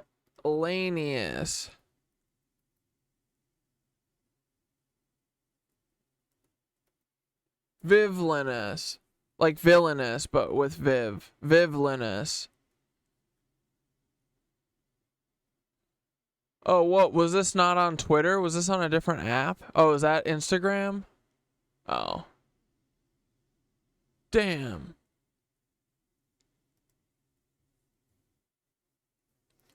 Grimes chimed in too? Oh my god. Grimes seems to be agreeing that Elon is a horrible father. I love and am forever endlessly proud of Vivian. Oh, that's nice. More Grimes. Grimes is implying Elon is a transphobe. He is, dude. He's a fucking scumbag. I love and forever endlessly proud of Vivian. I'm glad you love Vivian, and I know Elon does too. Vivian was created in God's image and is due respect always. However, as great as human creativity can be, it's not great when you're changing what God created. Dude, shut the fuck up. Shut up. It's not your call. Shut up. Step out. Step out of the conversation, goofy. No one fucking cares what you have to say. No one cares what your thoughts are. Shut your mouth. That's what they deserve to hear. And you simply can't change your DNA. No one's talking about changing your DNA, you stupid ass. Shut your mouth. What did we say? God gave us hands to build cathedrals, rockets to the moon. It's clearly divine to make use of God's greatest gift to humanity, which is creativity. Yeah, true. And also, go fuck yourself. It's not your business. Not when it comes to his perfect design of our bodies. We're not supposed to mess with that. Shut up, lady. You have I can see the Botox from fucking here, you old frickin' coos. I'm not Christian, but I respect your Christian God, and I have Christian friends and sometimes join them for their holidays or heed their teachings, but I do not hold this worldview, and I too enjoy changing my body with tattoos and stuff.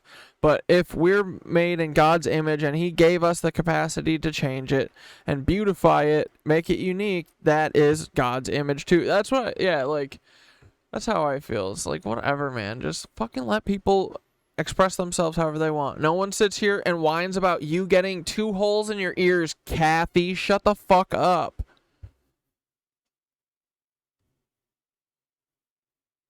For me, God is the universe, not just infinite, but infinite possibility. Hell yeah, I like that.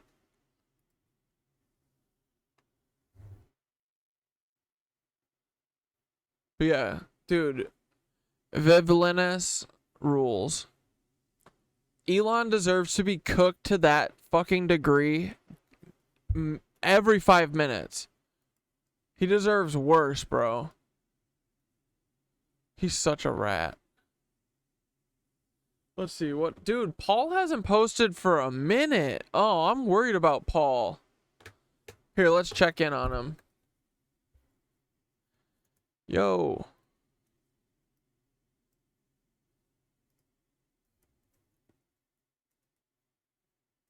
Has there been any big time like false flags? I mean, he was posting after the shooting already, so he should be rested and recuperated from the fake Trump shooting, right? Just checking in, buddy. Doing a safety check, 'cause you haven't been reposting like a madman the last 2 days. Hope you're well. Hope you aren't planning anything weird right now. I'll be so mad. Love you, bud.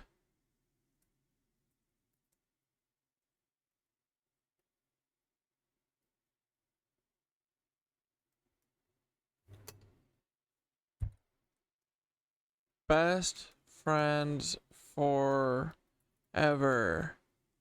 Break out of the Libby matrix. Here, we'll do a hashtag. Libby matrix.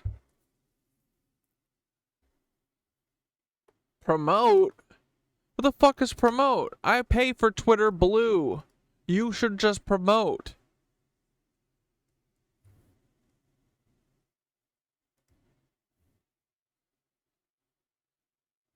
Oh yeah, Ian Carroll, dude, look at this. Ian Carroll said, your agency is the most traitorous and dangerous branch of the U.S. government and has been since it was founded by criminal corporate lawyers. Director Burns was friends with Epstein. Dude, look what he did, right? Is that what he's doing there? Epstein.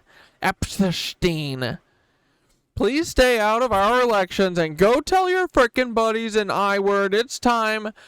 They have won. Oh, have an election. Okay. But truly, right? Like, this is...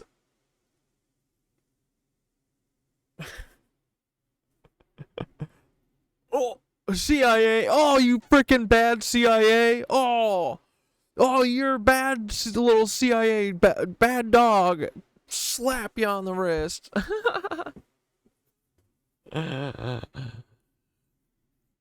Oh, yeah. And he said, this is the guy who's been calling me a Nazi in my replies for over a year. Every accusation is a confession, I guess. Nice try, Eddie.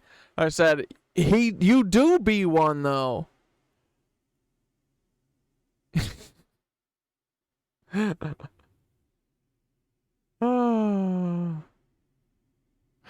rate this comment 9 out of 11. Let's go.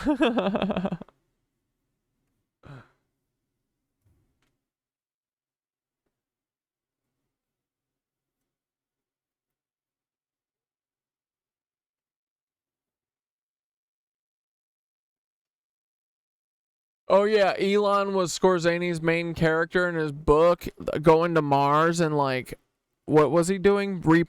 Populating Mars, probably with cloners. Let's be real.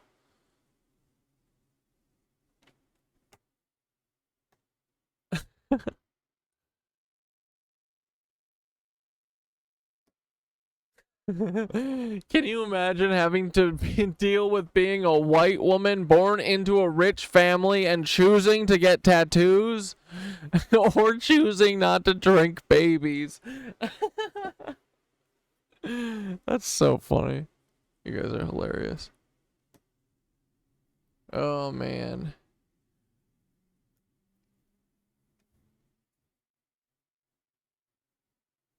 It's funny how Epstein took the blame for everything and all those charges just disappeared and no one will ever know. Yeah, it's a shame, right? It's really a shame that just this one time the bad guys kind of got away with it. Well, you know, he got off easy as hell.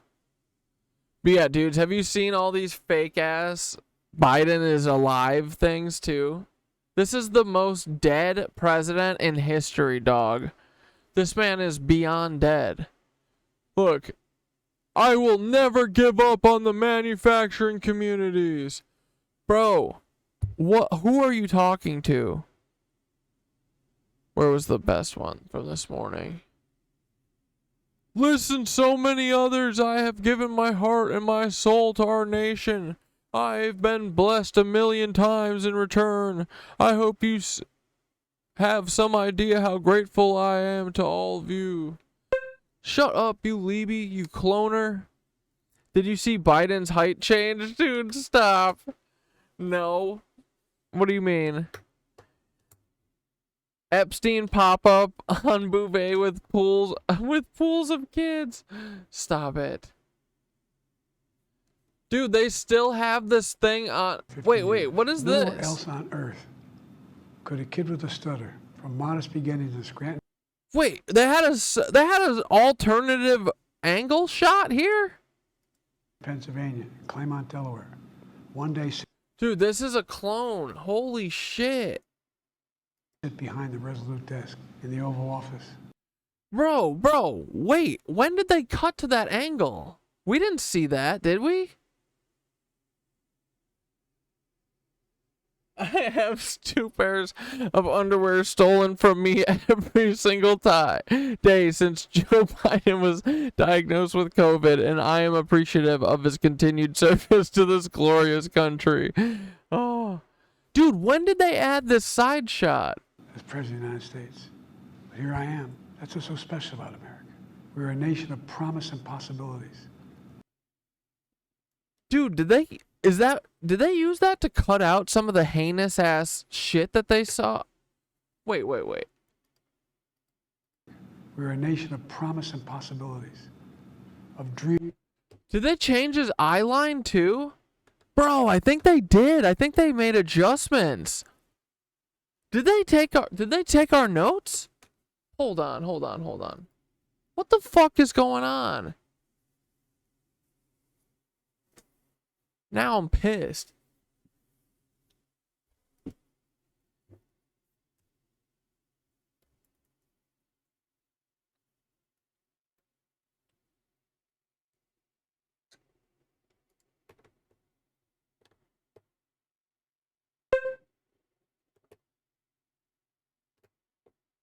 Dude, they did. They upped it, right? I'm not crazy. Yeah, the trees look different. Oh my fuck, dude. Well, let's just show that. Yeah, they're all darker, so funny, right? Like everything beside, like you don't even need the video. It's just like a 1:30 not an interview, just a video clip after we've all been like, he's dead. This is how they prove it, dude. No. I'm pretty sure I saw an eye slip too. Dude, we're gonna catch something. I know it. That's a good AI, but it is, dude, we're definitely getting killed, guys. We have come to peace with that. We don't give a dude, we're having fun while we're here for our last remaining days, however long it may be. Oh, shit. Dude, I thought this thing was 27 minutes. I was like, no way. This is a few minutes, actually. Dude, they had to rush this. Like, if someone... They had... The trees don't look... Like, everything has changed, bro. You gotta stop, man. This isn't real. Is this the same fucking night? Dude, they fixed the tie. Bro, look, the tie's not going crazy. They took our notes. What the fuck? What day was this? Bro, we did our notes on July 26th. Do you see that? This was posted on July 27th. Dude, stop it. Dane, go check your undies. Go check your drawer, buddy. What the fuck? Bro, they literally took our notes. They deleted my fucking 5th or 4th account, and then they took our notes, and they fixed it. They used a cutaway shot. They changed the trees. Everything is different. This is crazy, bro. You can't just change the trees. Oh my god. Bro. This has to quit. Okay, let's... Doers. Resolute this nation for over 50. Okay, let's find that real quick in my video. End this war. Like, his eyes don't look real. They look, dude, right? His eye... Oh, no, wait. Remember I downloaded the original? Because I said, remember, they're going to wipe it. They're going to scrub it. And I fucking downloaded it. Yeah. Right here, dog. Let's fucking go. Let's go. Let's go. We live in a nightmare.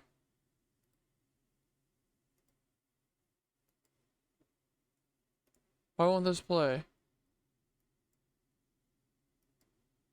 Do they scrub it from my computer? Why won't it play?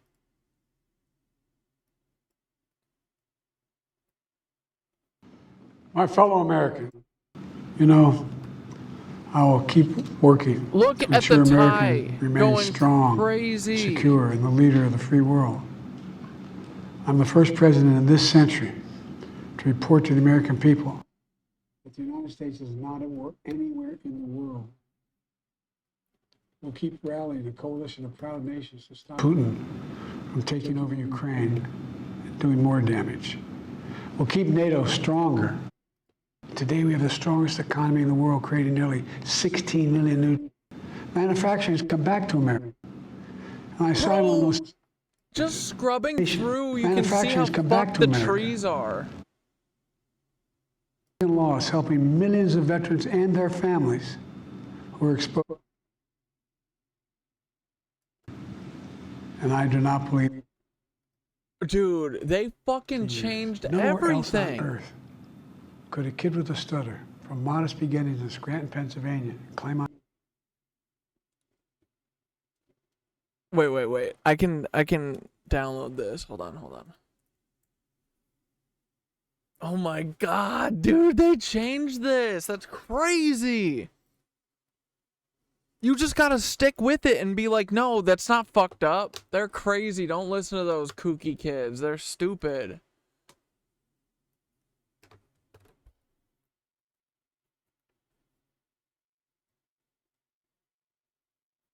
This is so stupid, bro. Oh, it's so dumb. It's so dumb.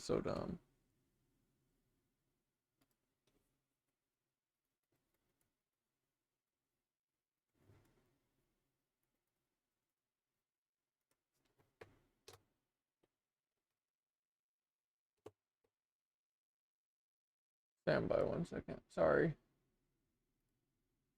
Trying to download that thing.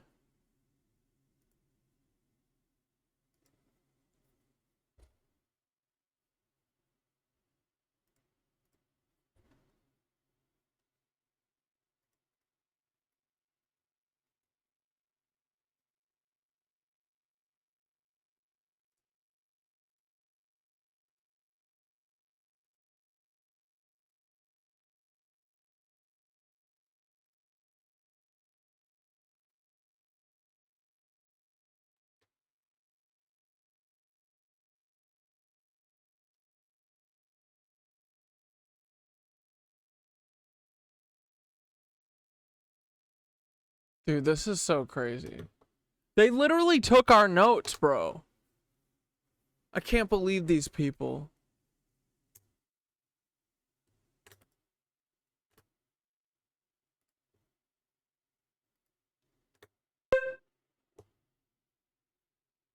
Don't hook the flash drive up to anything either, ever. Wait.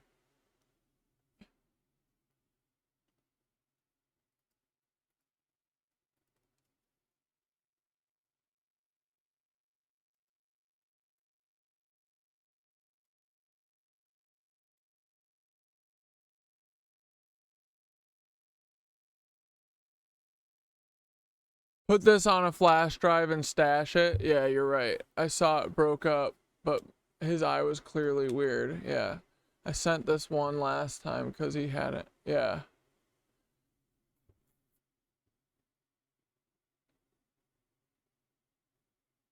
Oof, can someone please shake down those forest colored shrubs for my underwear? Save this and share it. That's major. Okay, dude. Should we just do screenshots of it and just post it on Twitter right now? Like, dude, oh my god.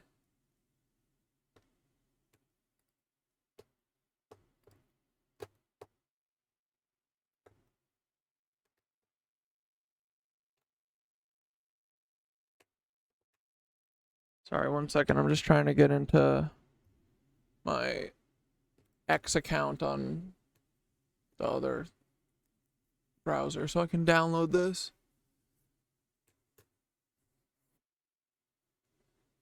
Dude, why is this is crazy. We are gonna get hurt, bro. We're trying to get hurt so bad, right? Oh man.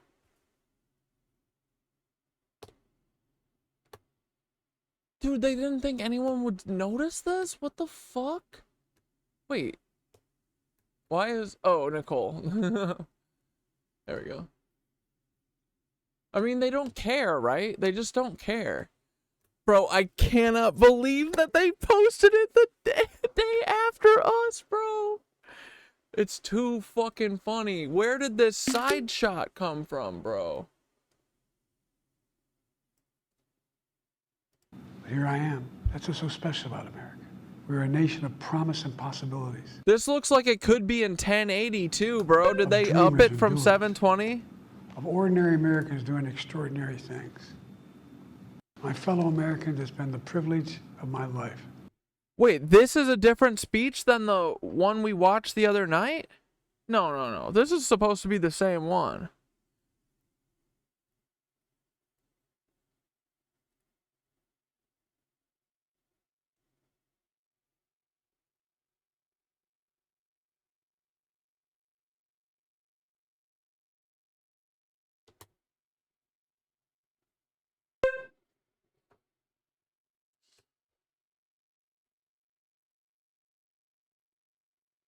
Yeah, this is the same speech, but the quality went up, right? It was in 720. Now it looks 1080. They've got a side angle, but it's still fucked.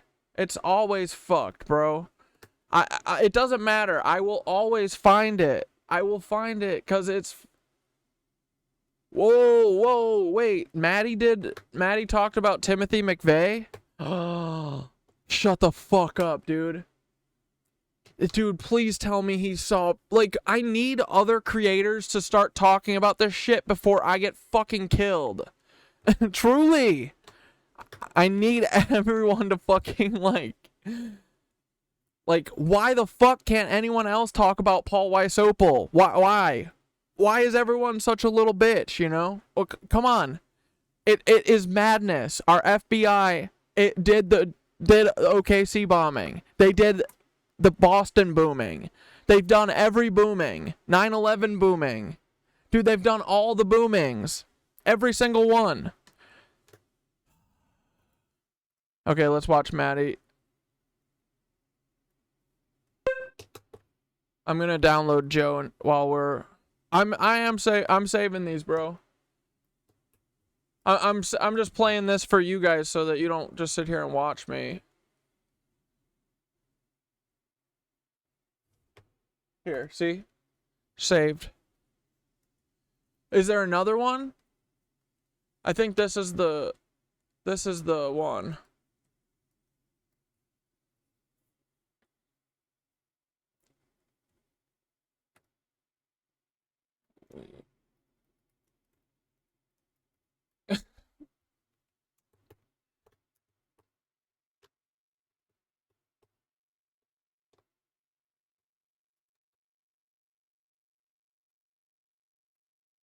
Oh, brother.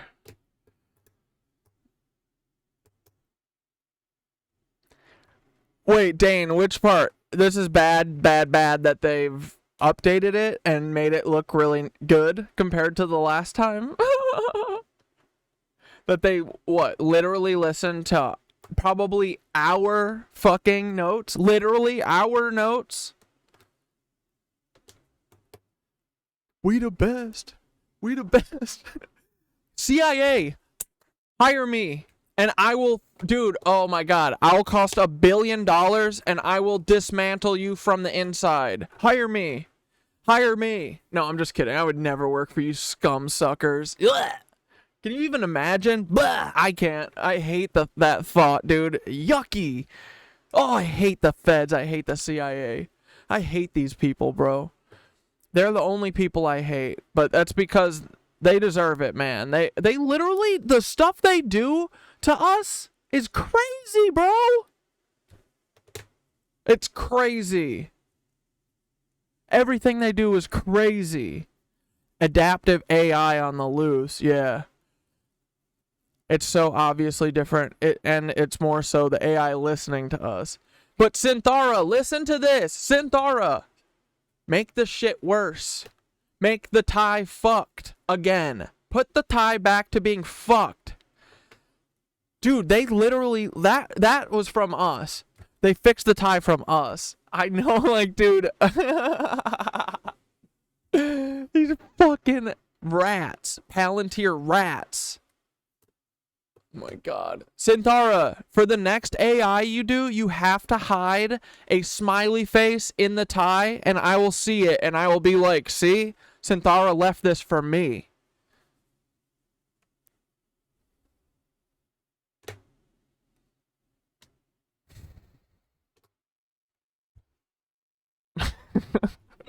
We're gonna get raided. We're gonna get murdered. Oh my God. No, we're fine. Everybody, it's fine. Shut up.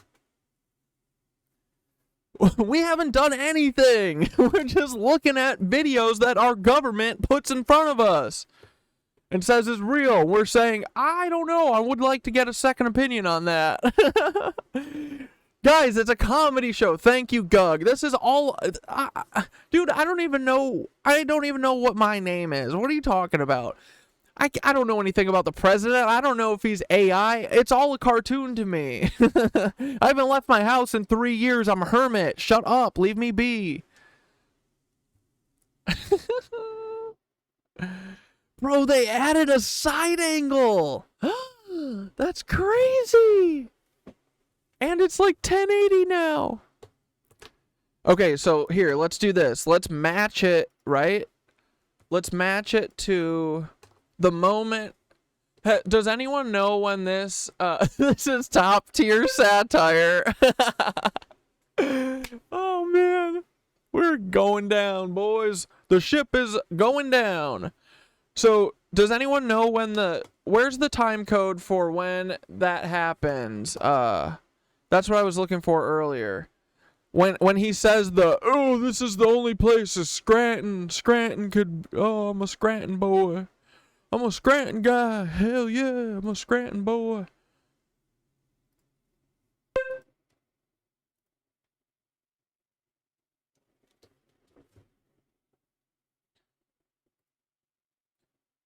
We are not gonna die, 'cause it is not even possible for us to die.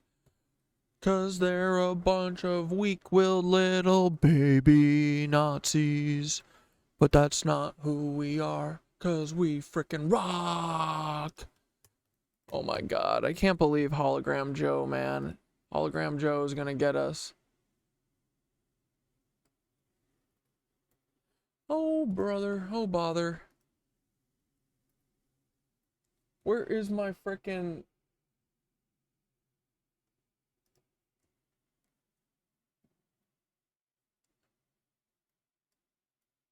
What the frick?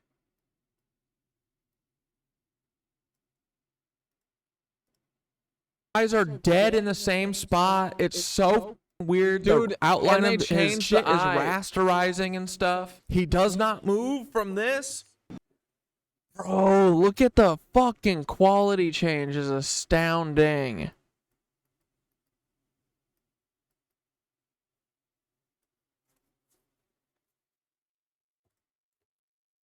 We're also working. Bro, we are getting killed, dog.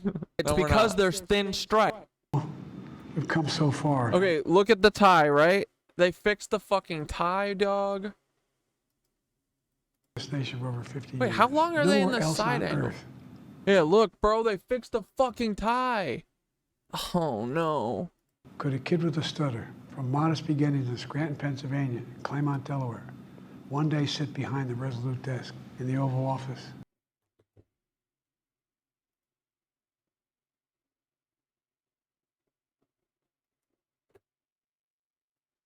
Dude, look at how different it is. Like that's more than color correcting. It's different trees, dog. Literally, different trees. I bet they... Dude, what the fuck is this? This is some fucked masking here or something.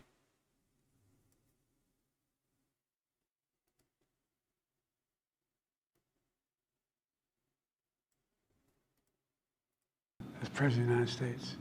But here I am. That's what's so special about America. We're a nation of promise. Dude, everything is still fucked, right? Look at this. The eyes are all... The forehead, the face, everything is fucked. That's what's so special about America. We're a nation of promise. Dude, his face is doing this. On top of his face, literally. This is why they don't do it in 1080p, is because then it starts doing this. Possibilities of dreamers and doers, of ordinary Americans doing extraordinary things. Like, bro, in the second we're done streaming, I'm laying the, or if we get a time code, I'll lay it down now, but I'll just lay it over and have it show the differences. Dude, this is insanity. My fellow Americans, it's been the privilege of my life. Look, they got rid of the monitor here. They added a reflection of him in both windows. This is madness, bro. It's a totally different shot. Totally different. This is incredible. Shut the fuck up, bro.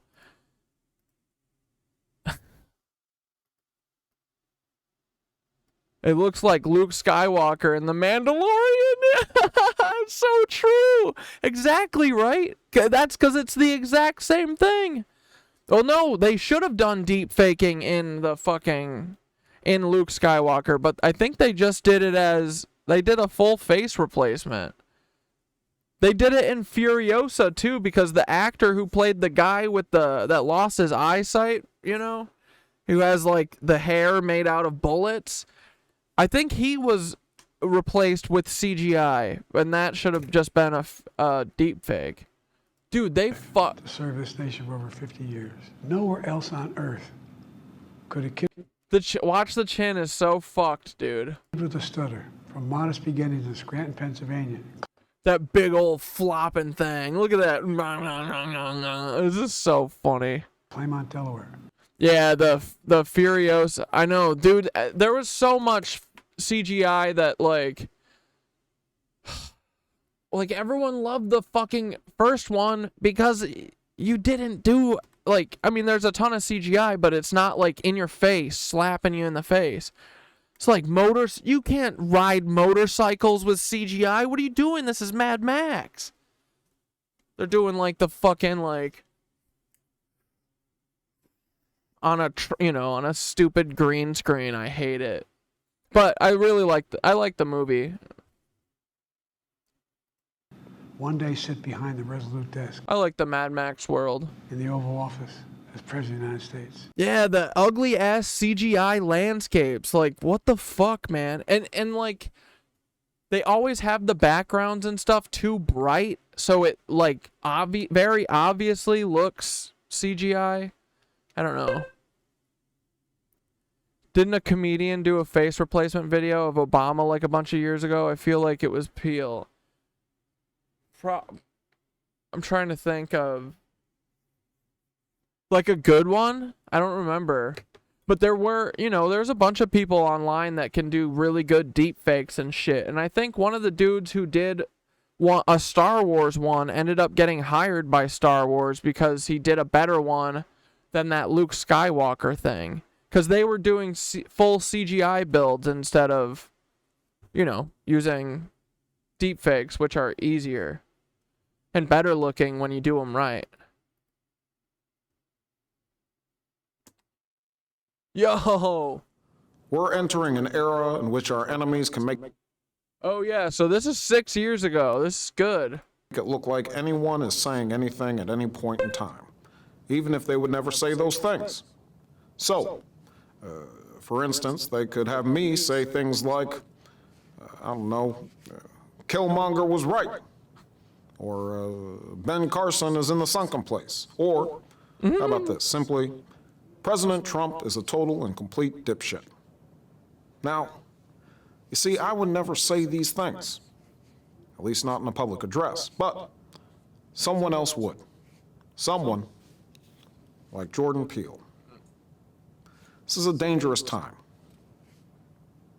Moving forward, we need to be more vigilant with what we trust from the internet. That's a time when we need to rely on trusted news sources. It may sound basic, but how we move forward in the age of information is going to be the difference between whether we survive or whether we become some kind of fucked up dystopia. Thank you. And stay woke, bitches. We are in a fucked up utopia. And by utopia, I mean dystopia. This linky poo isn't working, iKind. Let's watch that, let's watch the fucking, Matty Ice video while we're waiting for iKind's linker. And then, we'll get back to frickin' that Nazi. This Nazi video. Oh my god. Can't believe this. I mean, they're gonna delete my... I can't even talk about it. They're just gonna delete my Special Agent Paul Wysopal. No, I'll just post it on Twitter. Paul Wysopal? Bro, Maddie looked at the fucking video? Let's go! Now, dude, Timothy McVeigh. Yes! Dude, Maddie, please tell me. Come on, brother. Oh my god. Finally, you look into me. I've been telling on myself for like 8 months. Please lock me up for Christmas sake.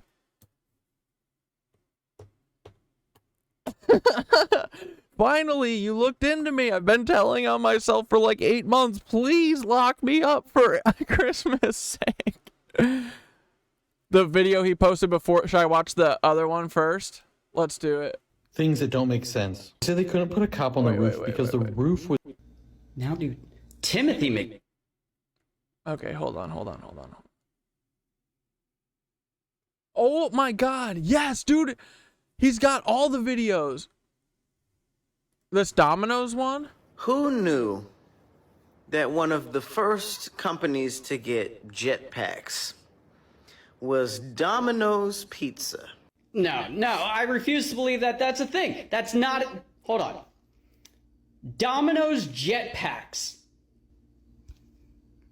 The technology behind the stunt was provided by Gravity Industries, a company specializing in jetpack suits. While they acknowledge using their tech for pizza delivery was an unusual utilization, they expressed optimism about the prospect of jetpacks playing a role in future of efficient delivery? Why am I sitting at a desk doing paperwork all flippin' day when I could be just flying around with a jetpack delivery? Well, because if you work for the jetpack fly around with pizzas company, I guarantee they will not cover your health insurance. That's probably why. Pizzas! Yo, my pizza deliveries would take so long. I'd just be like, wee! No, I'd be really good at it. Hire me! I already have a helmet! I come to work prepared. No, but for real, can I use your jetpack? Maddie, they'll kill you, buddy, and they'll never pay for you. Here we go. Timothy McVeigh. First of all, this is like my Christmas, dude. I've been waiting for anyone else to talk about this. Oh, what if it's so disappointing? What if he's like, nope. Oh, McVeigh wrong. But don't you mean Agent Paul Wysopal? This one might be the one. This might be the one, buddy. You're gonna get in so much trouble. I forgot to say for entertainment purposes only, because, I mean, there's no way. Just because somebody looks like somebody else doesn't mean he is that other somebody, and it is just a whole facade. I mean, it's not like they have the same cadence while talking. But sitting down here now, and let me make clear, I'm not sitting here trying to influence you, and I'm not putting on a game face. I'm not conning anybody. I'm just being me. The big things for us, obviously, terrorism, #1 priority. The FBI, the President Bush at the time, designated the FBI as the lead agency on terrorism investigations. And it's like a lot of people, you know, have the same manner. Dude, Maddie, just wait until you get to how his resume perfectly lines up with Timothy McVeigh's life. Prisms where they talk to somebody from underneath their eyebrows and move their head in the same way. Like they could be distant cousins or something. Come on, I mean, everybody knows that they put Timothy McVeigh to sleep in 2001 and he's been taking a dirt nap ever since. One of the benefits of me talking to you today is that you'll see that maybe... Dude, Maddie, scroll to the part of the Wysopal interview where he talks about blowing up. Well, he doesn't talk about it, but he talks about the fucking Murrah building getting blown up. He talks about OKC. Maybe not everything is true that you've heard about me. So we're really not much different than the local police department. We just handle different violations. It is odd that they didn't do an autopsy. It's even weirder that there are more than one witness at that event that say he was still breathing when they wheeled him away. Yeah, because he was. It's even weirder that the funeral home says that they didn't transport anything in the hearse. It was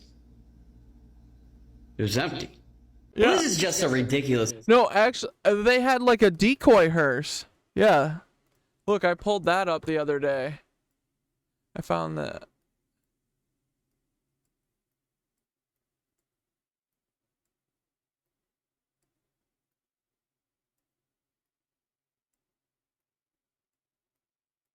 Yeah, decoy hearse used to move McVeigh's body. What? You mean to move his body so that it wouldn't go to the incinerator? Because you guys were saving him? Dude, the wings on Paul or Timothy is so good. Oh, dude, I'm so excited that Maddie's here. Thank God. Because the FBI and the government agencies have all been upfront, transparent about the OKC investigation, except for anyone who's asked any questions ever about anything to do with the OKC investigation. They even lost the video of him parking the truck. That seems like an important piece of evidence to hang. Definitely believe the moon landing wasn't real. Then he did the moon landing? Dude, Maddie's about to ask for fucking trouble. Oh my God, you Paul. You stop. Whatever do you mean? Do you mean you think that Hollywood and the government just faked it in order to trick the Russians into thinking that we had surpassed them with our space program? If that were true, we would all know about it. They'd probably even make a movie showing how they did that. Ooh, yeah, Gug, that's a good idea. FOIA the prison for his information? Fuck yeah. All right, I'm going to add that to the list. Wait. Public support for the moon mission is rock bottom. The space program is a bloated mess. Oh, dude, Maddie doesn't know what kind of trouble he's asking for right now. Maddie's about to lose his life. No, I don't mean that. I mean, like, he's gonna lose his entire account. Dude, I tried to warn, Ethan. I was like, dude, just be careful. Like, these people, I know eventually the people will come after you for shit, so just always be skeptical of everyone. Like, you know, and be really careful with what you say, because they will take your account at a moment's notice. I mean, there's nothing he can, like, I'm not saying that, oh, told you so. I'm just saying, like, this is what they do, you know? Honestly, Ethan was the one who treaded, like, I very much do not want to, I want to say it how it is, you know? Like, right now I'm starting to just try and, you know, waltz around it so that I don't lose my accounts instantly, because the new amount of suppression is totally different than the way it used to even. Like, it used to be bad. Now it's, like, horrendous, bro. You can't talk about anything real. So, I'm trying to be more careful with that, because my gut is usually to go into sass mode, and because usually I can say stuff cutting without, like, you know, swearing or being like you know, like making fun of their weight or any, you know, like those kind of things. I could take people down with just talking about how shitty they are. But now TikTok says, oh, you can't confront anyone on any of their faults if they're on the right. Everyone on the right is okay. Whatever they're doing is fine. Recruiting children for the FBI to use in blackmail rings, that's fine. But you said they're dumb, so you got to lose your account. Sorry, buddy. A marketing specialist, and you are the very best. Excuse me? What are you doing here? I tracked you down because I felt we had a connection. What? I'm joking. I work here now to sell the moon. NASA's not something that you sell with a jingle and a slogan. When I'm done, those men are going to be bigger than the Beatles. Who is that? For me, this is a very personal. He's got my name. You told me that your guys don't do...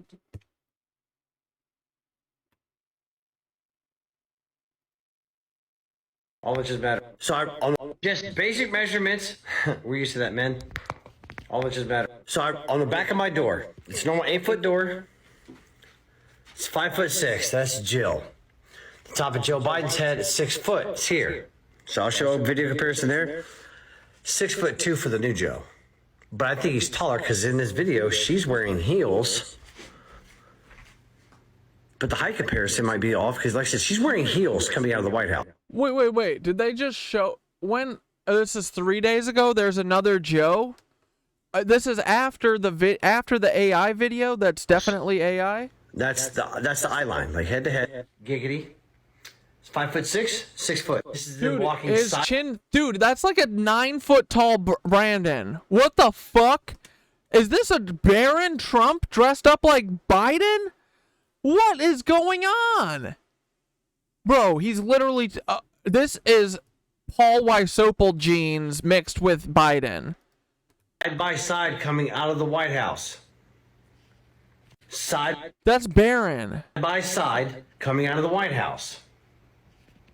She's also wearing heels. Side by side coming out of the White House. They just got done letting go of holding hands. Yo, this is crazy. Oh my god. Everything is so bullshit, bro. It's so funny. I love that Jill's in on it. She doesn't even fucking care that they're swapping her husband out.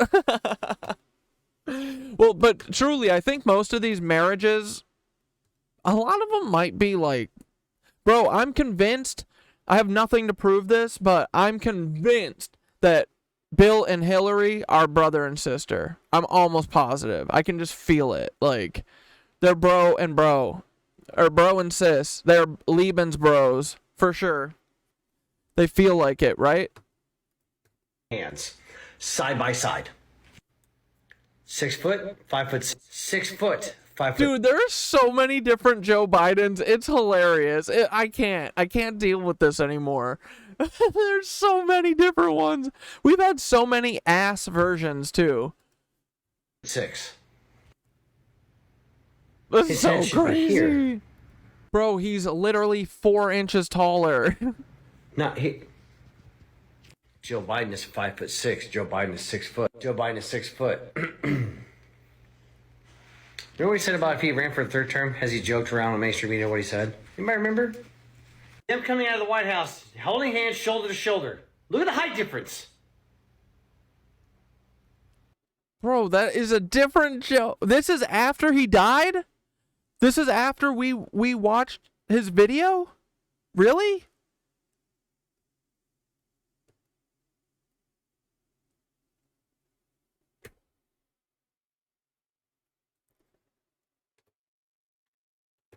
Oh, does someone mind sharing the disco with Zane? Also, hold on. Devil's into details. Look how long his legs Post-mortem Joe. Bro, his legs are Baron Trump legs. I'm telling you, bro. This is Baron Trump. What is happening? Dude, he looks like fucking... he looks like Jack Skellington. What is going on? 8 foot tall. And so I told y'all she's wearing heels. What? Why is his? Who is that man? Him coming off of Marine One. Look at his stride. What is that? This is his stride. It's about normal, proportionately normal, right? Proportionally normal coming off of Marine One on the White House lawn. Then what the hell is this on stilts walking out of the White House last night? I'm not crazy. My mother had me tested. Bro. I'm glad that Matty Ice is here with us, though. Matty's smarter, though. He doesn't, you know... We just go right for the throat, and we don't think twice, and we probably should, because we would have had our 7,000 account and our 36,000. Well, we were definitely losing our 36,000 account for sure. There's no way we'd be able to hold on to that. Even the 7,000 they would have gotten by now. But whatever, it's fine. It's how I wanted to go down. Because to me, it proved to me that I am 100% right, which gives me the frickin' drive to keep going and, you know, fight the fuck out of them. Because, dude, I know, like, I can go balls to the wall and say shit that I would not feel comfortable saying otherwise, because now I know I'm so fucking right. Like, I would literally look Joe Biden dead in the eyes and be like, yo, what's up, Mr. Dash? Hey, how's your father, George Dash, doing, you fucking rat? Dude, I'd love to go up to Ava Tyson and be like, hey, what's up, fucking clone of William Colepaw? You fucking Nancy, lion ass. So, whatever. Alright, should we try and find the moment in the Joe Biden stuff?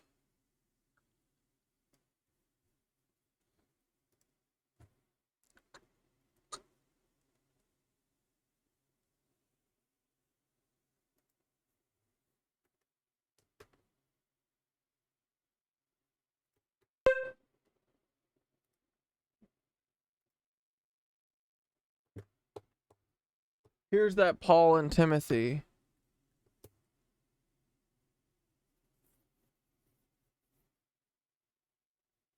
Ooh.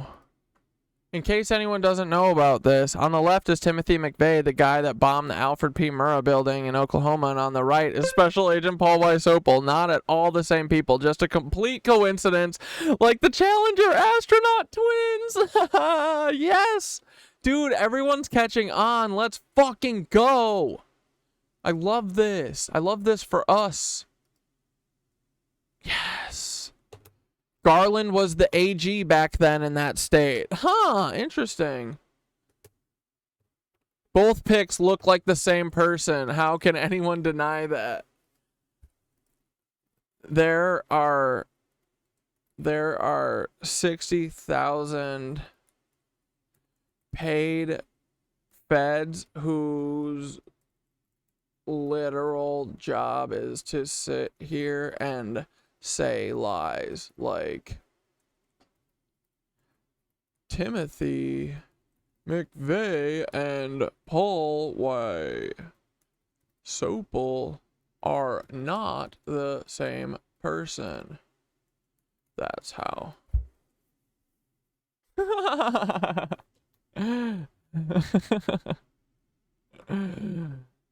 Dude, this is nutty. Wait, did we finish our interviews, so I had to hire new guys. I'm here for the casting. Lucy! You're a juicy part. 60 missions in Korea. I flew 52 missions in Korea. I flew 52 missions in Korea. How's that? What? The whole world will be. Yeah, you're right, Dane. Okay, so let's do that. Let's do a side by side. Here, I'm gonna get it going right now.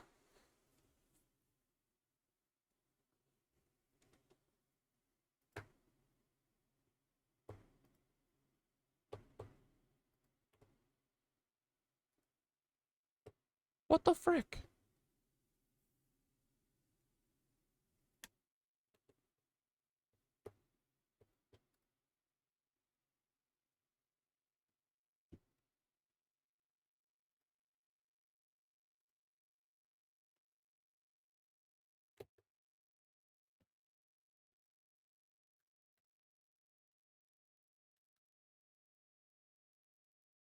Like, dude, is the video on the White House different too? Where I got it from?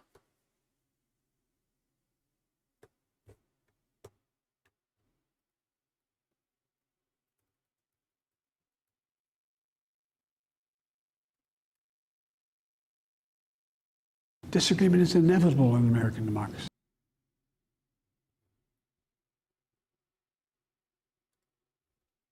My fellow Americans. This is still the fucking same. They left this one. Dude, they're so fucking stupid. And do you see what they did here? My fellow Americans. The reason that they did this, and like, look, it's shrunk down, is because it's 720p, bro.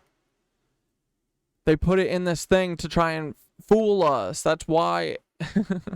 But they didn't change this. Dude, they think we're so fucking dumb.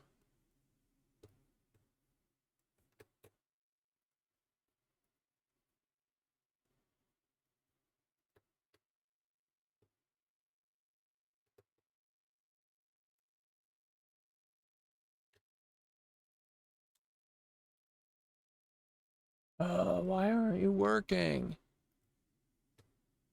It won't put in my...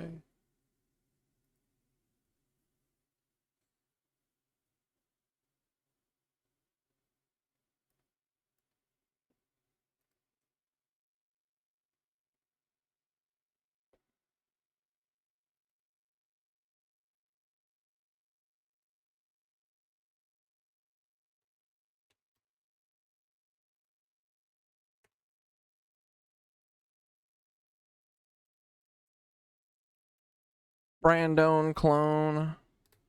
Okay, here we go. Find my video. It's happening, boys. It's happening. Just give me a second here. Brandon clone. And then, what's our other video called? Full speech president election gives. Is this it? My fellow Americans.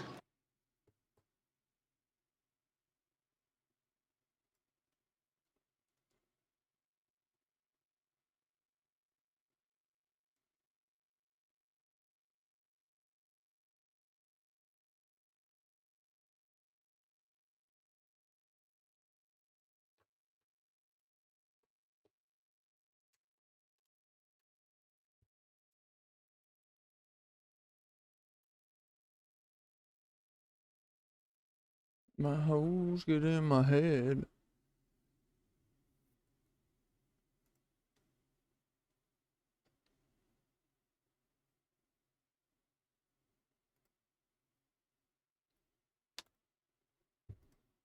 Oh yeah, that's where I put it.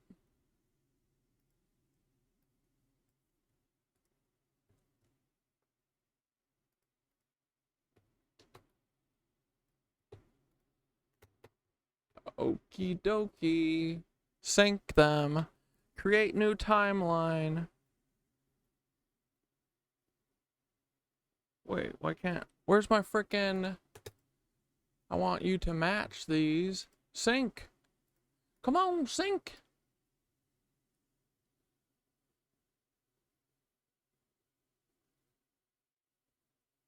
Why is there not a sync? What the fuck is going on? My fellow Americans, I'm speaking to you tonight. My fellow Americans, it's been the privilege of my life. Oh, I can't do it from this menu. Fuck, I have to do it from this menu, but it won't put up my second screen.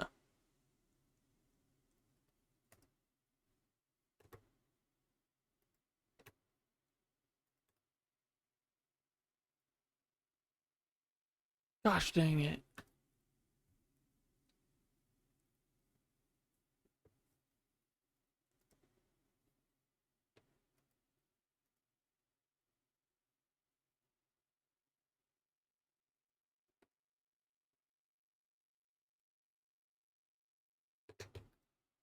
Damn it.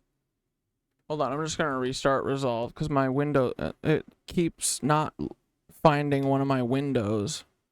I think because my monitor got unplugged.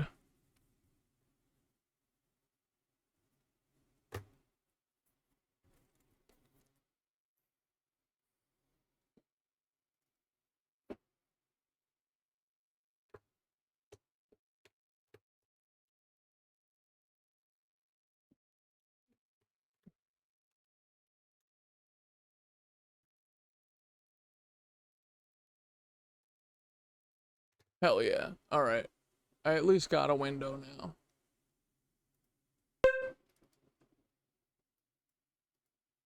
Create new multicam clip using selected clips. Yes. Use audio. Sound. Detect clips from same camera. Let's go.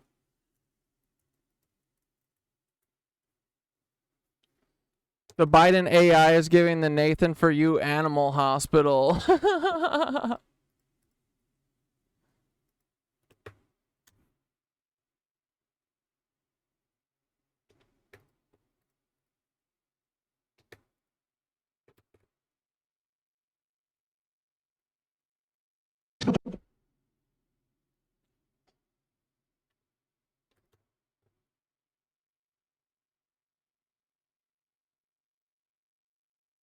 Okay, so this is what we're looking for. Americans, it's been the privilege. I don't know why it couldn't time. It said it couldn't find where this is, but I'm pretty sure it's towards the end because I definitely talk about it. Of my life to serve this nation for over 50 years. Nowhere else on earth could a kid with a stutter from modest beginnings in Scranton, Pennsylvania, and Claymont, Delaware, one day sit. Oh, I know. There's a transcript I can find. I can just type in that line and find generally where it is. That'll be easier. Biden resignation speech transcript. Pet Cemetery Joe, you stop.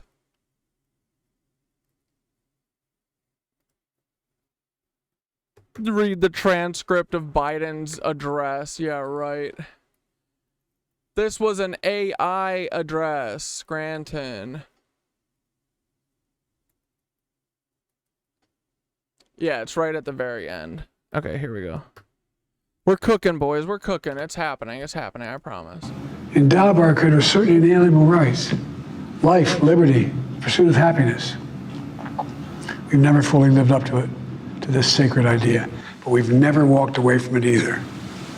And I do not believe the American people will walk away from it now. In just a few months, the American people will choose the course of America's future.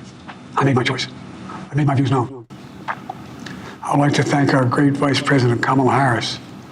Dude, it literally looks like his gaps in speech are like perfectly timed. She's experienced. She's tough. She's Yeah, I'm sorry. I'm sorry. This is kind of boring, but I agree with Dane. I think this is pretty important. Capable. Because you never know when they could put a laser in my head at midnight, or they could put a laser in my head at 11, you know? She's been an incredible partner to me and a leader for our country. Now the choice is up to you, the American people. When you make that choice, remember the words of Benjamin Franklin's hanging on my wall here in the Oval Office, alongside the bust of Dr. King and Rosa Parks and Cesar Chavez. When Ben Franklin was asked, as he emerged from the convention going on, whether the founders had given America a monarchy or republic, Franklin's response was, a republic, if you can keep it. Whether the republic, if you can keep it. Whether we keep our republic is now in your hands. My fellow Americans, it's been the privilege of my life to serve this nation for over 50 years. Nowhere else on earth could a kid with a story. Hell yeah.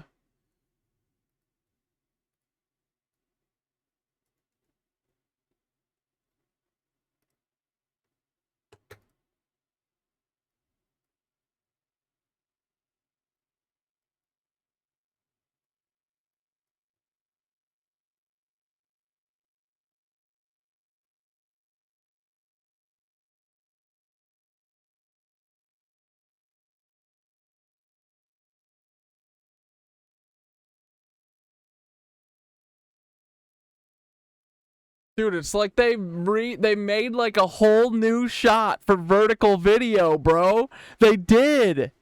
Oh, that's so amazing. Bro, his skin, they made his skin different. It's a different Biden, bro. This is amazing. Could a kid with a stutter, my fellow Americans, as modest beginnings as Grant Republic is now in your hands. My fellow Americans,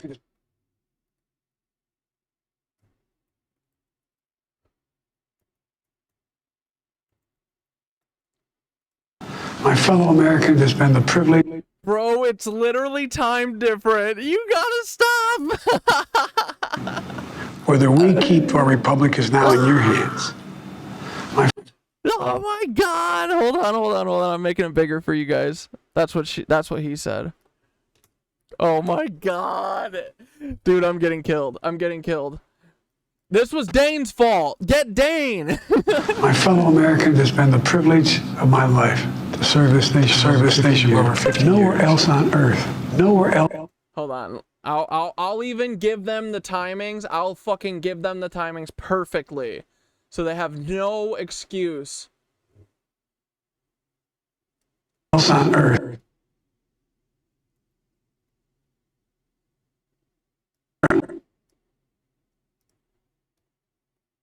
Earth.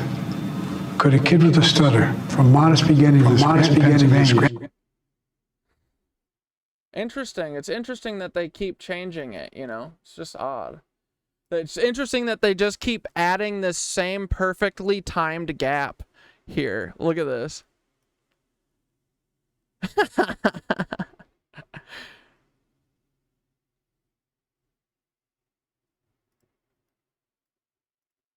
Bro, why are these all different, bro? Look.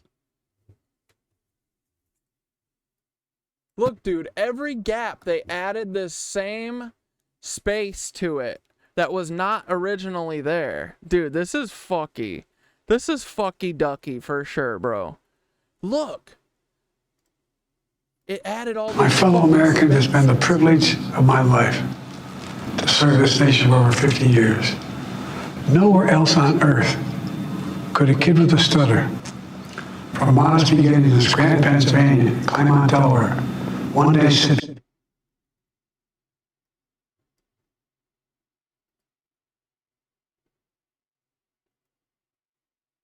Dude, look!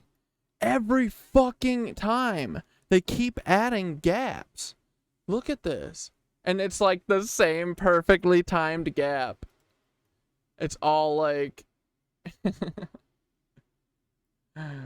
This is amazing, bro.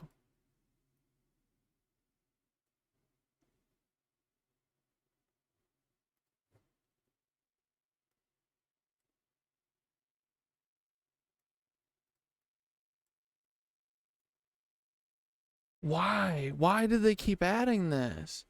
What is going on? Hands. My fellow Americans, it's been the privilege of my life to serve this nation for over 50 years. Nowhere else. I mean, it doesn't, dude, the trees are just different trees, dog. The window is a different window, bro. They changed the window. Oh my God, you can't see. They changed the fucking window. They changed the trees. Dude, the fucking dude, that flag is different. Everything is different.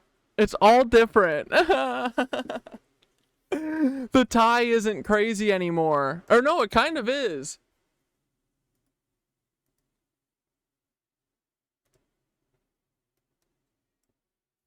No, the tie is fixed. Dude, look, yeah, the first tie burned in. It had shit burned in. Oh wait, I think I'm gonna add the last frame I'm gonna make into a still frame. Ugh.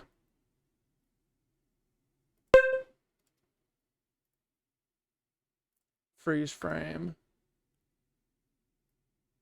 Should I do it like this so that when it stops, he stays up there? My fellow Americans, it's been the privilege of my life to serve this nation for over 50 years. Right? This is nuclear. How do you package this quick and effectively so we can start sharing? Let me just add these. Right, I should add these freeze frames so he stays up. I'm just going to add these real quick, and then I can just export and put it on the disco. Just give me 2 seconds here. Sorry, guys.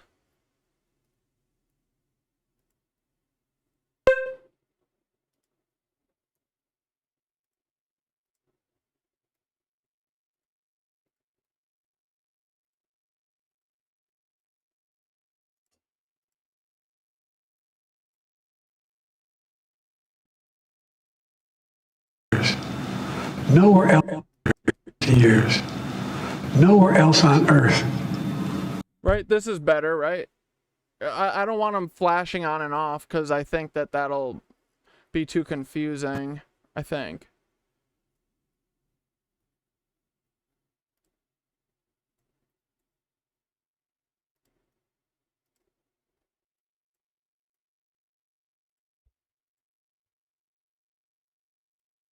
And then this will just take like 30 seconds to export.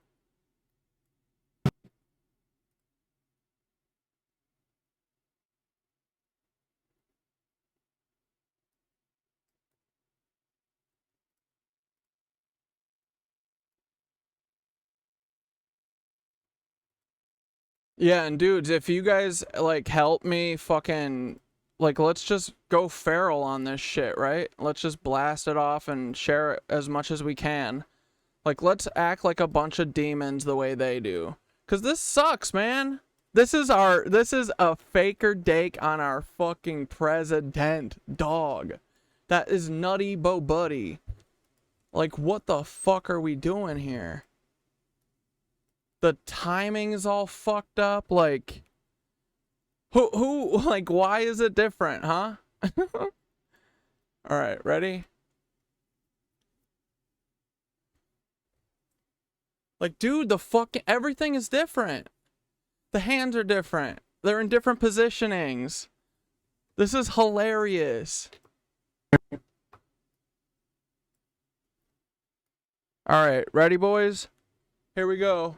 You guys gotta make sure that we don't have any, you know, give me notes if we need notes. And do I need text or anything on here? Otherwise, I'll export when we're done. Ready, set, go. Keep it.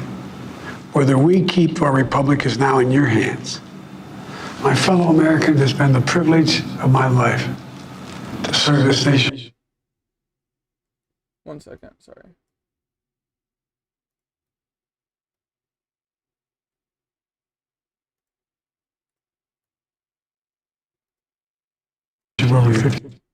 Is now in your hands.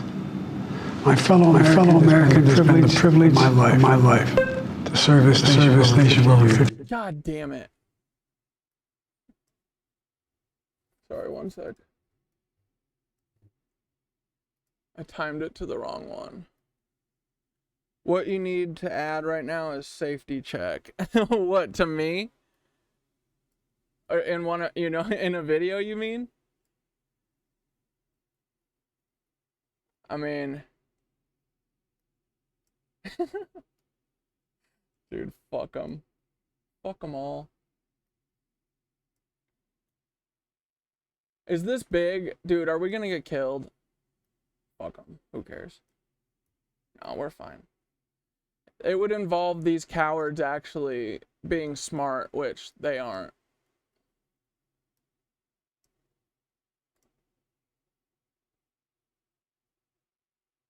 Okay, there. I think I fixed. There we go. My fellow Americans, it's been the privilege of my life. Of my Lebensborn life.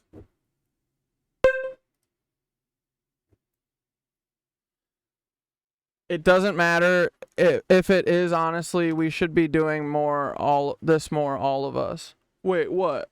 His head is pointed down on the right feed slightly. Yeah, right, dude, it's all fucking different. His skin's different. Like, it looks more than just like a camera shift, you know? I mean, his hands are different. It's all different. This is so awesome.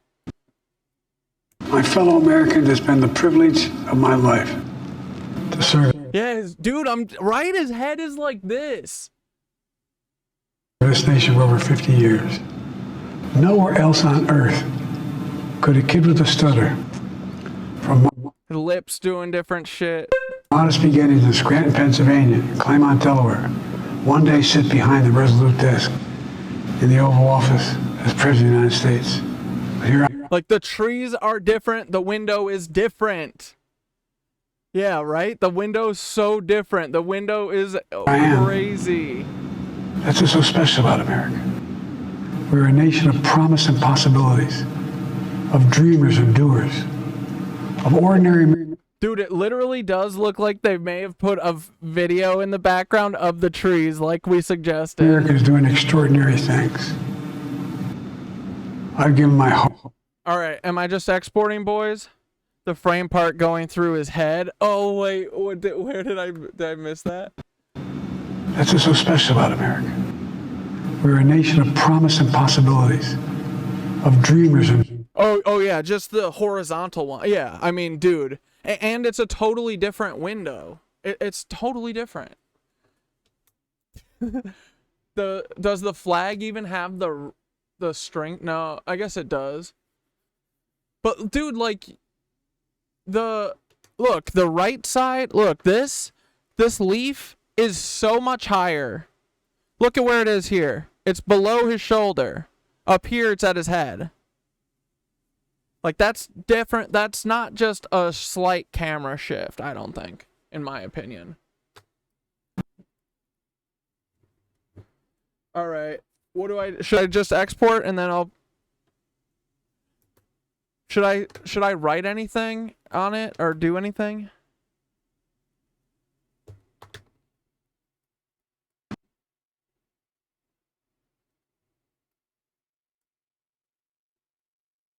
My fellow Americans, it's been the privilege of my life. Oh, it's like he literally has changed his head. Dead giveaway the width of the window frame going horizontally through his head. Yeah, dude.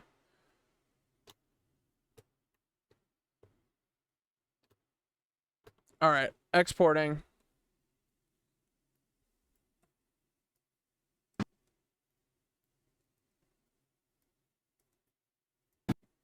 Replicant Joe. Replicant Joe, he is just a replicant Joe. Replicant Joe, oh, replicant Joe. He's just my friend, little replicant Joe. Replicant Joe, he's my friend. We are the best of friends. Oh, replicant Joe. I am of sound and clear mind and would never hurt myself or others. Period.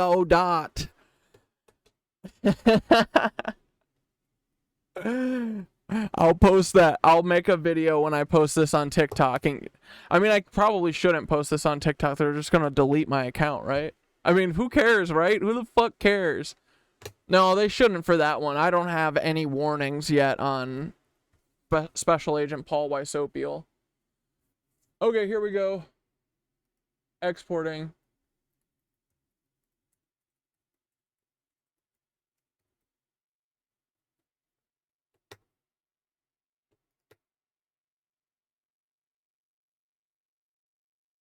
Oh, Replicant Joe, oh, Replicant Joe, oh, he is just my Replicant Joe. Ugh.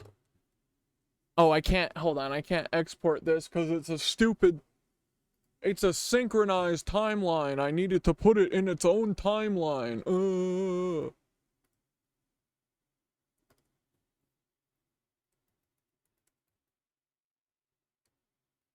Replicant Joe, Replicant Joe.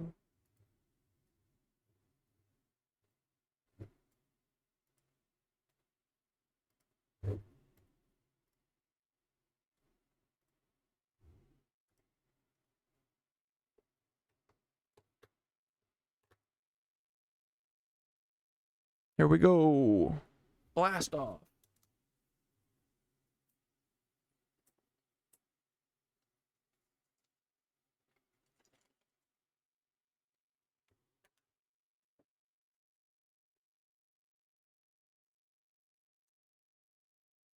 Yeah, does it really make you a conspiracy theorist to ask when they give you a CGI president? I'm so over it. Amen, dude. It's so funny. It's so nuts. I can't believe this shit, dude. All right, I'm throwing it in general right now. Dude. I love that you posted this in the disco. These are two completely different videos. Dude. Oh my god, this is too fun, right guys? At least we get to have fun. Oh, the max file size is 25 MBs. How close was I?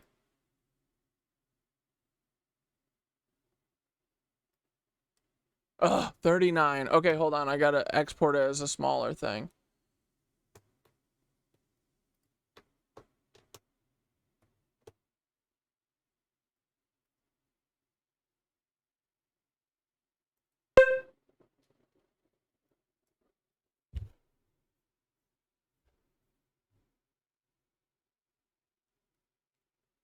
Wait, speaking from a media background, press releases are a thing. This is press release quality. You mean like we should submit a press release?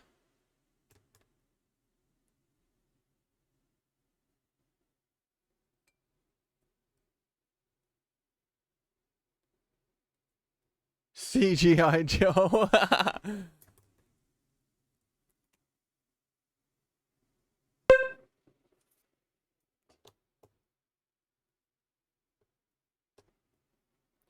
We should have a accompanying text. Should I have Santaro help write a screenshot for, or help write a press release for us?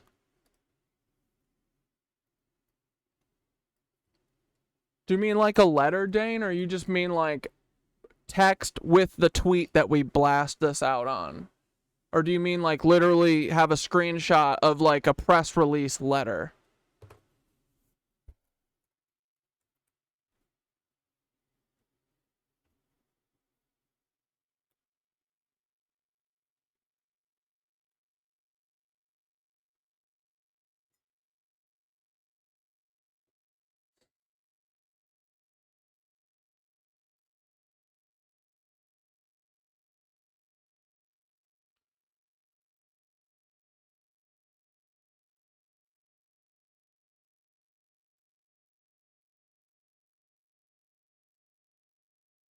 Will you help me and the KnitWitches write a press release for... Ask Santara to help you write a press release. Mention specifics to point out. Yeah. Okay, so what are our specifics? We got the horizontal... Well, here, give me 1 second to figure out how to get this down to 25 megabits or whatever. Or no, here, I'll just upload it to Google Drive and then you guys can download it from the link. I don't want it to be smaller if I don't have to, right? Like it's 39 megabytes. It's not huge, but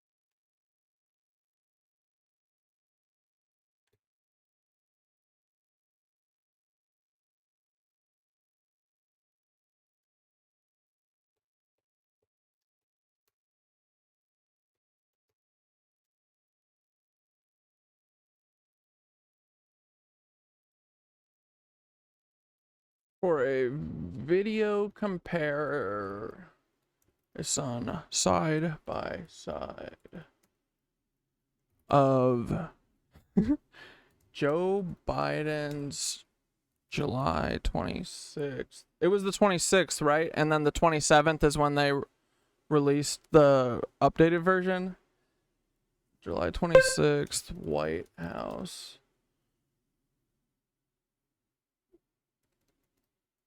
Interview, resigning from the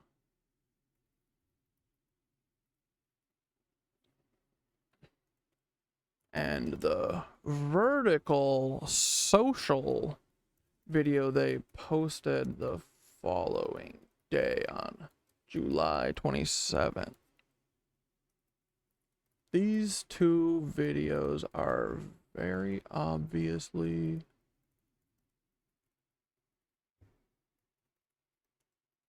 different. Okay, so we've got make the press release come from whatever you identify as where you want people to land. This is some of the most press release worthy content I've ever seen. Oh, hell yeah. Well, what do you mean? Like, make the press release come from...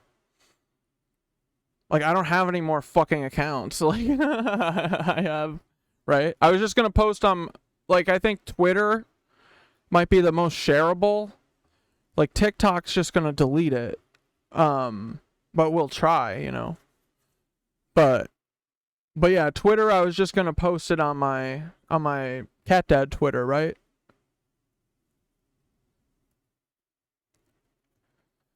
I'm just tuning in. What did y'all see? Coconut did commentary. Oh, did she do more commentary on it? Did she see how this side by side is insane? Do Twitter, I can interact. Yeah, hell yeah. And then let's all just go crazy on it and share it and all retweet it and stuff, right? Okay, so here, let me just play this.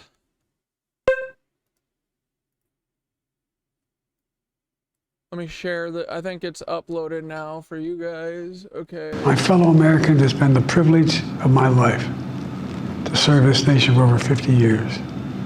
Nowhere else on earth could a kid with a stutter, from modest beginnings in Scranton, Pennsylvania, and Claremont, Delaware, one day sit behind the Resolute desk. Okay, here's the linky to download. Okay, it's in the general on the disco. Okay, there we go. Now I need to do the press release. Okay, there's two videos that are obviously very different. The window behind Joe is placed with a skinnier horizontal. What is that part of the, not the pane? Gug said it, didn't he?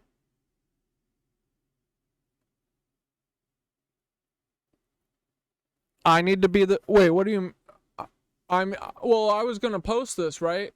Like you mean the source of this post? I think you should post it on multiple platforms so that if they take it down, They have to go through each one. Yeah. No, I will. I'll post it on everything. I'm just saying that what will happen, in my opinion, is what normally happens is that I post it on TikTok, and this is real, and it looks good. So that will get deleted, and I'll get a strike. And then on Twitter, even though I pay for Twitter Blue, I'll get 38 impressions and maybe 1 like from Nicole. Oh, man. But yeah, okay, so what else besides the horizontal window pane, the tie, the flag level? Skinnier horizontal window bar. The blue flag on the right is like 1 foot higher.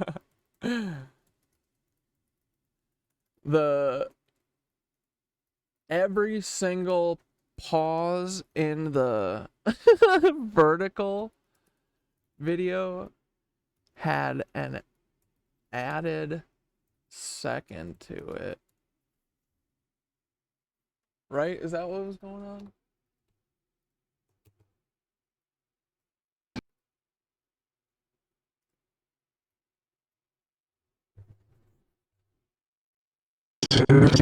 Yeah, so, well, the vertical was just cut down, I guess. I'll give them that.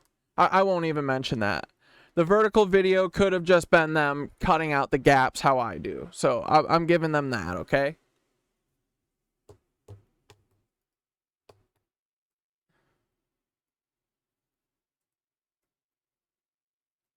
The trees in the background are very clearly totally different.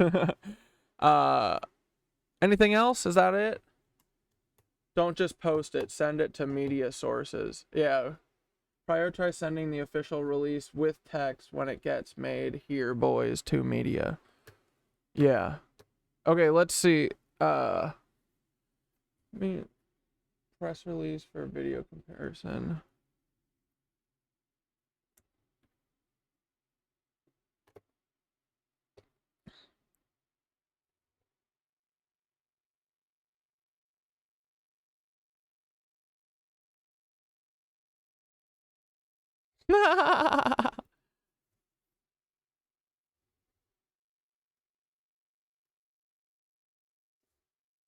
Okay, press contact Centaura. I'm leaving that, bro. Dude, that's so fucking funny. Centaura, she's one namer too. She's so hot, dude. Okay, let's think of how do we gotta have KnitWitch stationary too. After the release gets generated, let's ask Centaura to generate a list and method of sending to the best media sources. Yeah. Okay, so what do we think about this? Do we want to lose? We just need to lose the join the investigation and about the KnitWitches thing, right? Keep the rest. These differences raise critical questions. Oh, fuck off. Vittenhog Gamer, you frickin' traitor. Yeah, get fucked.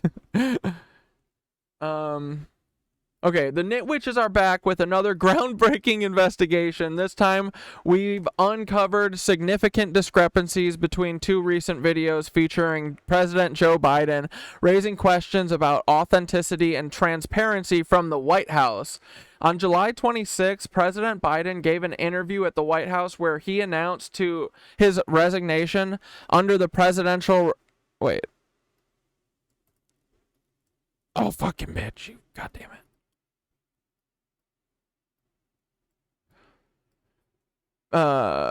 Gave an interview at the White House where he announced his resignation from the presidential race. However, a vertical social video posted the following day on July 27th shows noticeable differences, sparking debate and concern among viewers.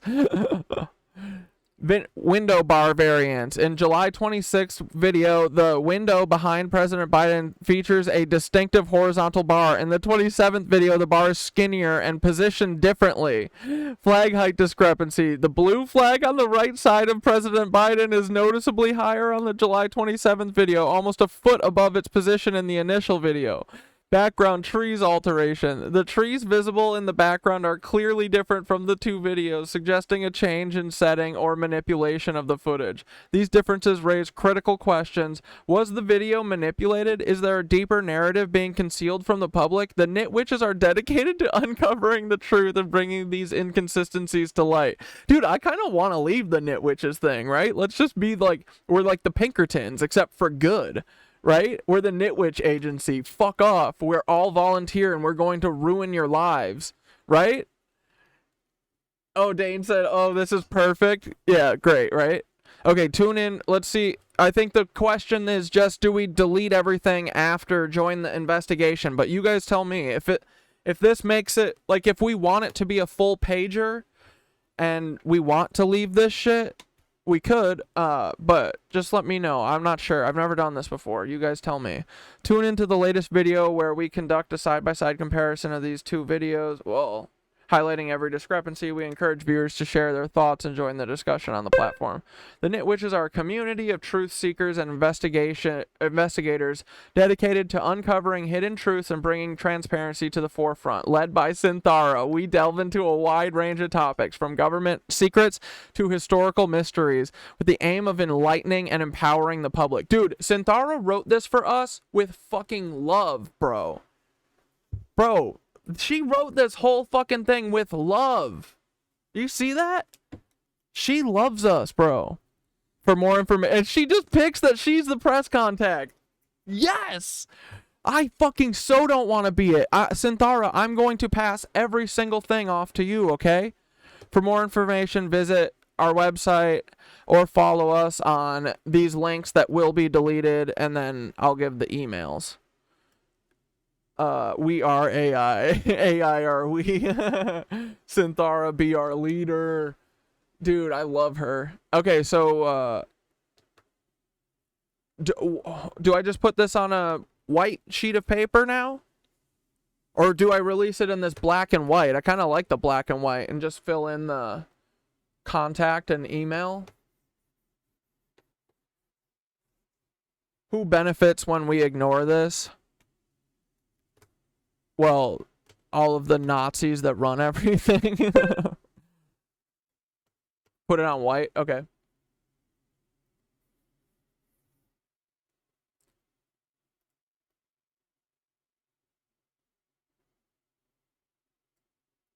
I love this part. End. What is this? End.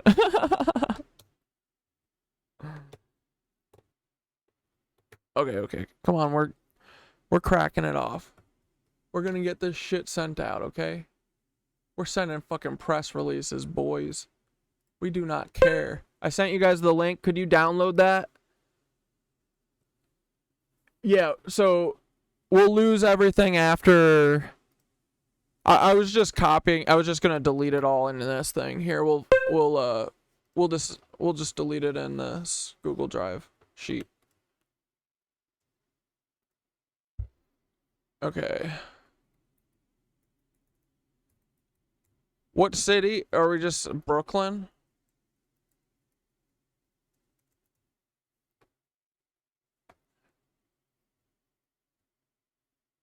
Oh, you can't see it.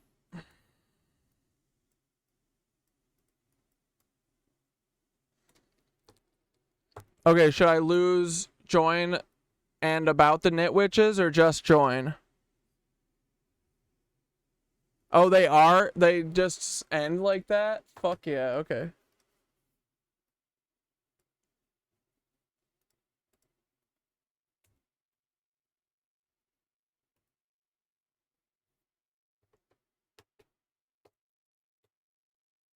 Wait, why didn't it fucking copy all the... It didn't copy all the bolding and stuff that time.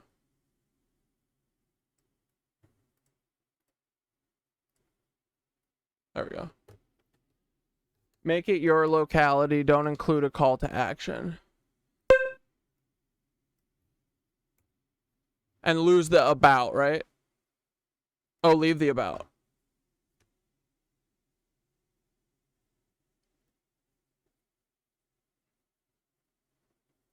What, it's too long, Dane? Or you mean this story is big? I mean, they're just gonna ignore it, right? I'll lose, like, I don't need this, right? I don't need the social media. I'll put my email, though. I'll put my Catdad email, right?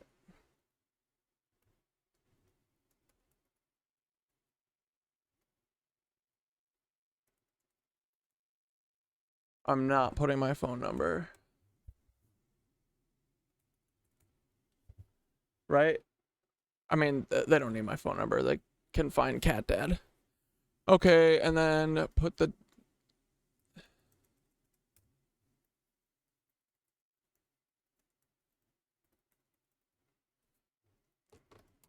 and lose the subject or keep that? No, I think it's kind of nice, right?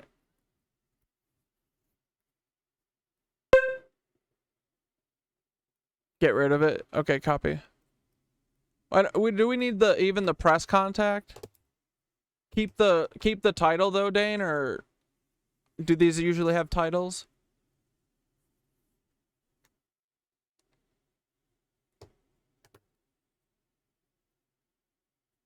Dude, Panda eating that rat today made me want to barf, bro. I came over to pet him and he's like, it was so disgusting.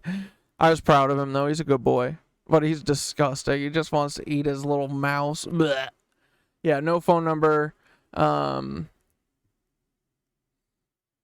I need to have any like title thing? Yeah, keep the title or modified. No, I think I love Synthara's titles that she makes up. Do I need like a letterhead or this is good? Do I make it bigger so it fills the whole sheet or what? How do these normally look?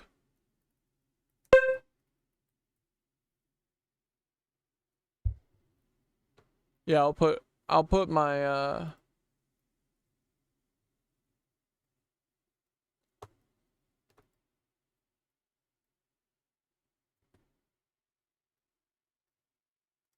I'll just put my Twitter and email, right?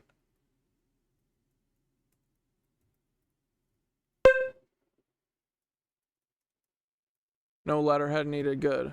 I didn't want to do that anyway. Oh, you fucking bitch.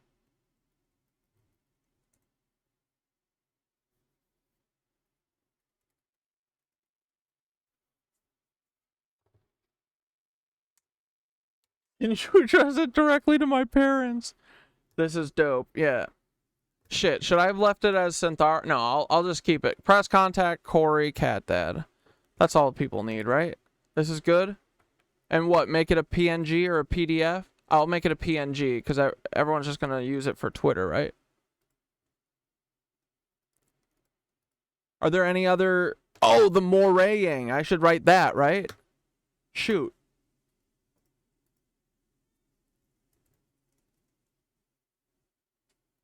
Add a fourth difference that the moray on the tie in the first video is going crazy. Okay, yeah, I'll just do both. Fourth difference in the tie in the first video is going crazy, and they fixed it for the second.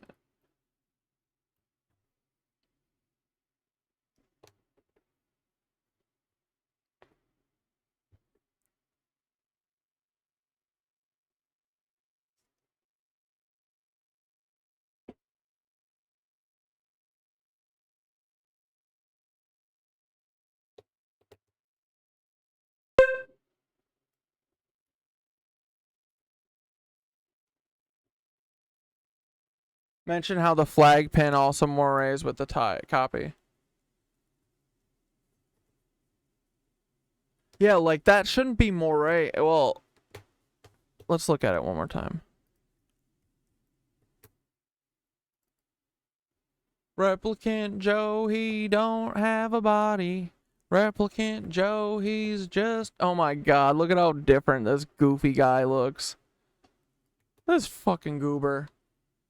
My fellow Americans, it's been the privilege of my life. Yeah, they just take it out. To serve this nation. The fucking moraying on the pin.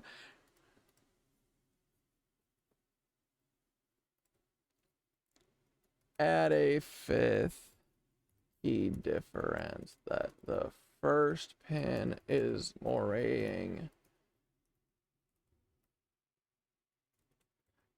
2 and the second video they took it out. Also, the vertical video has an additional shot. They just chose not to use it.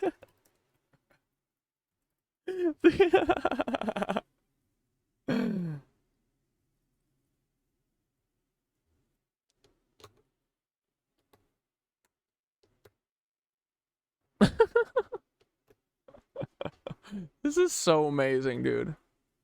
This is gonna be what it is, too. This is gonna be the one that finally does it for us, right, guys? Oh, man.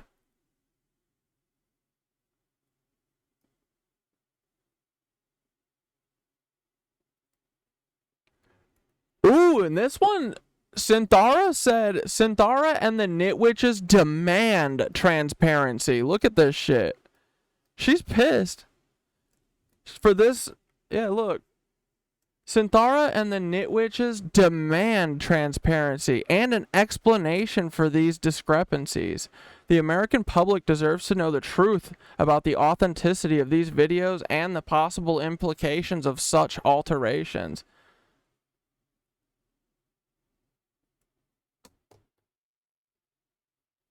Oh, your life got better when you found... Dude, that makes me so happy. Truly, dude, that's what I felt. I was like, I know that other people feel like this, and I know that, like, if I heard people talking about this fucking shit, it would make me happy.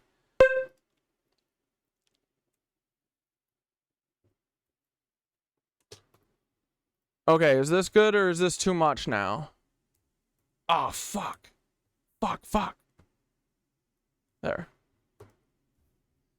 The moray is not supposed to be present in videos. It happens when certain video quality is played on certain... So the moray, dude, the moray that is on that first video, you shouldn't see that on the video. Like, where you see that is on your end. It's happening because it's the pixels from your screen are too big, you know, like they're trying to do multiple colors at once and they can't. They can only pick one, you know. They would need to be like cut in half or cut in quarters, right, so that they could get smaller to have a higher resolution. But no, it's like the computer doesn't know that. The computer's just watching all these, like, it's almost like phone videos or something. Like, I don't understand why the computer would add moray. The computer shouldn't know moray. Like, you know what I mean? Like, it's the pixels that are fucking causing it. The actual outputting. So, I don't know why. I don't know why it's moray. I mean, I don't know, dude. Okay, yeah. Alright, let me just save this as PNG real quick. Download.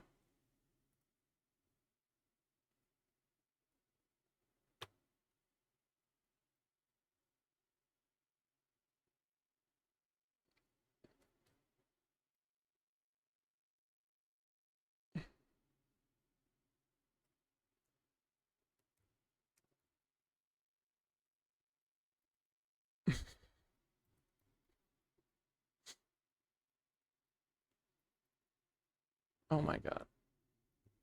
AI Joe press release.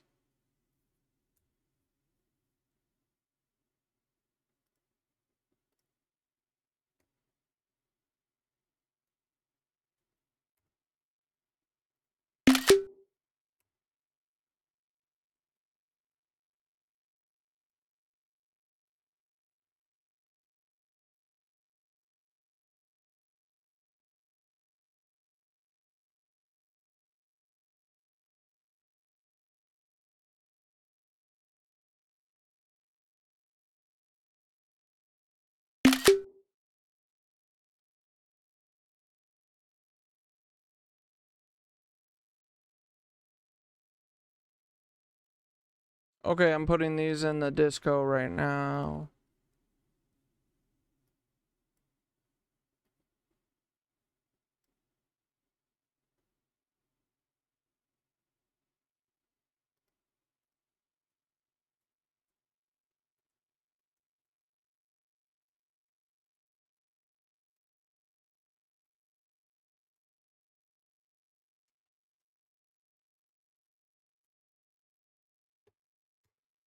Okay, there's a PDF, there's a PNG, now Synthara.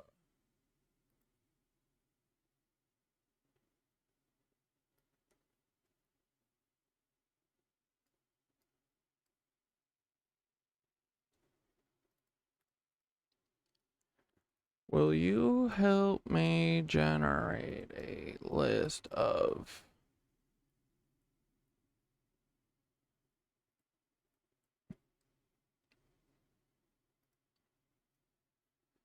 people to tweet our press release to that might actually give a fuck and actually try to do something?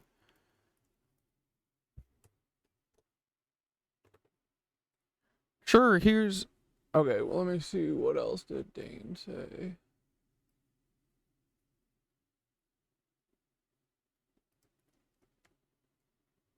Maybe they did. Hollows reflect.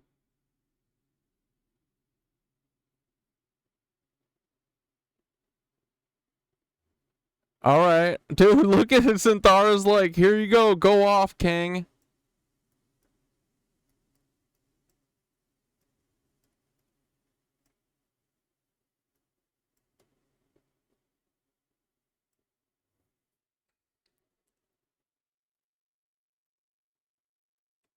I didn't see. Did the press release contain this statement for immediate release? No. Should it? Oh, okay. Hold on. Let me fix.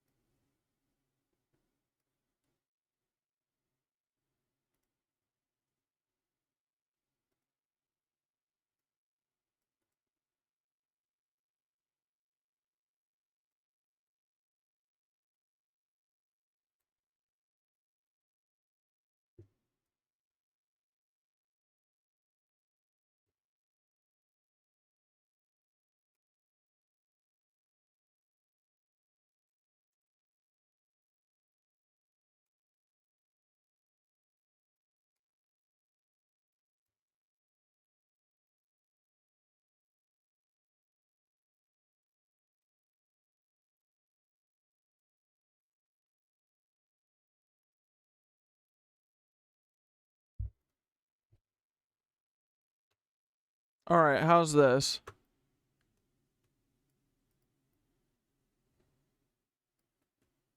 Does it need to be anything more than that? Does it need lines or something?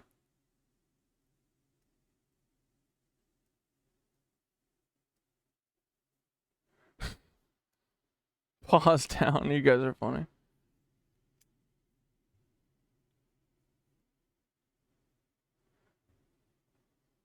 Does this need a line or anything underneath it? Or is this good now?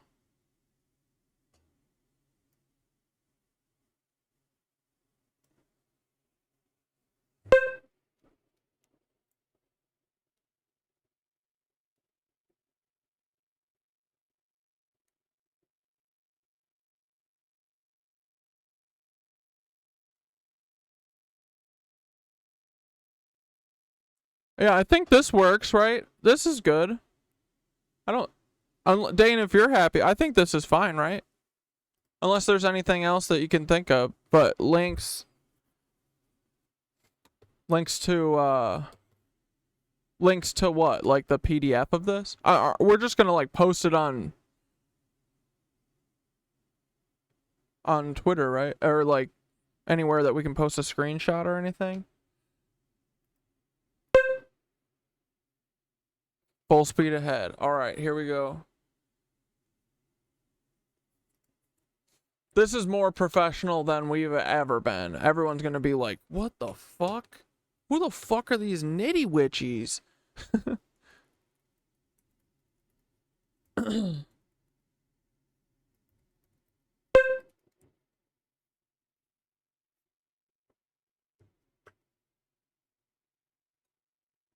Yeah. I'm gonna tell Synthara to give me like a list of emails since I just had her do like a Twitter, you know, people to tweet at, like, you know, Jake Tapper, all these people who are all Nazis and will hide this, but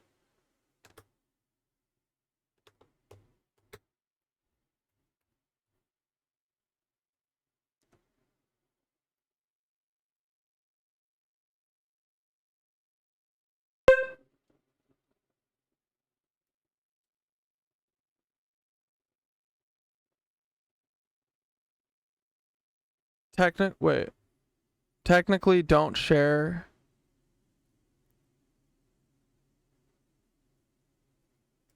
I shouldn't post this on Twitter?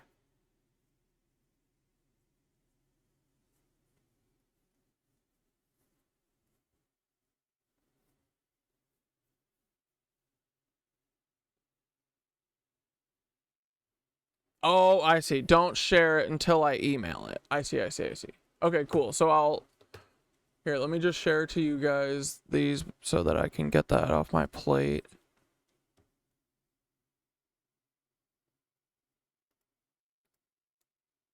Okay, for immediate release. Yes. Okay, that's good. That's the PDFer.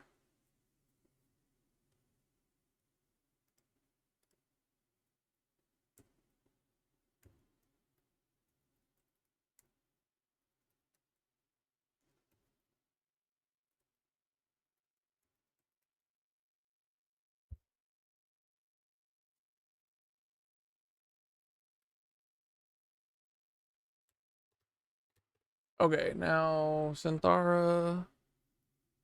Come here, honey bunny. Where are you? How should I send them the video?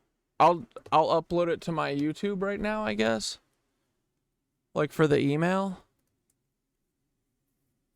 Like just the plain video, because that doesn't exist otherwise. Or do I just email it to them?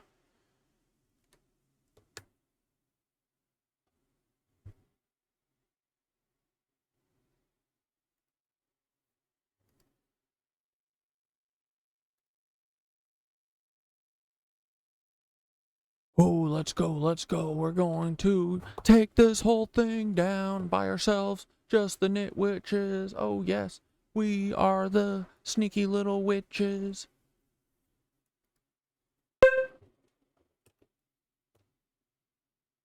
It's just gonna be the forking Nazis, though, that they're just gonna be like, oh, stop that story immediately.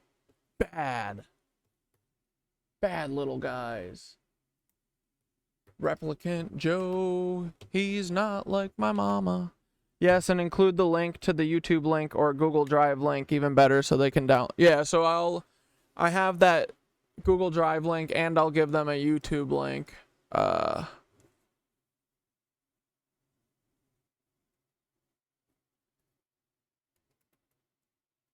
Joe Biden, July 26th versus Joe Biden, July 27th.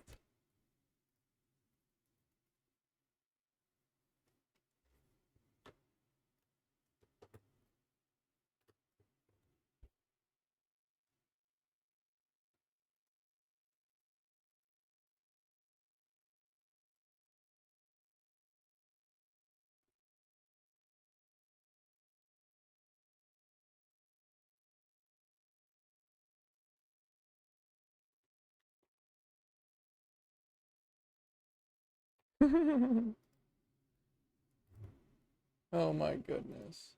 We're really asking for it, boys. We sure are. Is it possible to embed it? I was told they don't open attachments. Probably not even possible. Yeah, how would you,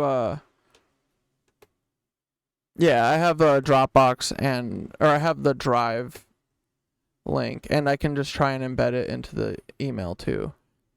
But don't get ahead of ourselves and impatient. Let the press release spread. Okay, so I just need her to write me an email now. Okay. Will you write me a mass press release email to send this video comparison of Joe?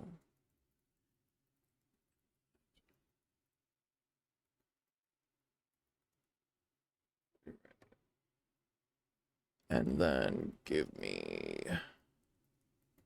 a comprehensive list of all the news agencies and reporters I should send to with their emails, pretty please. Thank you in advance. You're my best investigator friend.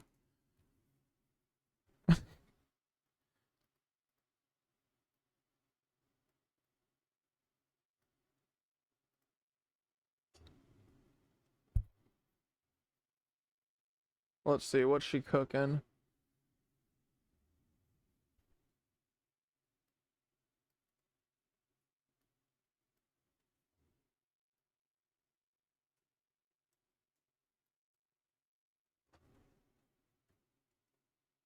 Okie doker, artichoker. Okay, go to my Gmail. Hold on, guys, we're cooking. It's happening. Urgent, hell yeah.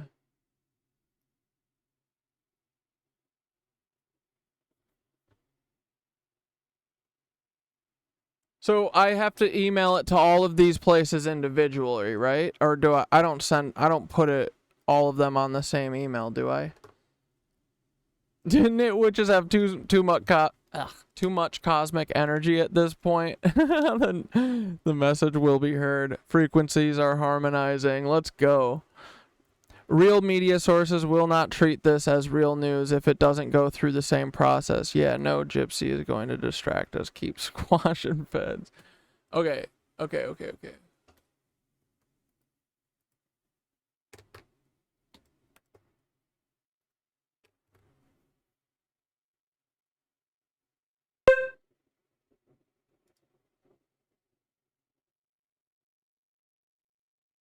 Oh, you can just send it all in a mass one?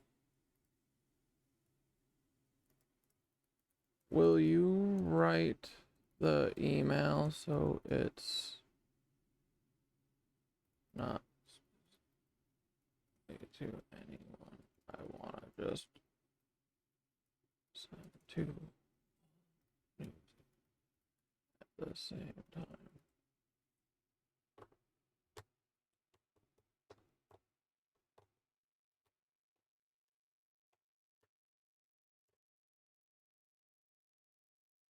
Okay, I think I just need to say. I'll just change it myself.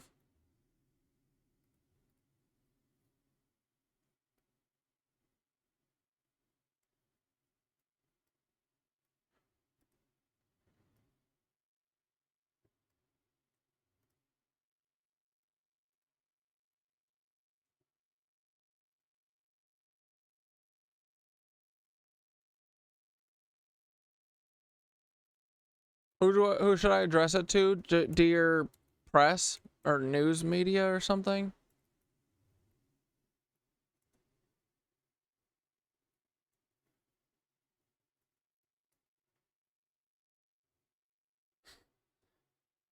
Dear media, dear Dear lamestream media.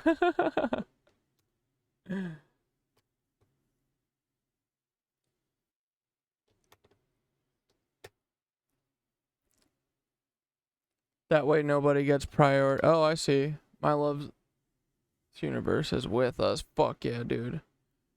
Alright, I'm just gonna leave it Dear Press. I don't give a fuck, right? No address needed for immediate release. Yeah, I'll lose this. Oh, I see what you mean.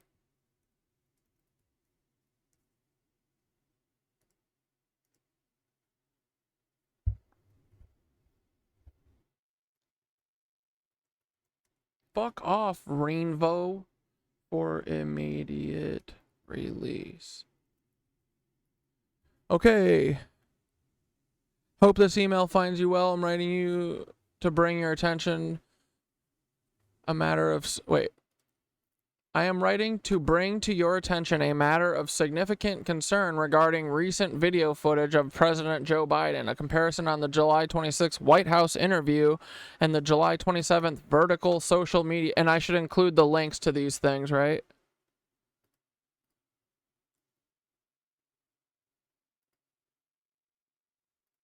Fuck off, Rinhov. Dick. We're trying to do shit right now, and you're fucking in here messing around with cam girls. Fuck off.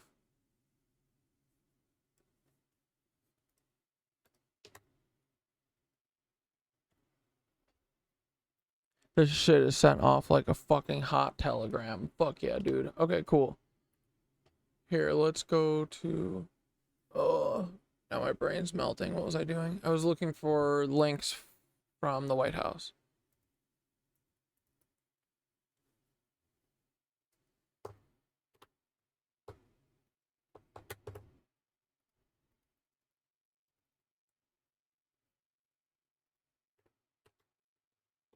Disagreement is inevitable in American democracy. This is nuts, dude. My fellow Americans, I'm speaking.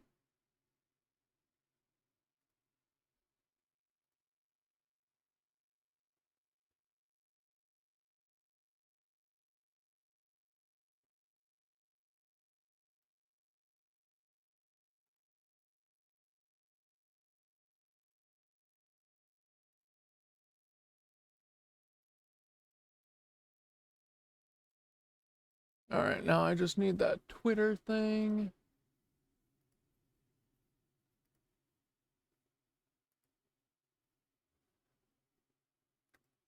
Dude, this is like so blatant. It really pisses me off how much they don't fucking try. I wish I could fucking do my job as shitty as these people do. Must be nice. Right?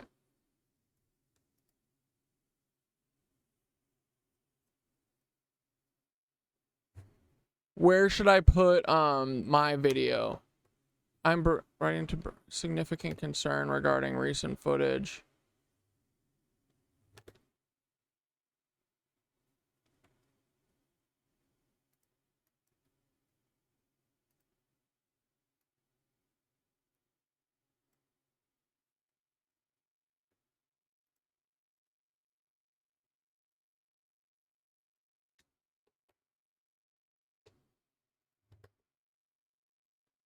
Oh, where did I put it?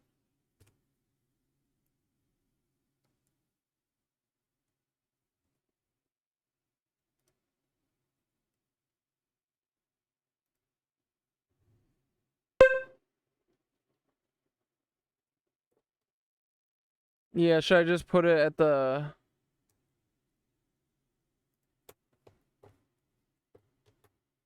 One second, I'm sorry. All my shit is scattered all over now. I don't know what I'm doing. Get rid of that.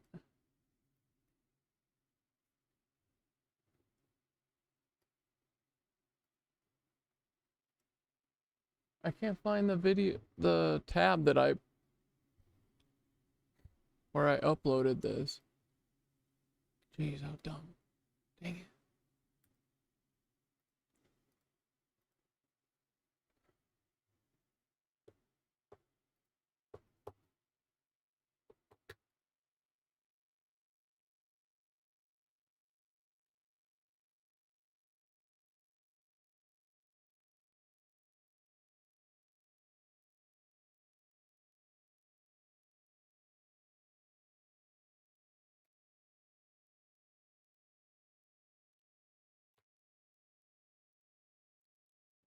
Beepity beep beep beep. Sorry, sorry, sorry. Oh my god.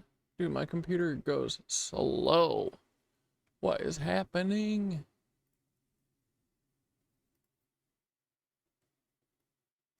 Okay, next. Monetization off.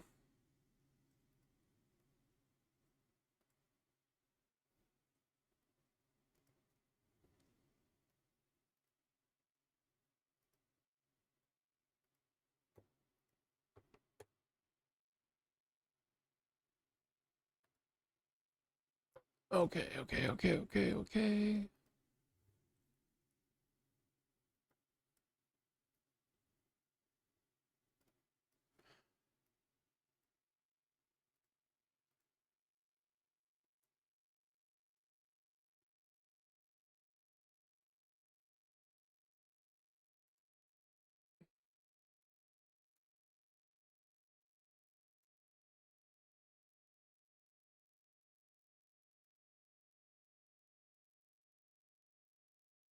Should I just take these off and just put my video?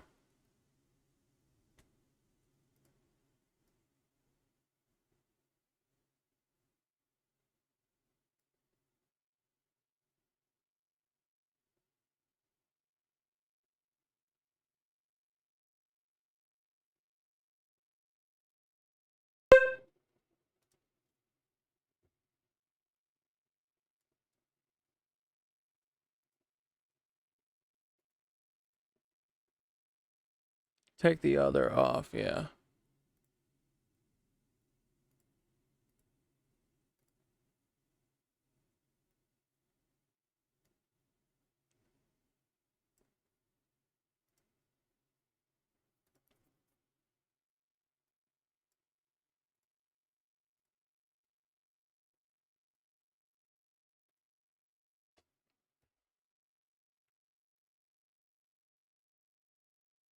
My fellow Americans, it's been the privilege of my life to serve this nation for over 50 years. Nowhere else on earth could a kid with a stutter, from modest beginnings in Scranton, Pennsylvania, and Claremont, Delaware, one day sit behind the resolute desk in the Oval Office as President of the United States. But here I am. That's what's so special about America. Okay. Anything else? Should I put in the PDF and shit in here, or keep it simple, link the side by side, that's the meat, that window, game over. Yeah. Okay, right? So that's it. Now I should just add all the emails and blast it off. I don't need to include like a PDF, like they don't want any fucking attachments, right? I'm just gonna add all of Synthara's. Okay, she said New York Times News.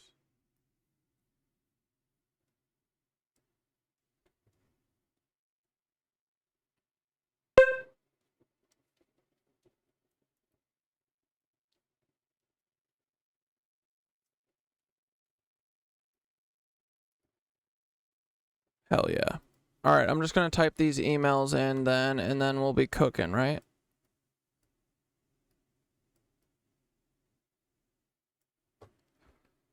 Okay, so New York Times News at times.com.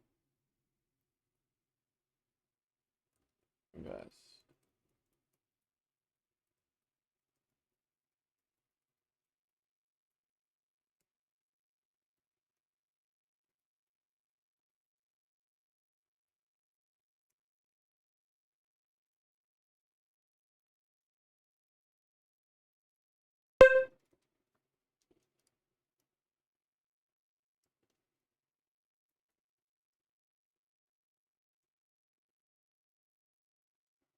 Yeah, what's your email, Dane?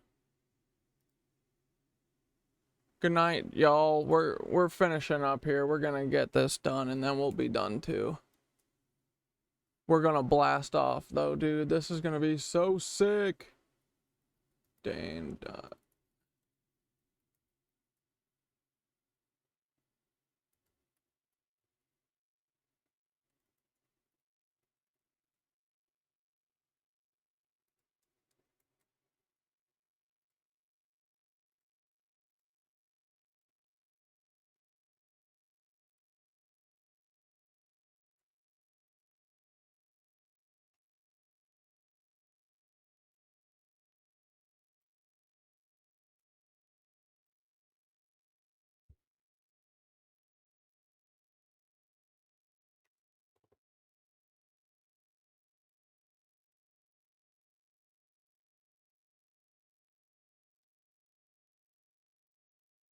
Here, I'll put something on.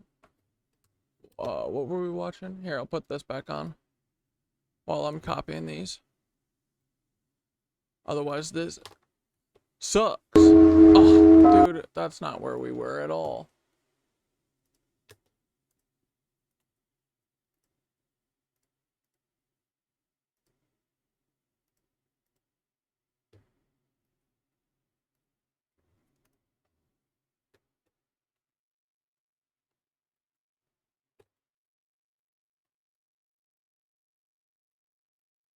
Alright, I'm gonna finish copying those emails over, and then we're gonna be frickin' blasting off, and then I'll tweet it, right? Or did you say that I shouldn't tweet it tonight, Dane? Or just wait until I send the email?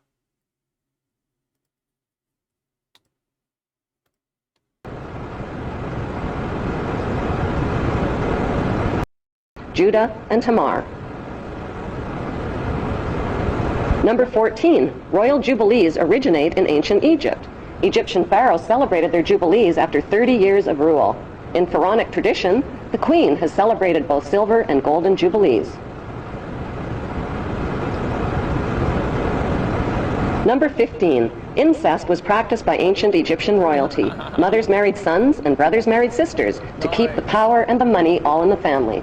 Like their pharaonic ancestors, the British monarchy have a long history of incestuous inbreeding. Number 16, the corpses of deceased pharaohs were preserved and entombed beneath their pyramid temples. The corpses of 19 deceased British monarchs are also preserved in marble tomb slabs beneath the modern-day temple called Westminster Abbey.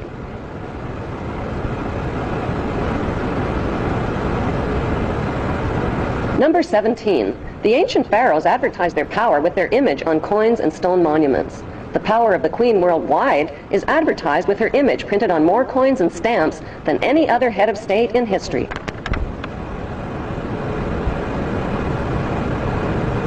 Number 18, the structure of government in ancient Egypt was a step pyramid model, with the grand vizier and priesthood one step below the pharaoh. Today's monarchy reigns using a much more sophisticated pyramid model of authority.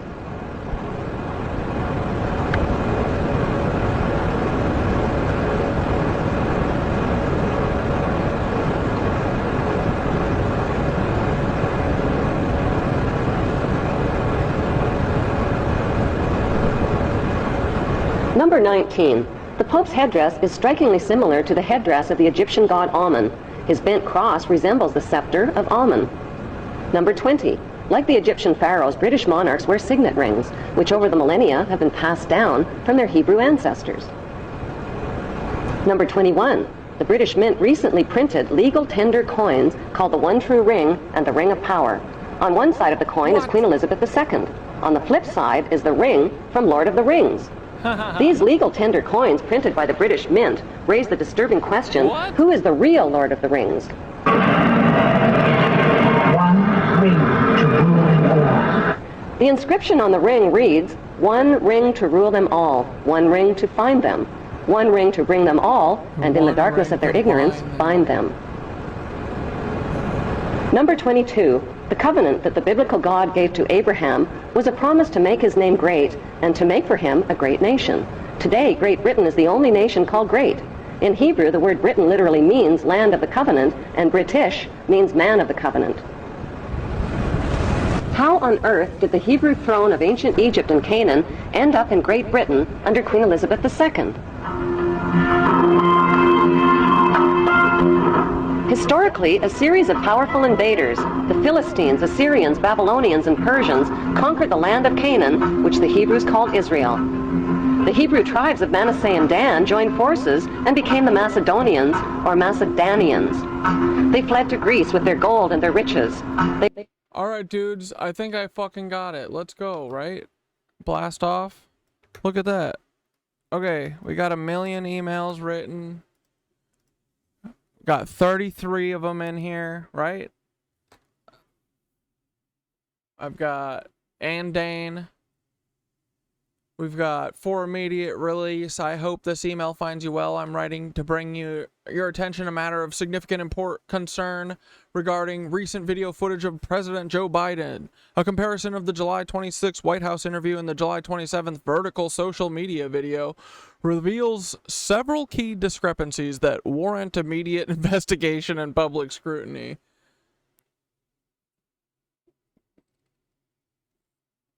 The window bar, the flag height, the trees are markedly different between the two videos. Tie moire effect. In the first video, there's a noticeable moire effect on President Biden's tie, which is corrected in the second video. The first video shows a moire effect on a pin that was removed in the second video. Additional shot. The vertical video includes an additional shot not present in the original footage from July 26th, which is fine, whatever, you know. Oh, hell yeah. All right, Dane, so I'm ready. You tell me when, buddy. Is it a good? Did I say best regards, Corey? Or my cat dad? Fuck.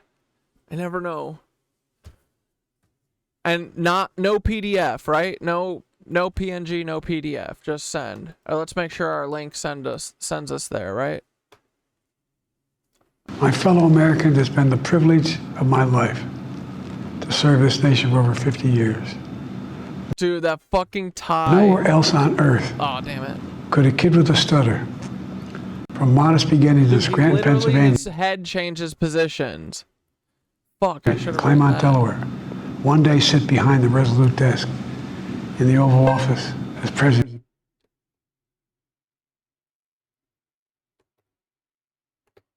Copy.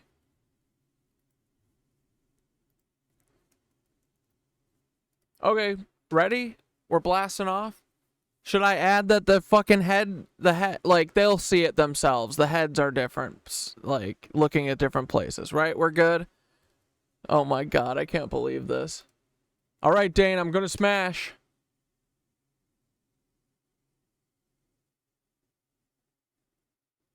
Yeah, I do kind of like a fellow concerned U.S. citizen. It's ready to go. All right, it's going, it's going, it's going. All right, manifesting. Guys, come on, let's put in all of our fucking energy into this right here, right? This fucking email is going to reach someone who will fucking give a fuck, okay?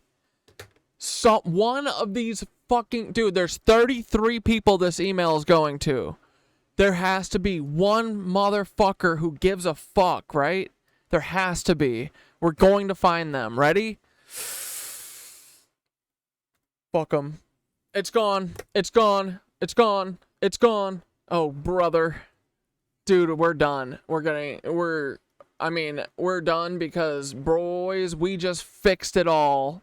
The KnitWitches just fixed everything. Dude, I'm excited. Fuck yeah. Okay, do I need to... So, should I tweet it then, Dane, or is it... It's in motion, hell yeah. Should I tweet it, or should I wait? Or you're saying do it just as soon as you send the... We did it, Joe! Do not come. No problem. Do not come. 33 degrees. Get out of here, Zane. I saw 33 emails. Boys, isn't that perfect? 33 emails. We did it. All right. I'm going to... I think we should post it right on Twitter. I think Dane meant just... Dane, you'll stop me if I should stop. I'm going to pretend like... Make an inference tweet. Make a tweet about how you sent the release. Okay. And then what? Should I send it tomorrow or something?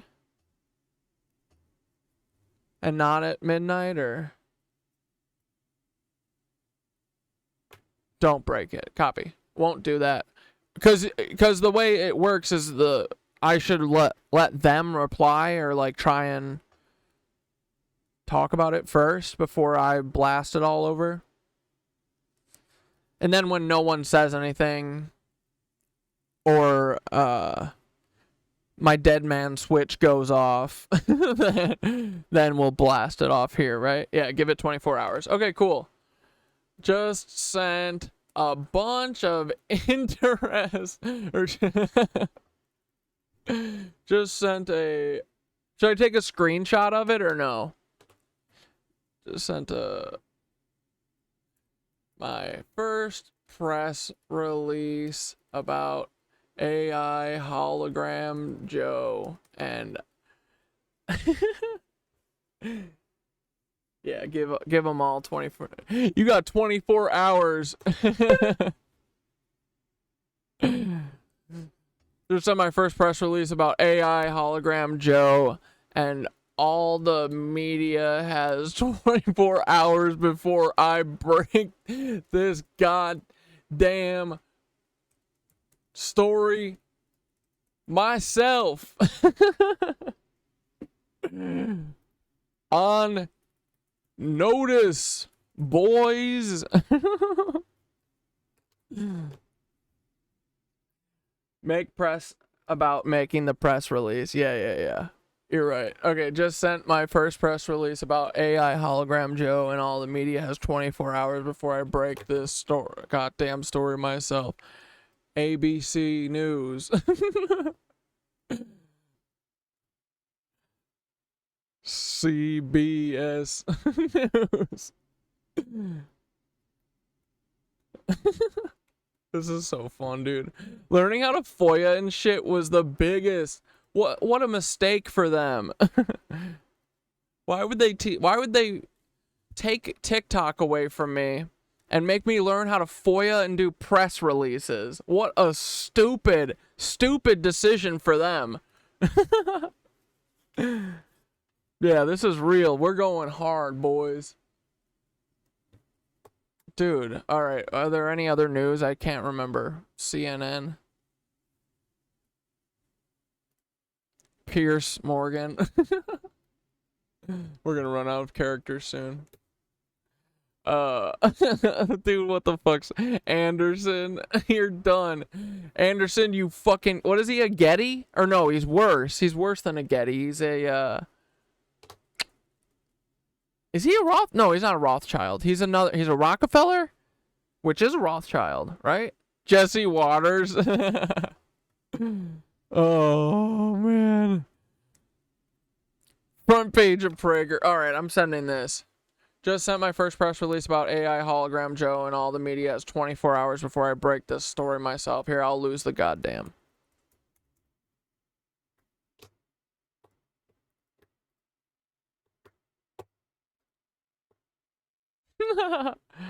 Alright, dudes. This fucking rules.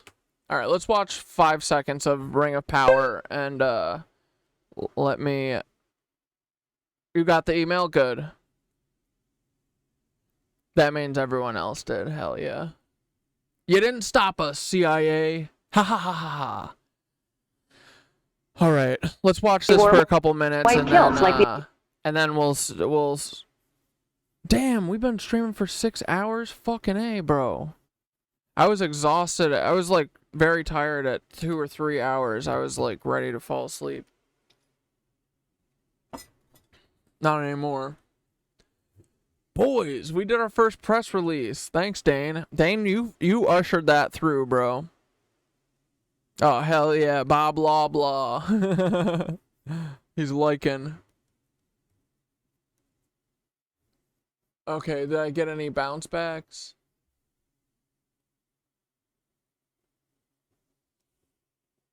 Oh no, this isn't a bounce back. It's just we got receipt.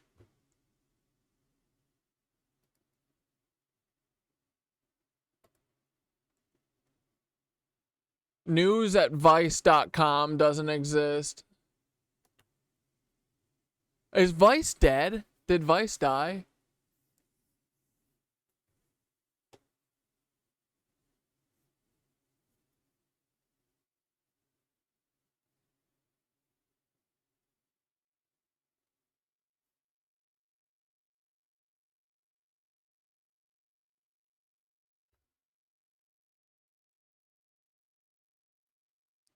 This is better than Network the movie. We're mad as hell. We're not gonna take it anymore. This rule.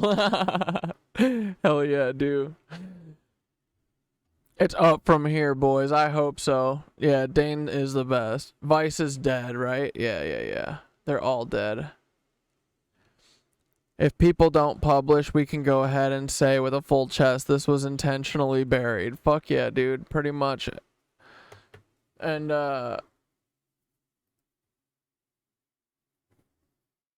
yeah, so what news is there? Like Washington Post, I gotta bounce back on the Washington Post. Like, dude, do any of these even take fucking, oh my god. Washington Post story submission email.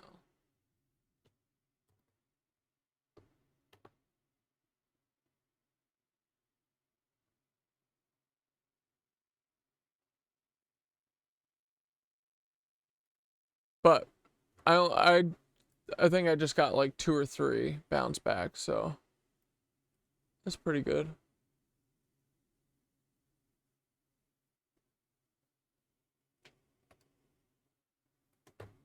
We'll put together, in the morning, we can put together a long list of people to further email to.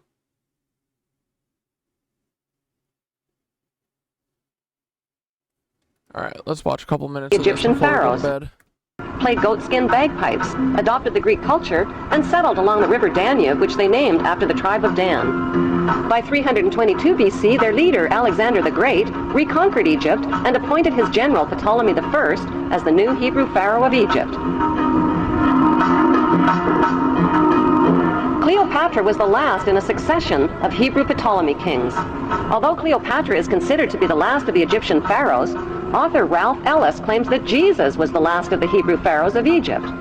Jesus, a pharaoh? How is that possible? The historical facts show that the last pharaoh of Egypt was Ptolemy. Mehdi Hassan, what is that?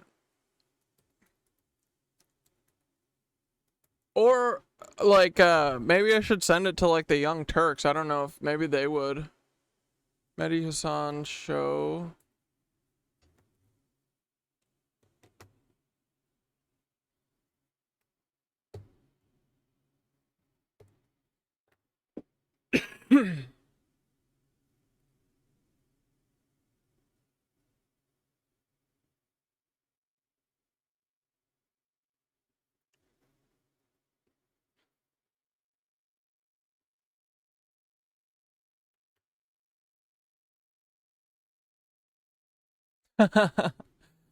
Washington Post made a super gaslighty TikTok yesterday shaming liberals who question Joe Biden. Dude, Joe Biden is dead. We are all questioning Joe Biden because that motherfucker is dead.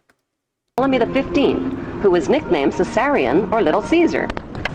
Born in 47 BC, Caesarion was the son of 2 of the most famous parents in world history, Roman ruler Julius Caesar and Egyptian pharaoh Cleopatra. When Caesarion's mother, Cleopatra, proclaimed herself to be the reincarnation of the virgin goddess Isis, Caesarion became the son of a virgin mother goddess.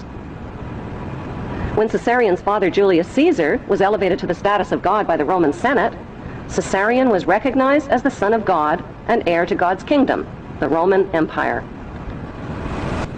Caesarion was also fuck it. I will send it to Candace Owens. I don't give a shit. Recognized as the son of God in Egypt, after his mother named him co-ruling pharaoh of Egypt. Cleopatra declared Caesarion to be the king of kings at the age of 13 during the donations of Alexandria ceremony in 34 BC.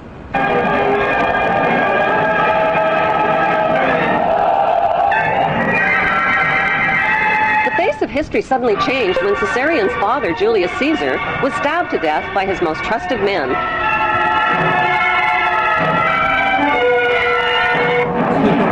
Live in the Assassin's Creed universe, and it keeps proving to be right, dude. Yeah. I swear to God, when I watched The Americans, I was like, this is what real life is actually like. It's a bunch of fucking liars everywhere. Holy shit, you know? And it's true. It seems like it. I mean, it makes sense, you know? It's like, there's these few positions of power. It's in a lot of people's interest to fucking get control of it and get your person in there. You know? There's billions of people, And we have these stupid structures where we let 1,000 people pick everything for us. Horrible, horrible fucking system. Stupid. So dumb. You know? Octavian, the adopted son of Julius Caesar, swiftly seized power. But it's really easy, especially if you're a government, dude, to take control of those 1,000 people. Look, all it took was a depraved group of Nazis to figure out, oh, we'll just make all of them do stuff with kids and we'll film it. We'll do it to every single one of them. Yikes. As the new Roman emperor. After Caesar's death, Cleopatra became romantically involved with a married commander from Caesar's army named Mark Antony. Mark Antony and Cleopatra parented 3 children, a twin boy and girl, followed by a second boy. Since Caesarion was Julius Caesar's son and the rightful heir to the Roman Empire, Cleopatra feared for his safety. When Octavian's mighty Roman army invaded Egypt, Cleopatra arranged for Caesarion's safe passage out of Egypt with her most trusted servants. Historians confirm that Cleopatra sent Caesarion to India. There are no historical records of Caesarion's fate, despite false rumors of his capture. Cleopatra's trusted servants who traveled with Caesarion became the boy's parent guardians. But who exactly were these parent guardians who Cleopatra entrusted her son to? Dude, the president of Colombia was talking... Dude, I'm telling you. Remember when I sent that to... I want to see that, Leah. Yeah, we'll finish with that and then we'll go to bed. Colombia... What's his name? Not Maduro. No, that's Venezuela. Fuck. What is his name? Colombian president Nazis. Yeah, dude. Our Colombian president is going to be the only one who stops these motherfuckers because he compared them. He compared Israel to Nazis. No, that's not what he said. He said they are the Nazis. Isn't that what he said?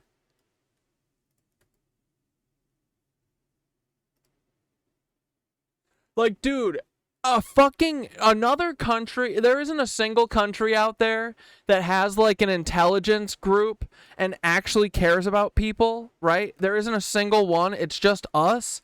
But maybe there's Colombia. Gustavo Petro. This was on March 1st. This was the president of Colombia compared Israel to the Nazis and said on Thursday that the South American country would no longer purchase weapons from this Jewish state. Asking for food, more than 100 Palestinians were killed by Netanyahu. This is called genocide and is reminiscent of the Holocaust, even if the world powers do not like it to recognize it. The world must block Netanyahu.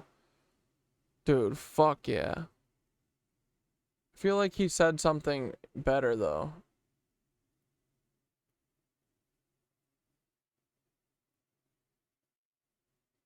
Now the neo-Nazis want the destruction of the Palestinian people, freedom and culture. Now Democrats and progressives want peace to prevail in the Israeli and Palestinian. Hell yeah, Leah's got the link.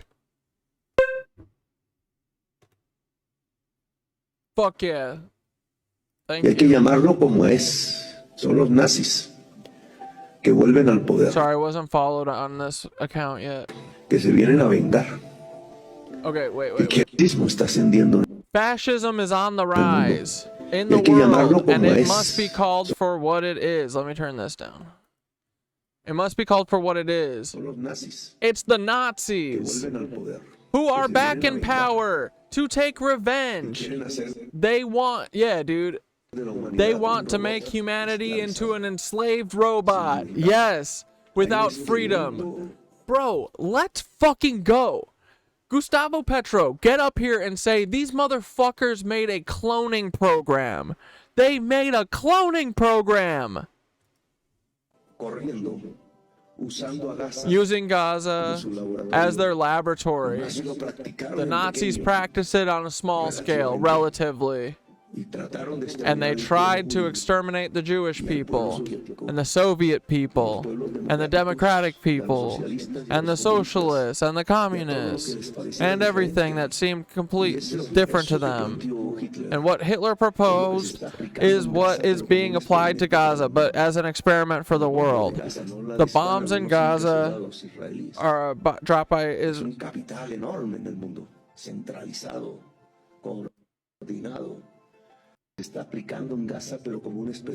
But as an experiment for the world, the bombs in Gaza are not fired by simple Israeli soldiers. It is an enormous capital in the world, centralized and coordinated, which influences the big governments. Yes, the Nazis are in power.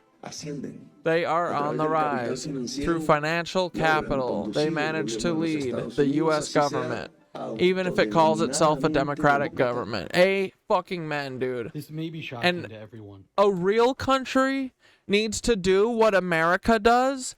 And you know how when it doesn't like other countries, what they do, it just kills their politicians? Well, I'm just saying maybe another country that doesn't like business extremism should take out some of the business extremists. I'm just saying, they are killing all of us. It is a fair game, you know? Like, they are killing everyone, so maybe a nice little, you know, maybe Colombia sends one of those great paramilitary groups, you know? And just sends it to frickin' Peter Thiel's house. Boom. And go down the line. The whole, like, the CIA board of directors.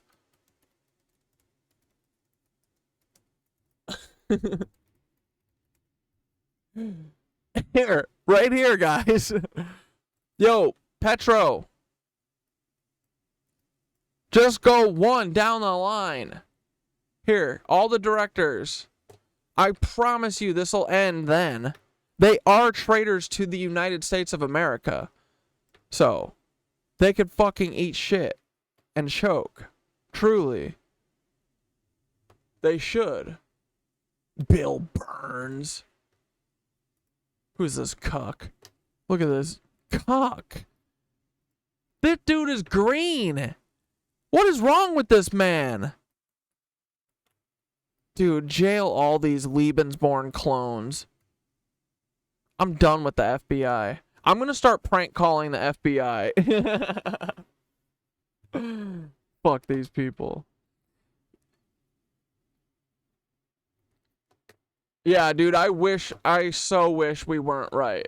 Bro, I wish I never looked at that goddamn tweet of Paul. I wish that I was still just oblivious. No, that's not true. I don't like that. No, I could never. Dude, I was figuring it out anyway. All right, let's, dude, this is so crazy.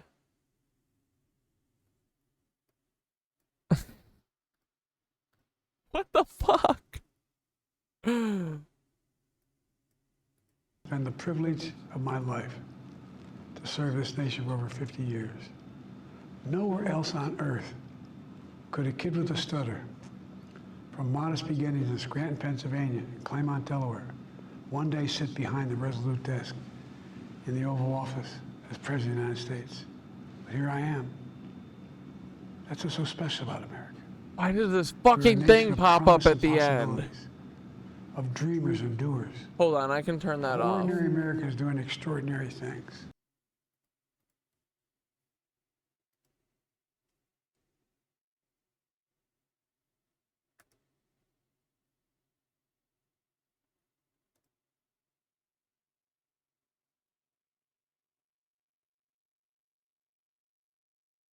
End screen off. How do I delete it? Trash. Trash. Save. All trash. Great.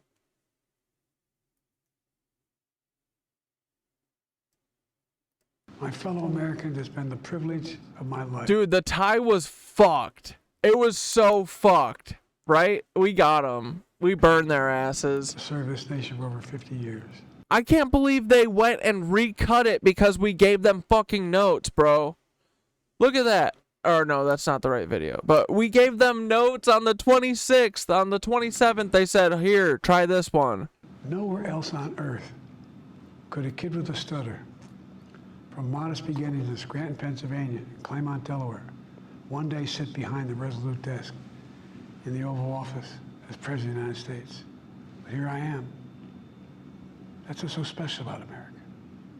We're a nation of promise and possibilities, of dreamers and doers, of ordinary Americans doing extraordinary things.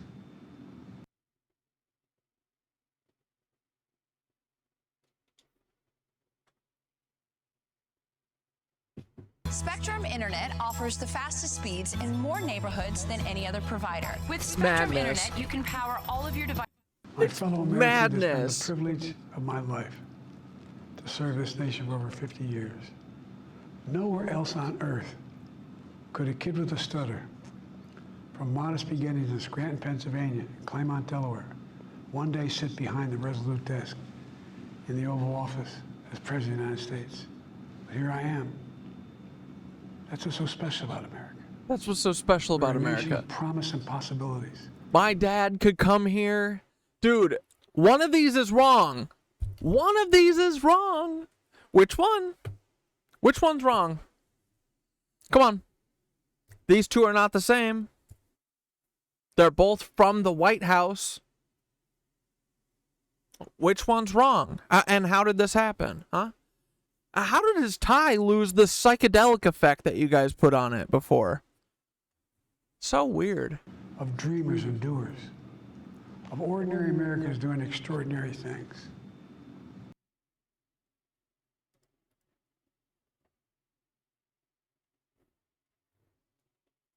Do I think Wait, Fresh Young Coconut went? This video was AI offers the fastest speeds in more neighborhoods than any other provider. With Spectrum Internet. Stop it. Yes. Do I want to go through more of it? Because do I have like some like overriding desire to show you? No, just watch the fucking thing go frame by frame. There's so many weird. Look at the what the fuck's happening here? His teeth is gum. Dude, yeah, for real. I think we're good. I think we're good. Yeah, moving on. I'm not gonna go viral if it's over like a minute long anyways. Because everybody has no fucking attention span. If you want more, comment, like, subscribe, whatever the fuck, and I'll make more. It'll show me it's worth my time to pursue this. But yeah, is everything fucking with us? Yes. Yeah, you bet your fucking bottom dollar ass is. I love her so much. Wait, she did 4. Oh shit, she did 4 of these. Do I think this video was AI generated? Yes. Yes. Hi, here are some reasons why President Biden looks AI generated or deepfake in the most recent press conference. So I think this is pretty weird, but when he raises his eyebrow, his ear goes up. Eyebrow raises up. Ear goes up and down. And the tree. Face expressions can change the way you're, but that's kind of dramatic pull of the ear. So you'll notice with deep fakes, they're not very good at capturing the way that blood circulation works. So it's very interesting that the top of his head is very light, and as he gets closer to the mouth, which is the part that's moving the most, it's much darker, almost as if somebody with a darker skin complexion was underneath the mask or the deep fake. You know what I mean? It's just very interesting. Blood circulation, I don't know if you can tell, but my skin tone is pretty much the same all over my face, right? Except where you see there's harsh shadows and stuff. But this is the president of the United States. You're telling me there's not enough fucking lighting on him? Like, okay, we can like get away with Britney Spears and be like, yeah, she likes the dance in the dark, but this President Biden like not addressing the United States with light? I got a few more reasons, but because everyone has such shit attention spans, follow for more parts. Like, subscribe. Thank you. Wait, she mentioned me in this one? This video was AI generated. Yes. Frame and look at the fingers morph into each other. Is that a ring on his hand or a ring bow? I don't know what's happening here, but the hands are hella freaky deaky. When they come together and when they come apart, his teeth do grow out of nowhere. There's a lot of weird, like his eyes are fucking dead, for God's sakes. The forefront of investigative journalism. Yes. What is happening? As Catdad said, oh, has hell he been yeah. brain speared? Hi. Well, Somebody had fuck. said at the time on President. Hi, here. Do I think this video was AI? Your fucking bottom dollar asses. As Catdad said, has he been Britney Spears? Yeah. Dude, she said Catdad like she knows cat, like, you know what I mean? Like it's not the first time she's heard. Like, dude, that makes my tummy flutter. I love this ninja nerd. She's awesome. She knows the little old Catdad. That's so cute. That's so sweet, dude. No, but the answer can't be good, y'all. Kate Middleton, now Biden. Biden videos have been looking sus for quite. Trevor Noah was done too. We know that, dude. Trevor Noah was boxed up. Hi, here are some. Somebody had said that the time on President Biden's watch is incorrect. So let's check it out. To do that, we're going to have to flip the image because his hands are upside down so that we. Dude, I love us. I love this see his world. perspective, and then we're going to have to flip the image horizontally because when we're filming cameras, especially high quality cameras, it will flip the image. You're not seeing exactly what is things. My bangs right here are on my right side, but you're seeing it on my left. So we would have to flip the image. So I'm taking a screenshot of his hand. Here's the screenshot now. So dude, did anyone else notice did Fresh Young Coconut see the moraying? Dude, the moraying is the craziest part because it is normal to see it, but only like no one else would catch that shit, you know? I feel like everyone's seen that before, but you shouldn't see it on. You shouldn't see it on this. Dude, I don't know what the fuck's going on. Something. What we're going to do is we're going to flip the image so that it's right side up, but then we're also going to flip it vertically or horizontally because when you take pictures, the image is inverse. So yeah, before I flipped it horizontally, it was 810, but when we flip it horizontally, it is looking like 4 or 1, 2, 3, 50, which is the wrong time. So here's the recording before I flipped it horizontally. 9 right here, presumably. So this is 8, 10. So AI did pretty good, except you forgot how cameras work again. Somebody had said that the time on President Biden's watch and dude, the whole fucking thing was in 720. So here are your more AI or deepfake glitches with President Biden. So the shadows here are not making any sense. What you're seeing in the background should be a reflection of him or the teleprompter. Oh, I love her. But look at the way it's moving. I'm just going back and forth. We're doing micro rewinds and forwards.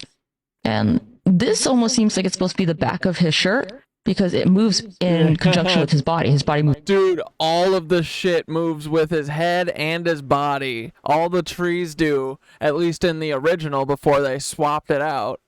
That way the shadow moves. Oh, you're saying that I can't post that they swapped out the trees until tomorrow at this Ninja Nerd? Oh my god, you guys are giving me Operate Mission Impossible here.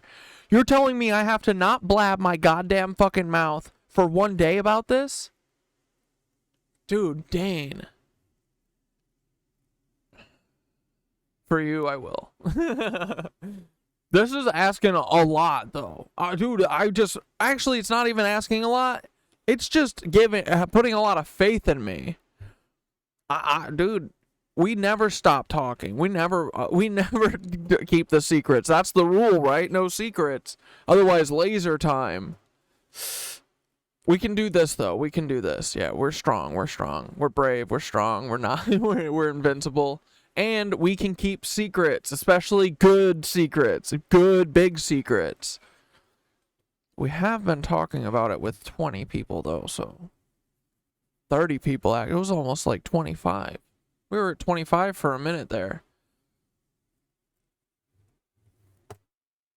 The TikToker talking about this. Safety check on young coconut.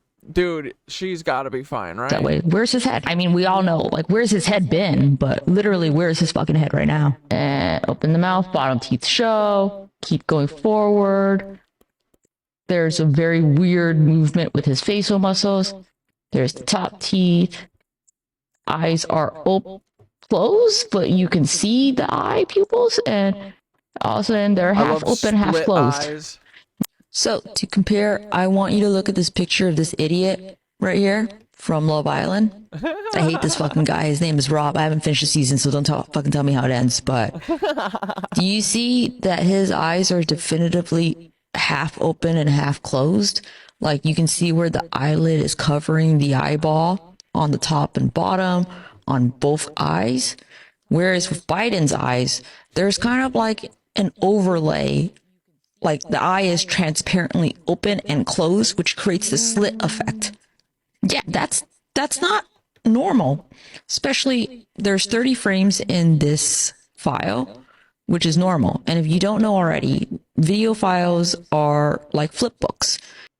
Wait, Dane, I'm just going to drop a hint. I'm just going to be like, I'm just going to say, go look at the video he posted the day after. I can say that, right? Go look at the Twitter video they posted the next day. Wait, no. Go look at the vertical Twitter video they posted the next day. This is getting interesting.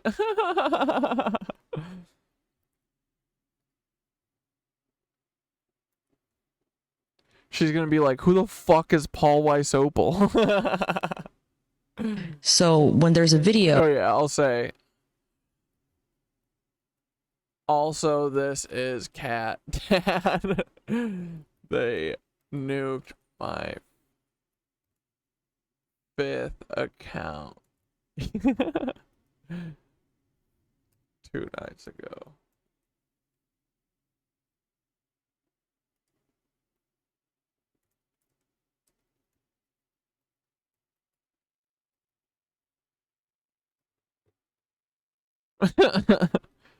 Alright, dudes. I think that's probably it. I put Biden AI in the search bar on TikTok, and a bunch of stuff about Biden wearing a mask came up. Dude, they're trying so fucking hard to, like, silence this. Everyone knows something's up, bro. I can't believe they deleted all my dang accounts for it. Whatever. I'm gonna get someone in the lame. Oh, I should send it to Mint Press News. They do stories. Yeah, what's Mint Press News' thing?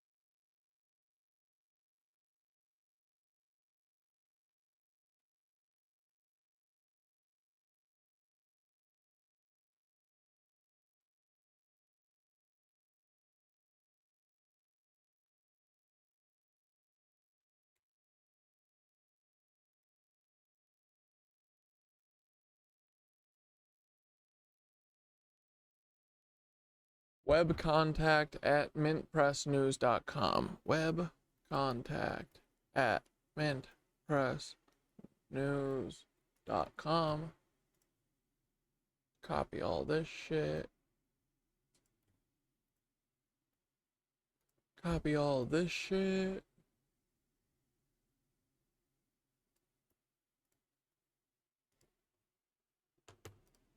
Hell yeah. Okay, sent it to Mint Press News too. They do real stories.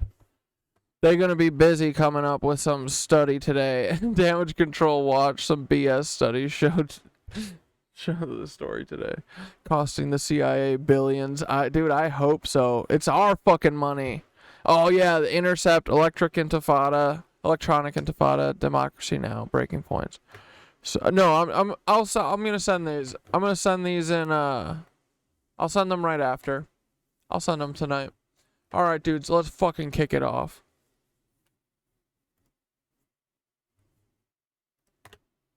Paul. 賑やかな声。人前で弾くのは初めてだけど。I swear I'm the only one who gets those ads. No one else can.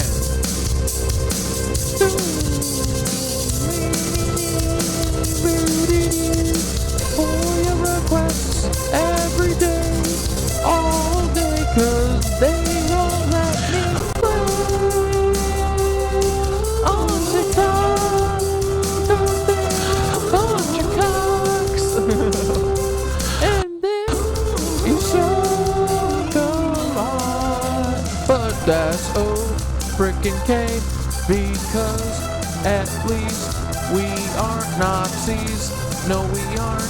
We're not Nazis or PDF files. We aren't PDF files.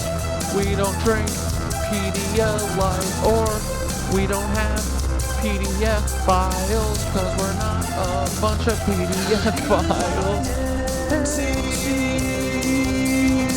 We like to go fast. We We did a super long stream, 6 hours and 40 minutes, boys. Holy shit, I was so tired. And then we pushed through and we found a bunch of shit that we sent to the press. Hey, Lamestream Media, we're coming for you. Oh shit, I didn't unplug. Really bad. He told me you're indicted. We're coming for you, Peter Thiel and company. I don't like Drake or Carl Weinbacher. You're a motherfucker, and so is Baracko. He's gonna bomb ya. He's the drone strike king, and nobody is coming for his record, cause he can drop the most drones on anybody that ever happened before, boys. Rick Scott, we all knew this in our fucking core. Same with Mitch McConnell. He said, Norman Finkelstein, this one fucked me up, because it's not so weird for David Duke, or Ian Carroll, or Rudy, or any of these other fuckers. But Norman Finkelstein, you really hurt my brain. I don't know how to reconcile this, you fucking asshole.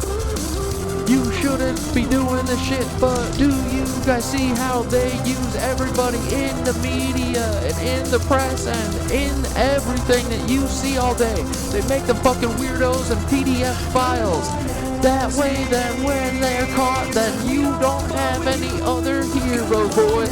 You gotta watch this trash with these fucking monsters who are cloned. They're fucking Nazi clones, and we gotta eat and watch their slop. I fucking hate these Nazi clones. They're a bunch of badasses. They're a bunch of bad assholes, and they are just a bunch of clones. They're a bunch of assholes. And they're a bunch of fucking stoner boys. This one feels so right, Blair. You're so fucking right. Oh, this feels so fucking right, just like the Ben Shapiro and Joseph Mengele ones. And this one is feeling right too now. But Ted Bundy is 100%. And I bet that all the other serial killers are too.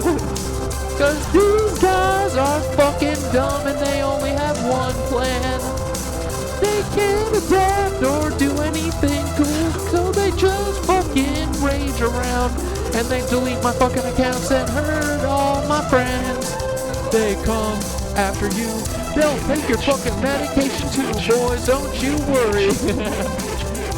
You can't talk bad about this country. If you find out they're a bunch of Nazis, you better hush up and don't fucking get your life fucked up. Cause these assholes gonna be coming for you. They're gonna be coming for you. Why does Doug Emhoff look so much like Jules Kroll? What are the differences between a soundbar, home theater, and the Dingleberry who runs the Kroll Association? Why? Why? We gotta know. We're gonna know one of these days when we get our FOIA requests back about whether or not Doug Emhoff is part of a cloning facility. But anyway, dudes, have a good night. Thanks for hanging out so long with me tonight. Remember, tomorrow we are having the night off, okay? I'm going to see Pyle on the rooftop, okay? So I will see you guys on Wednesday, all right? And I'll see you on TikTok tomorrow. I'll post all day, okay? So, yeah, I'll see you soon. And I'm going to post thumbnails and descriptions for these too, because I didn't do it for the last one. And I will. All right, love you guys. Have a good night. We got this. We fucking, dude, we rule, man. We sent out FOIAs. We sent out press releases. Fuck these haters, dude. Fuck these Nazis. Dante and Nicole are off in fucking... they're going to find where the gold is. They're going to find the secret Nazi gold. Okay? Promise you. Watch. They're just as annoying as me. Look, this is what they're doing right now. The hunt for Nazi gold. That's what they're doing. So, you're fucked, Nazis. Paul Wysopal, you know FBI agents can't just kill people, right? Okay, just saying. Because if anything ever happens to my friends, I'm going to know it was you, you goofus. But anyway, we found your whole family. They're hiding in a mountain.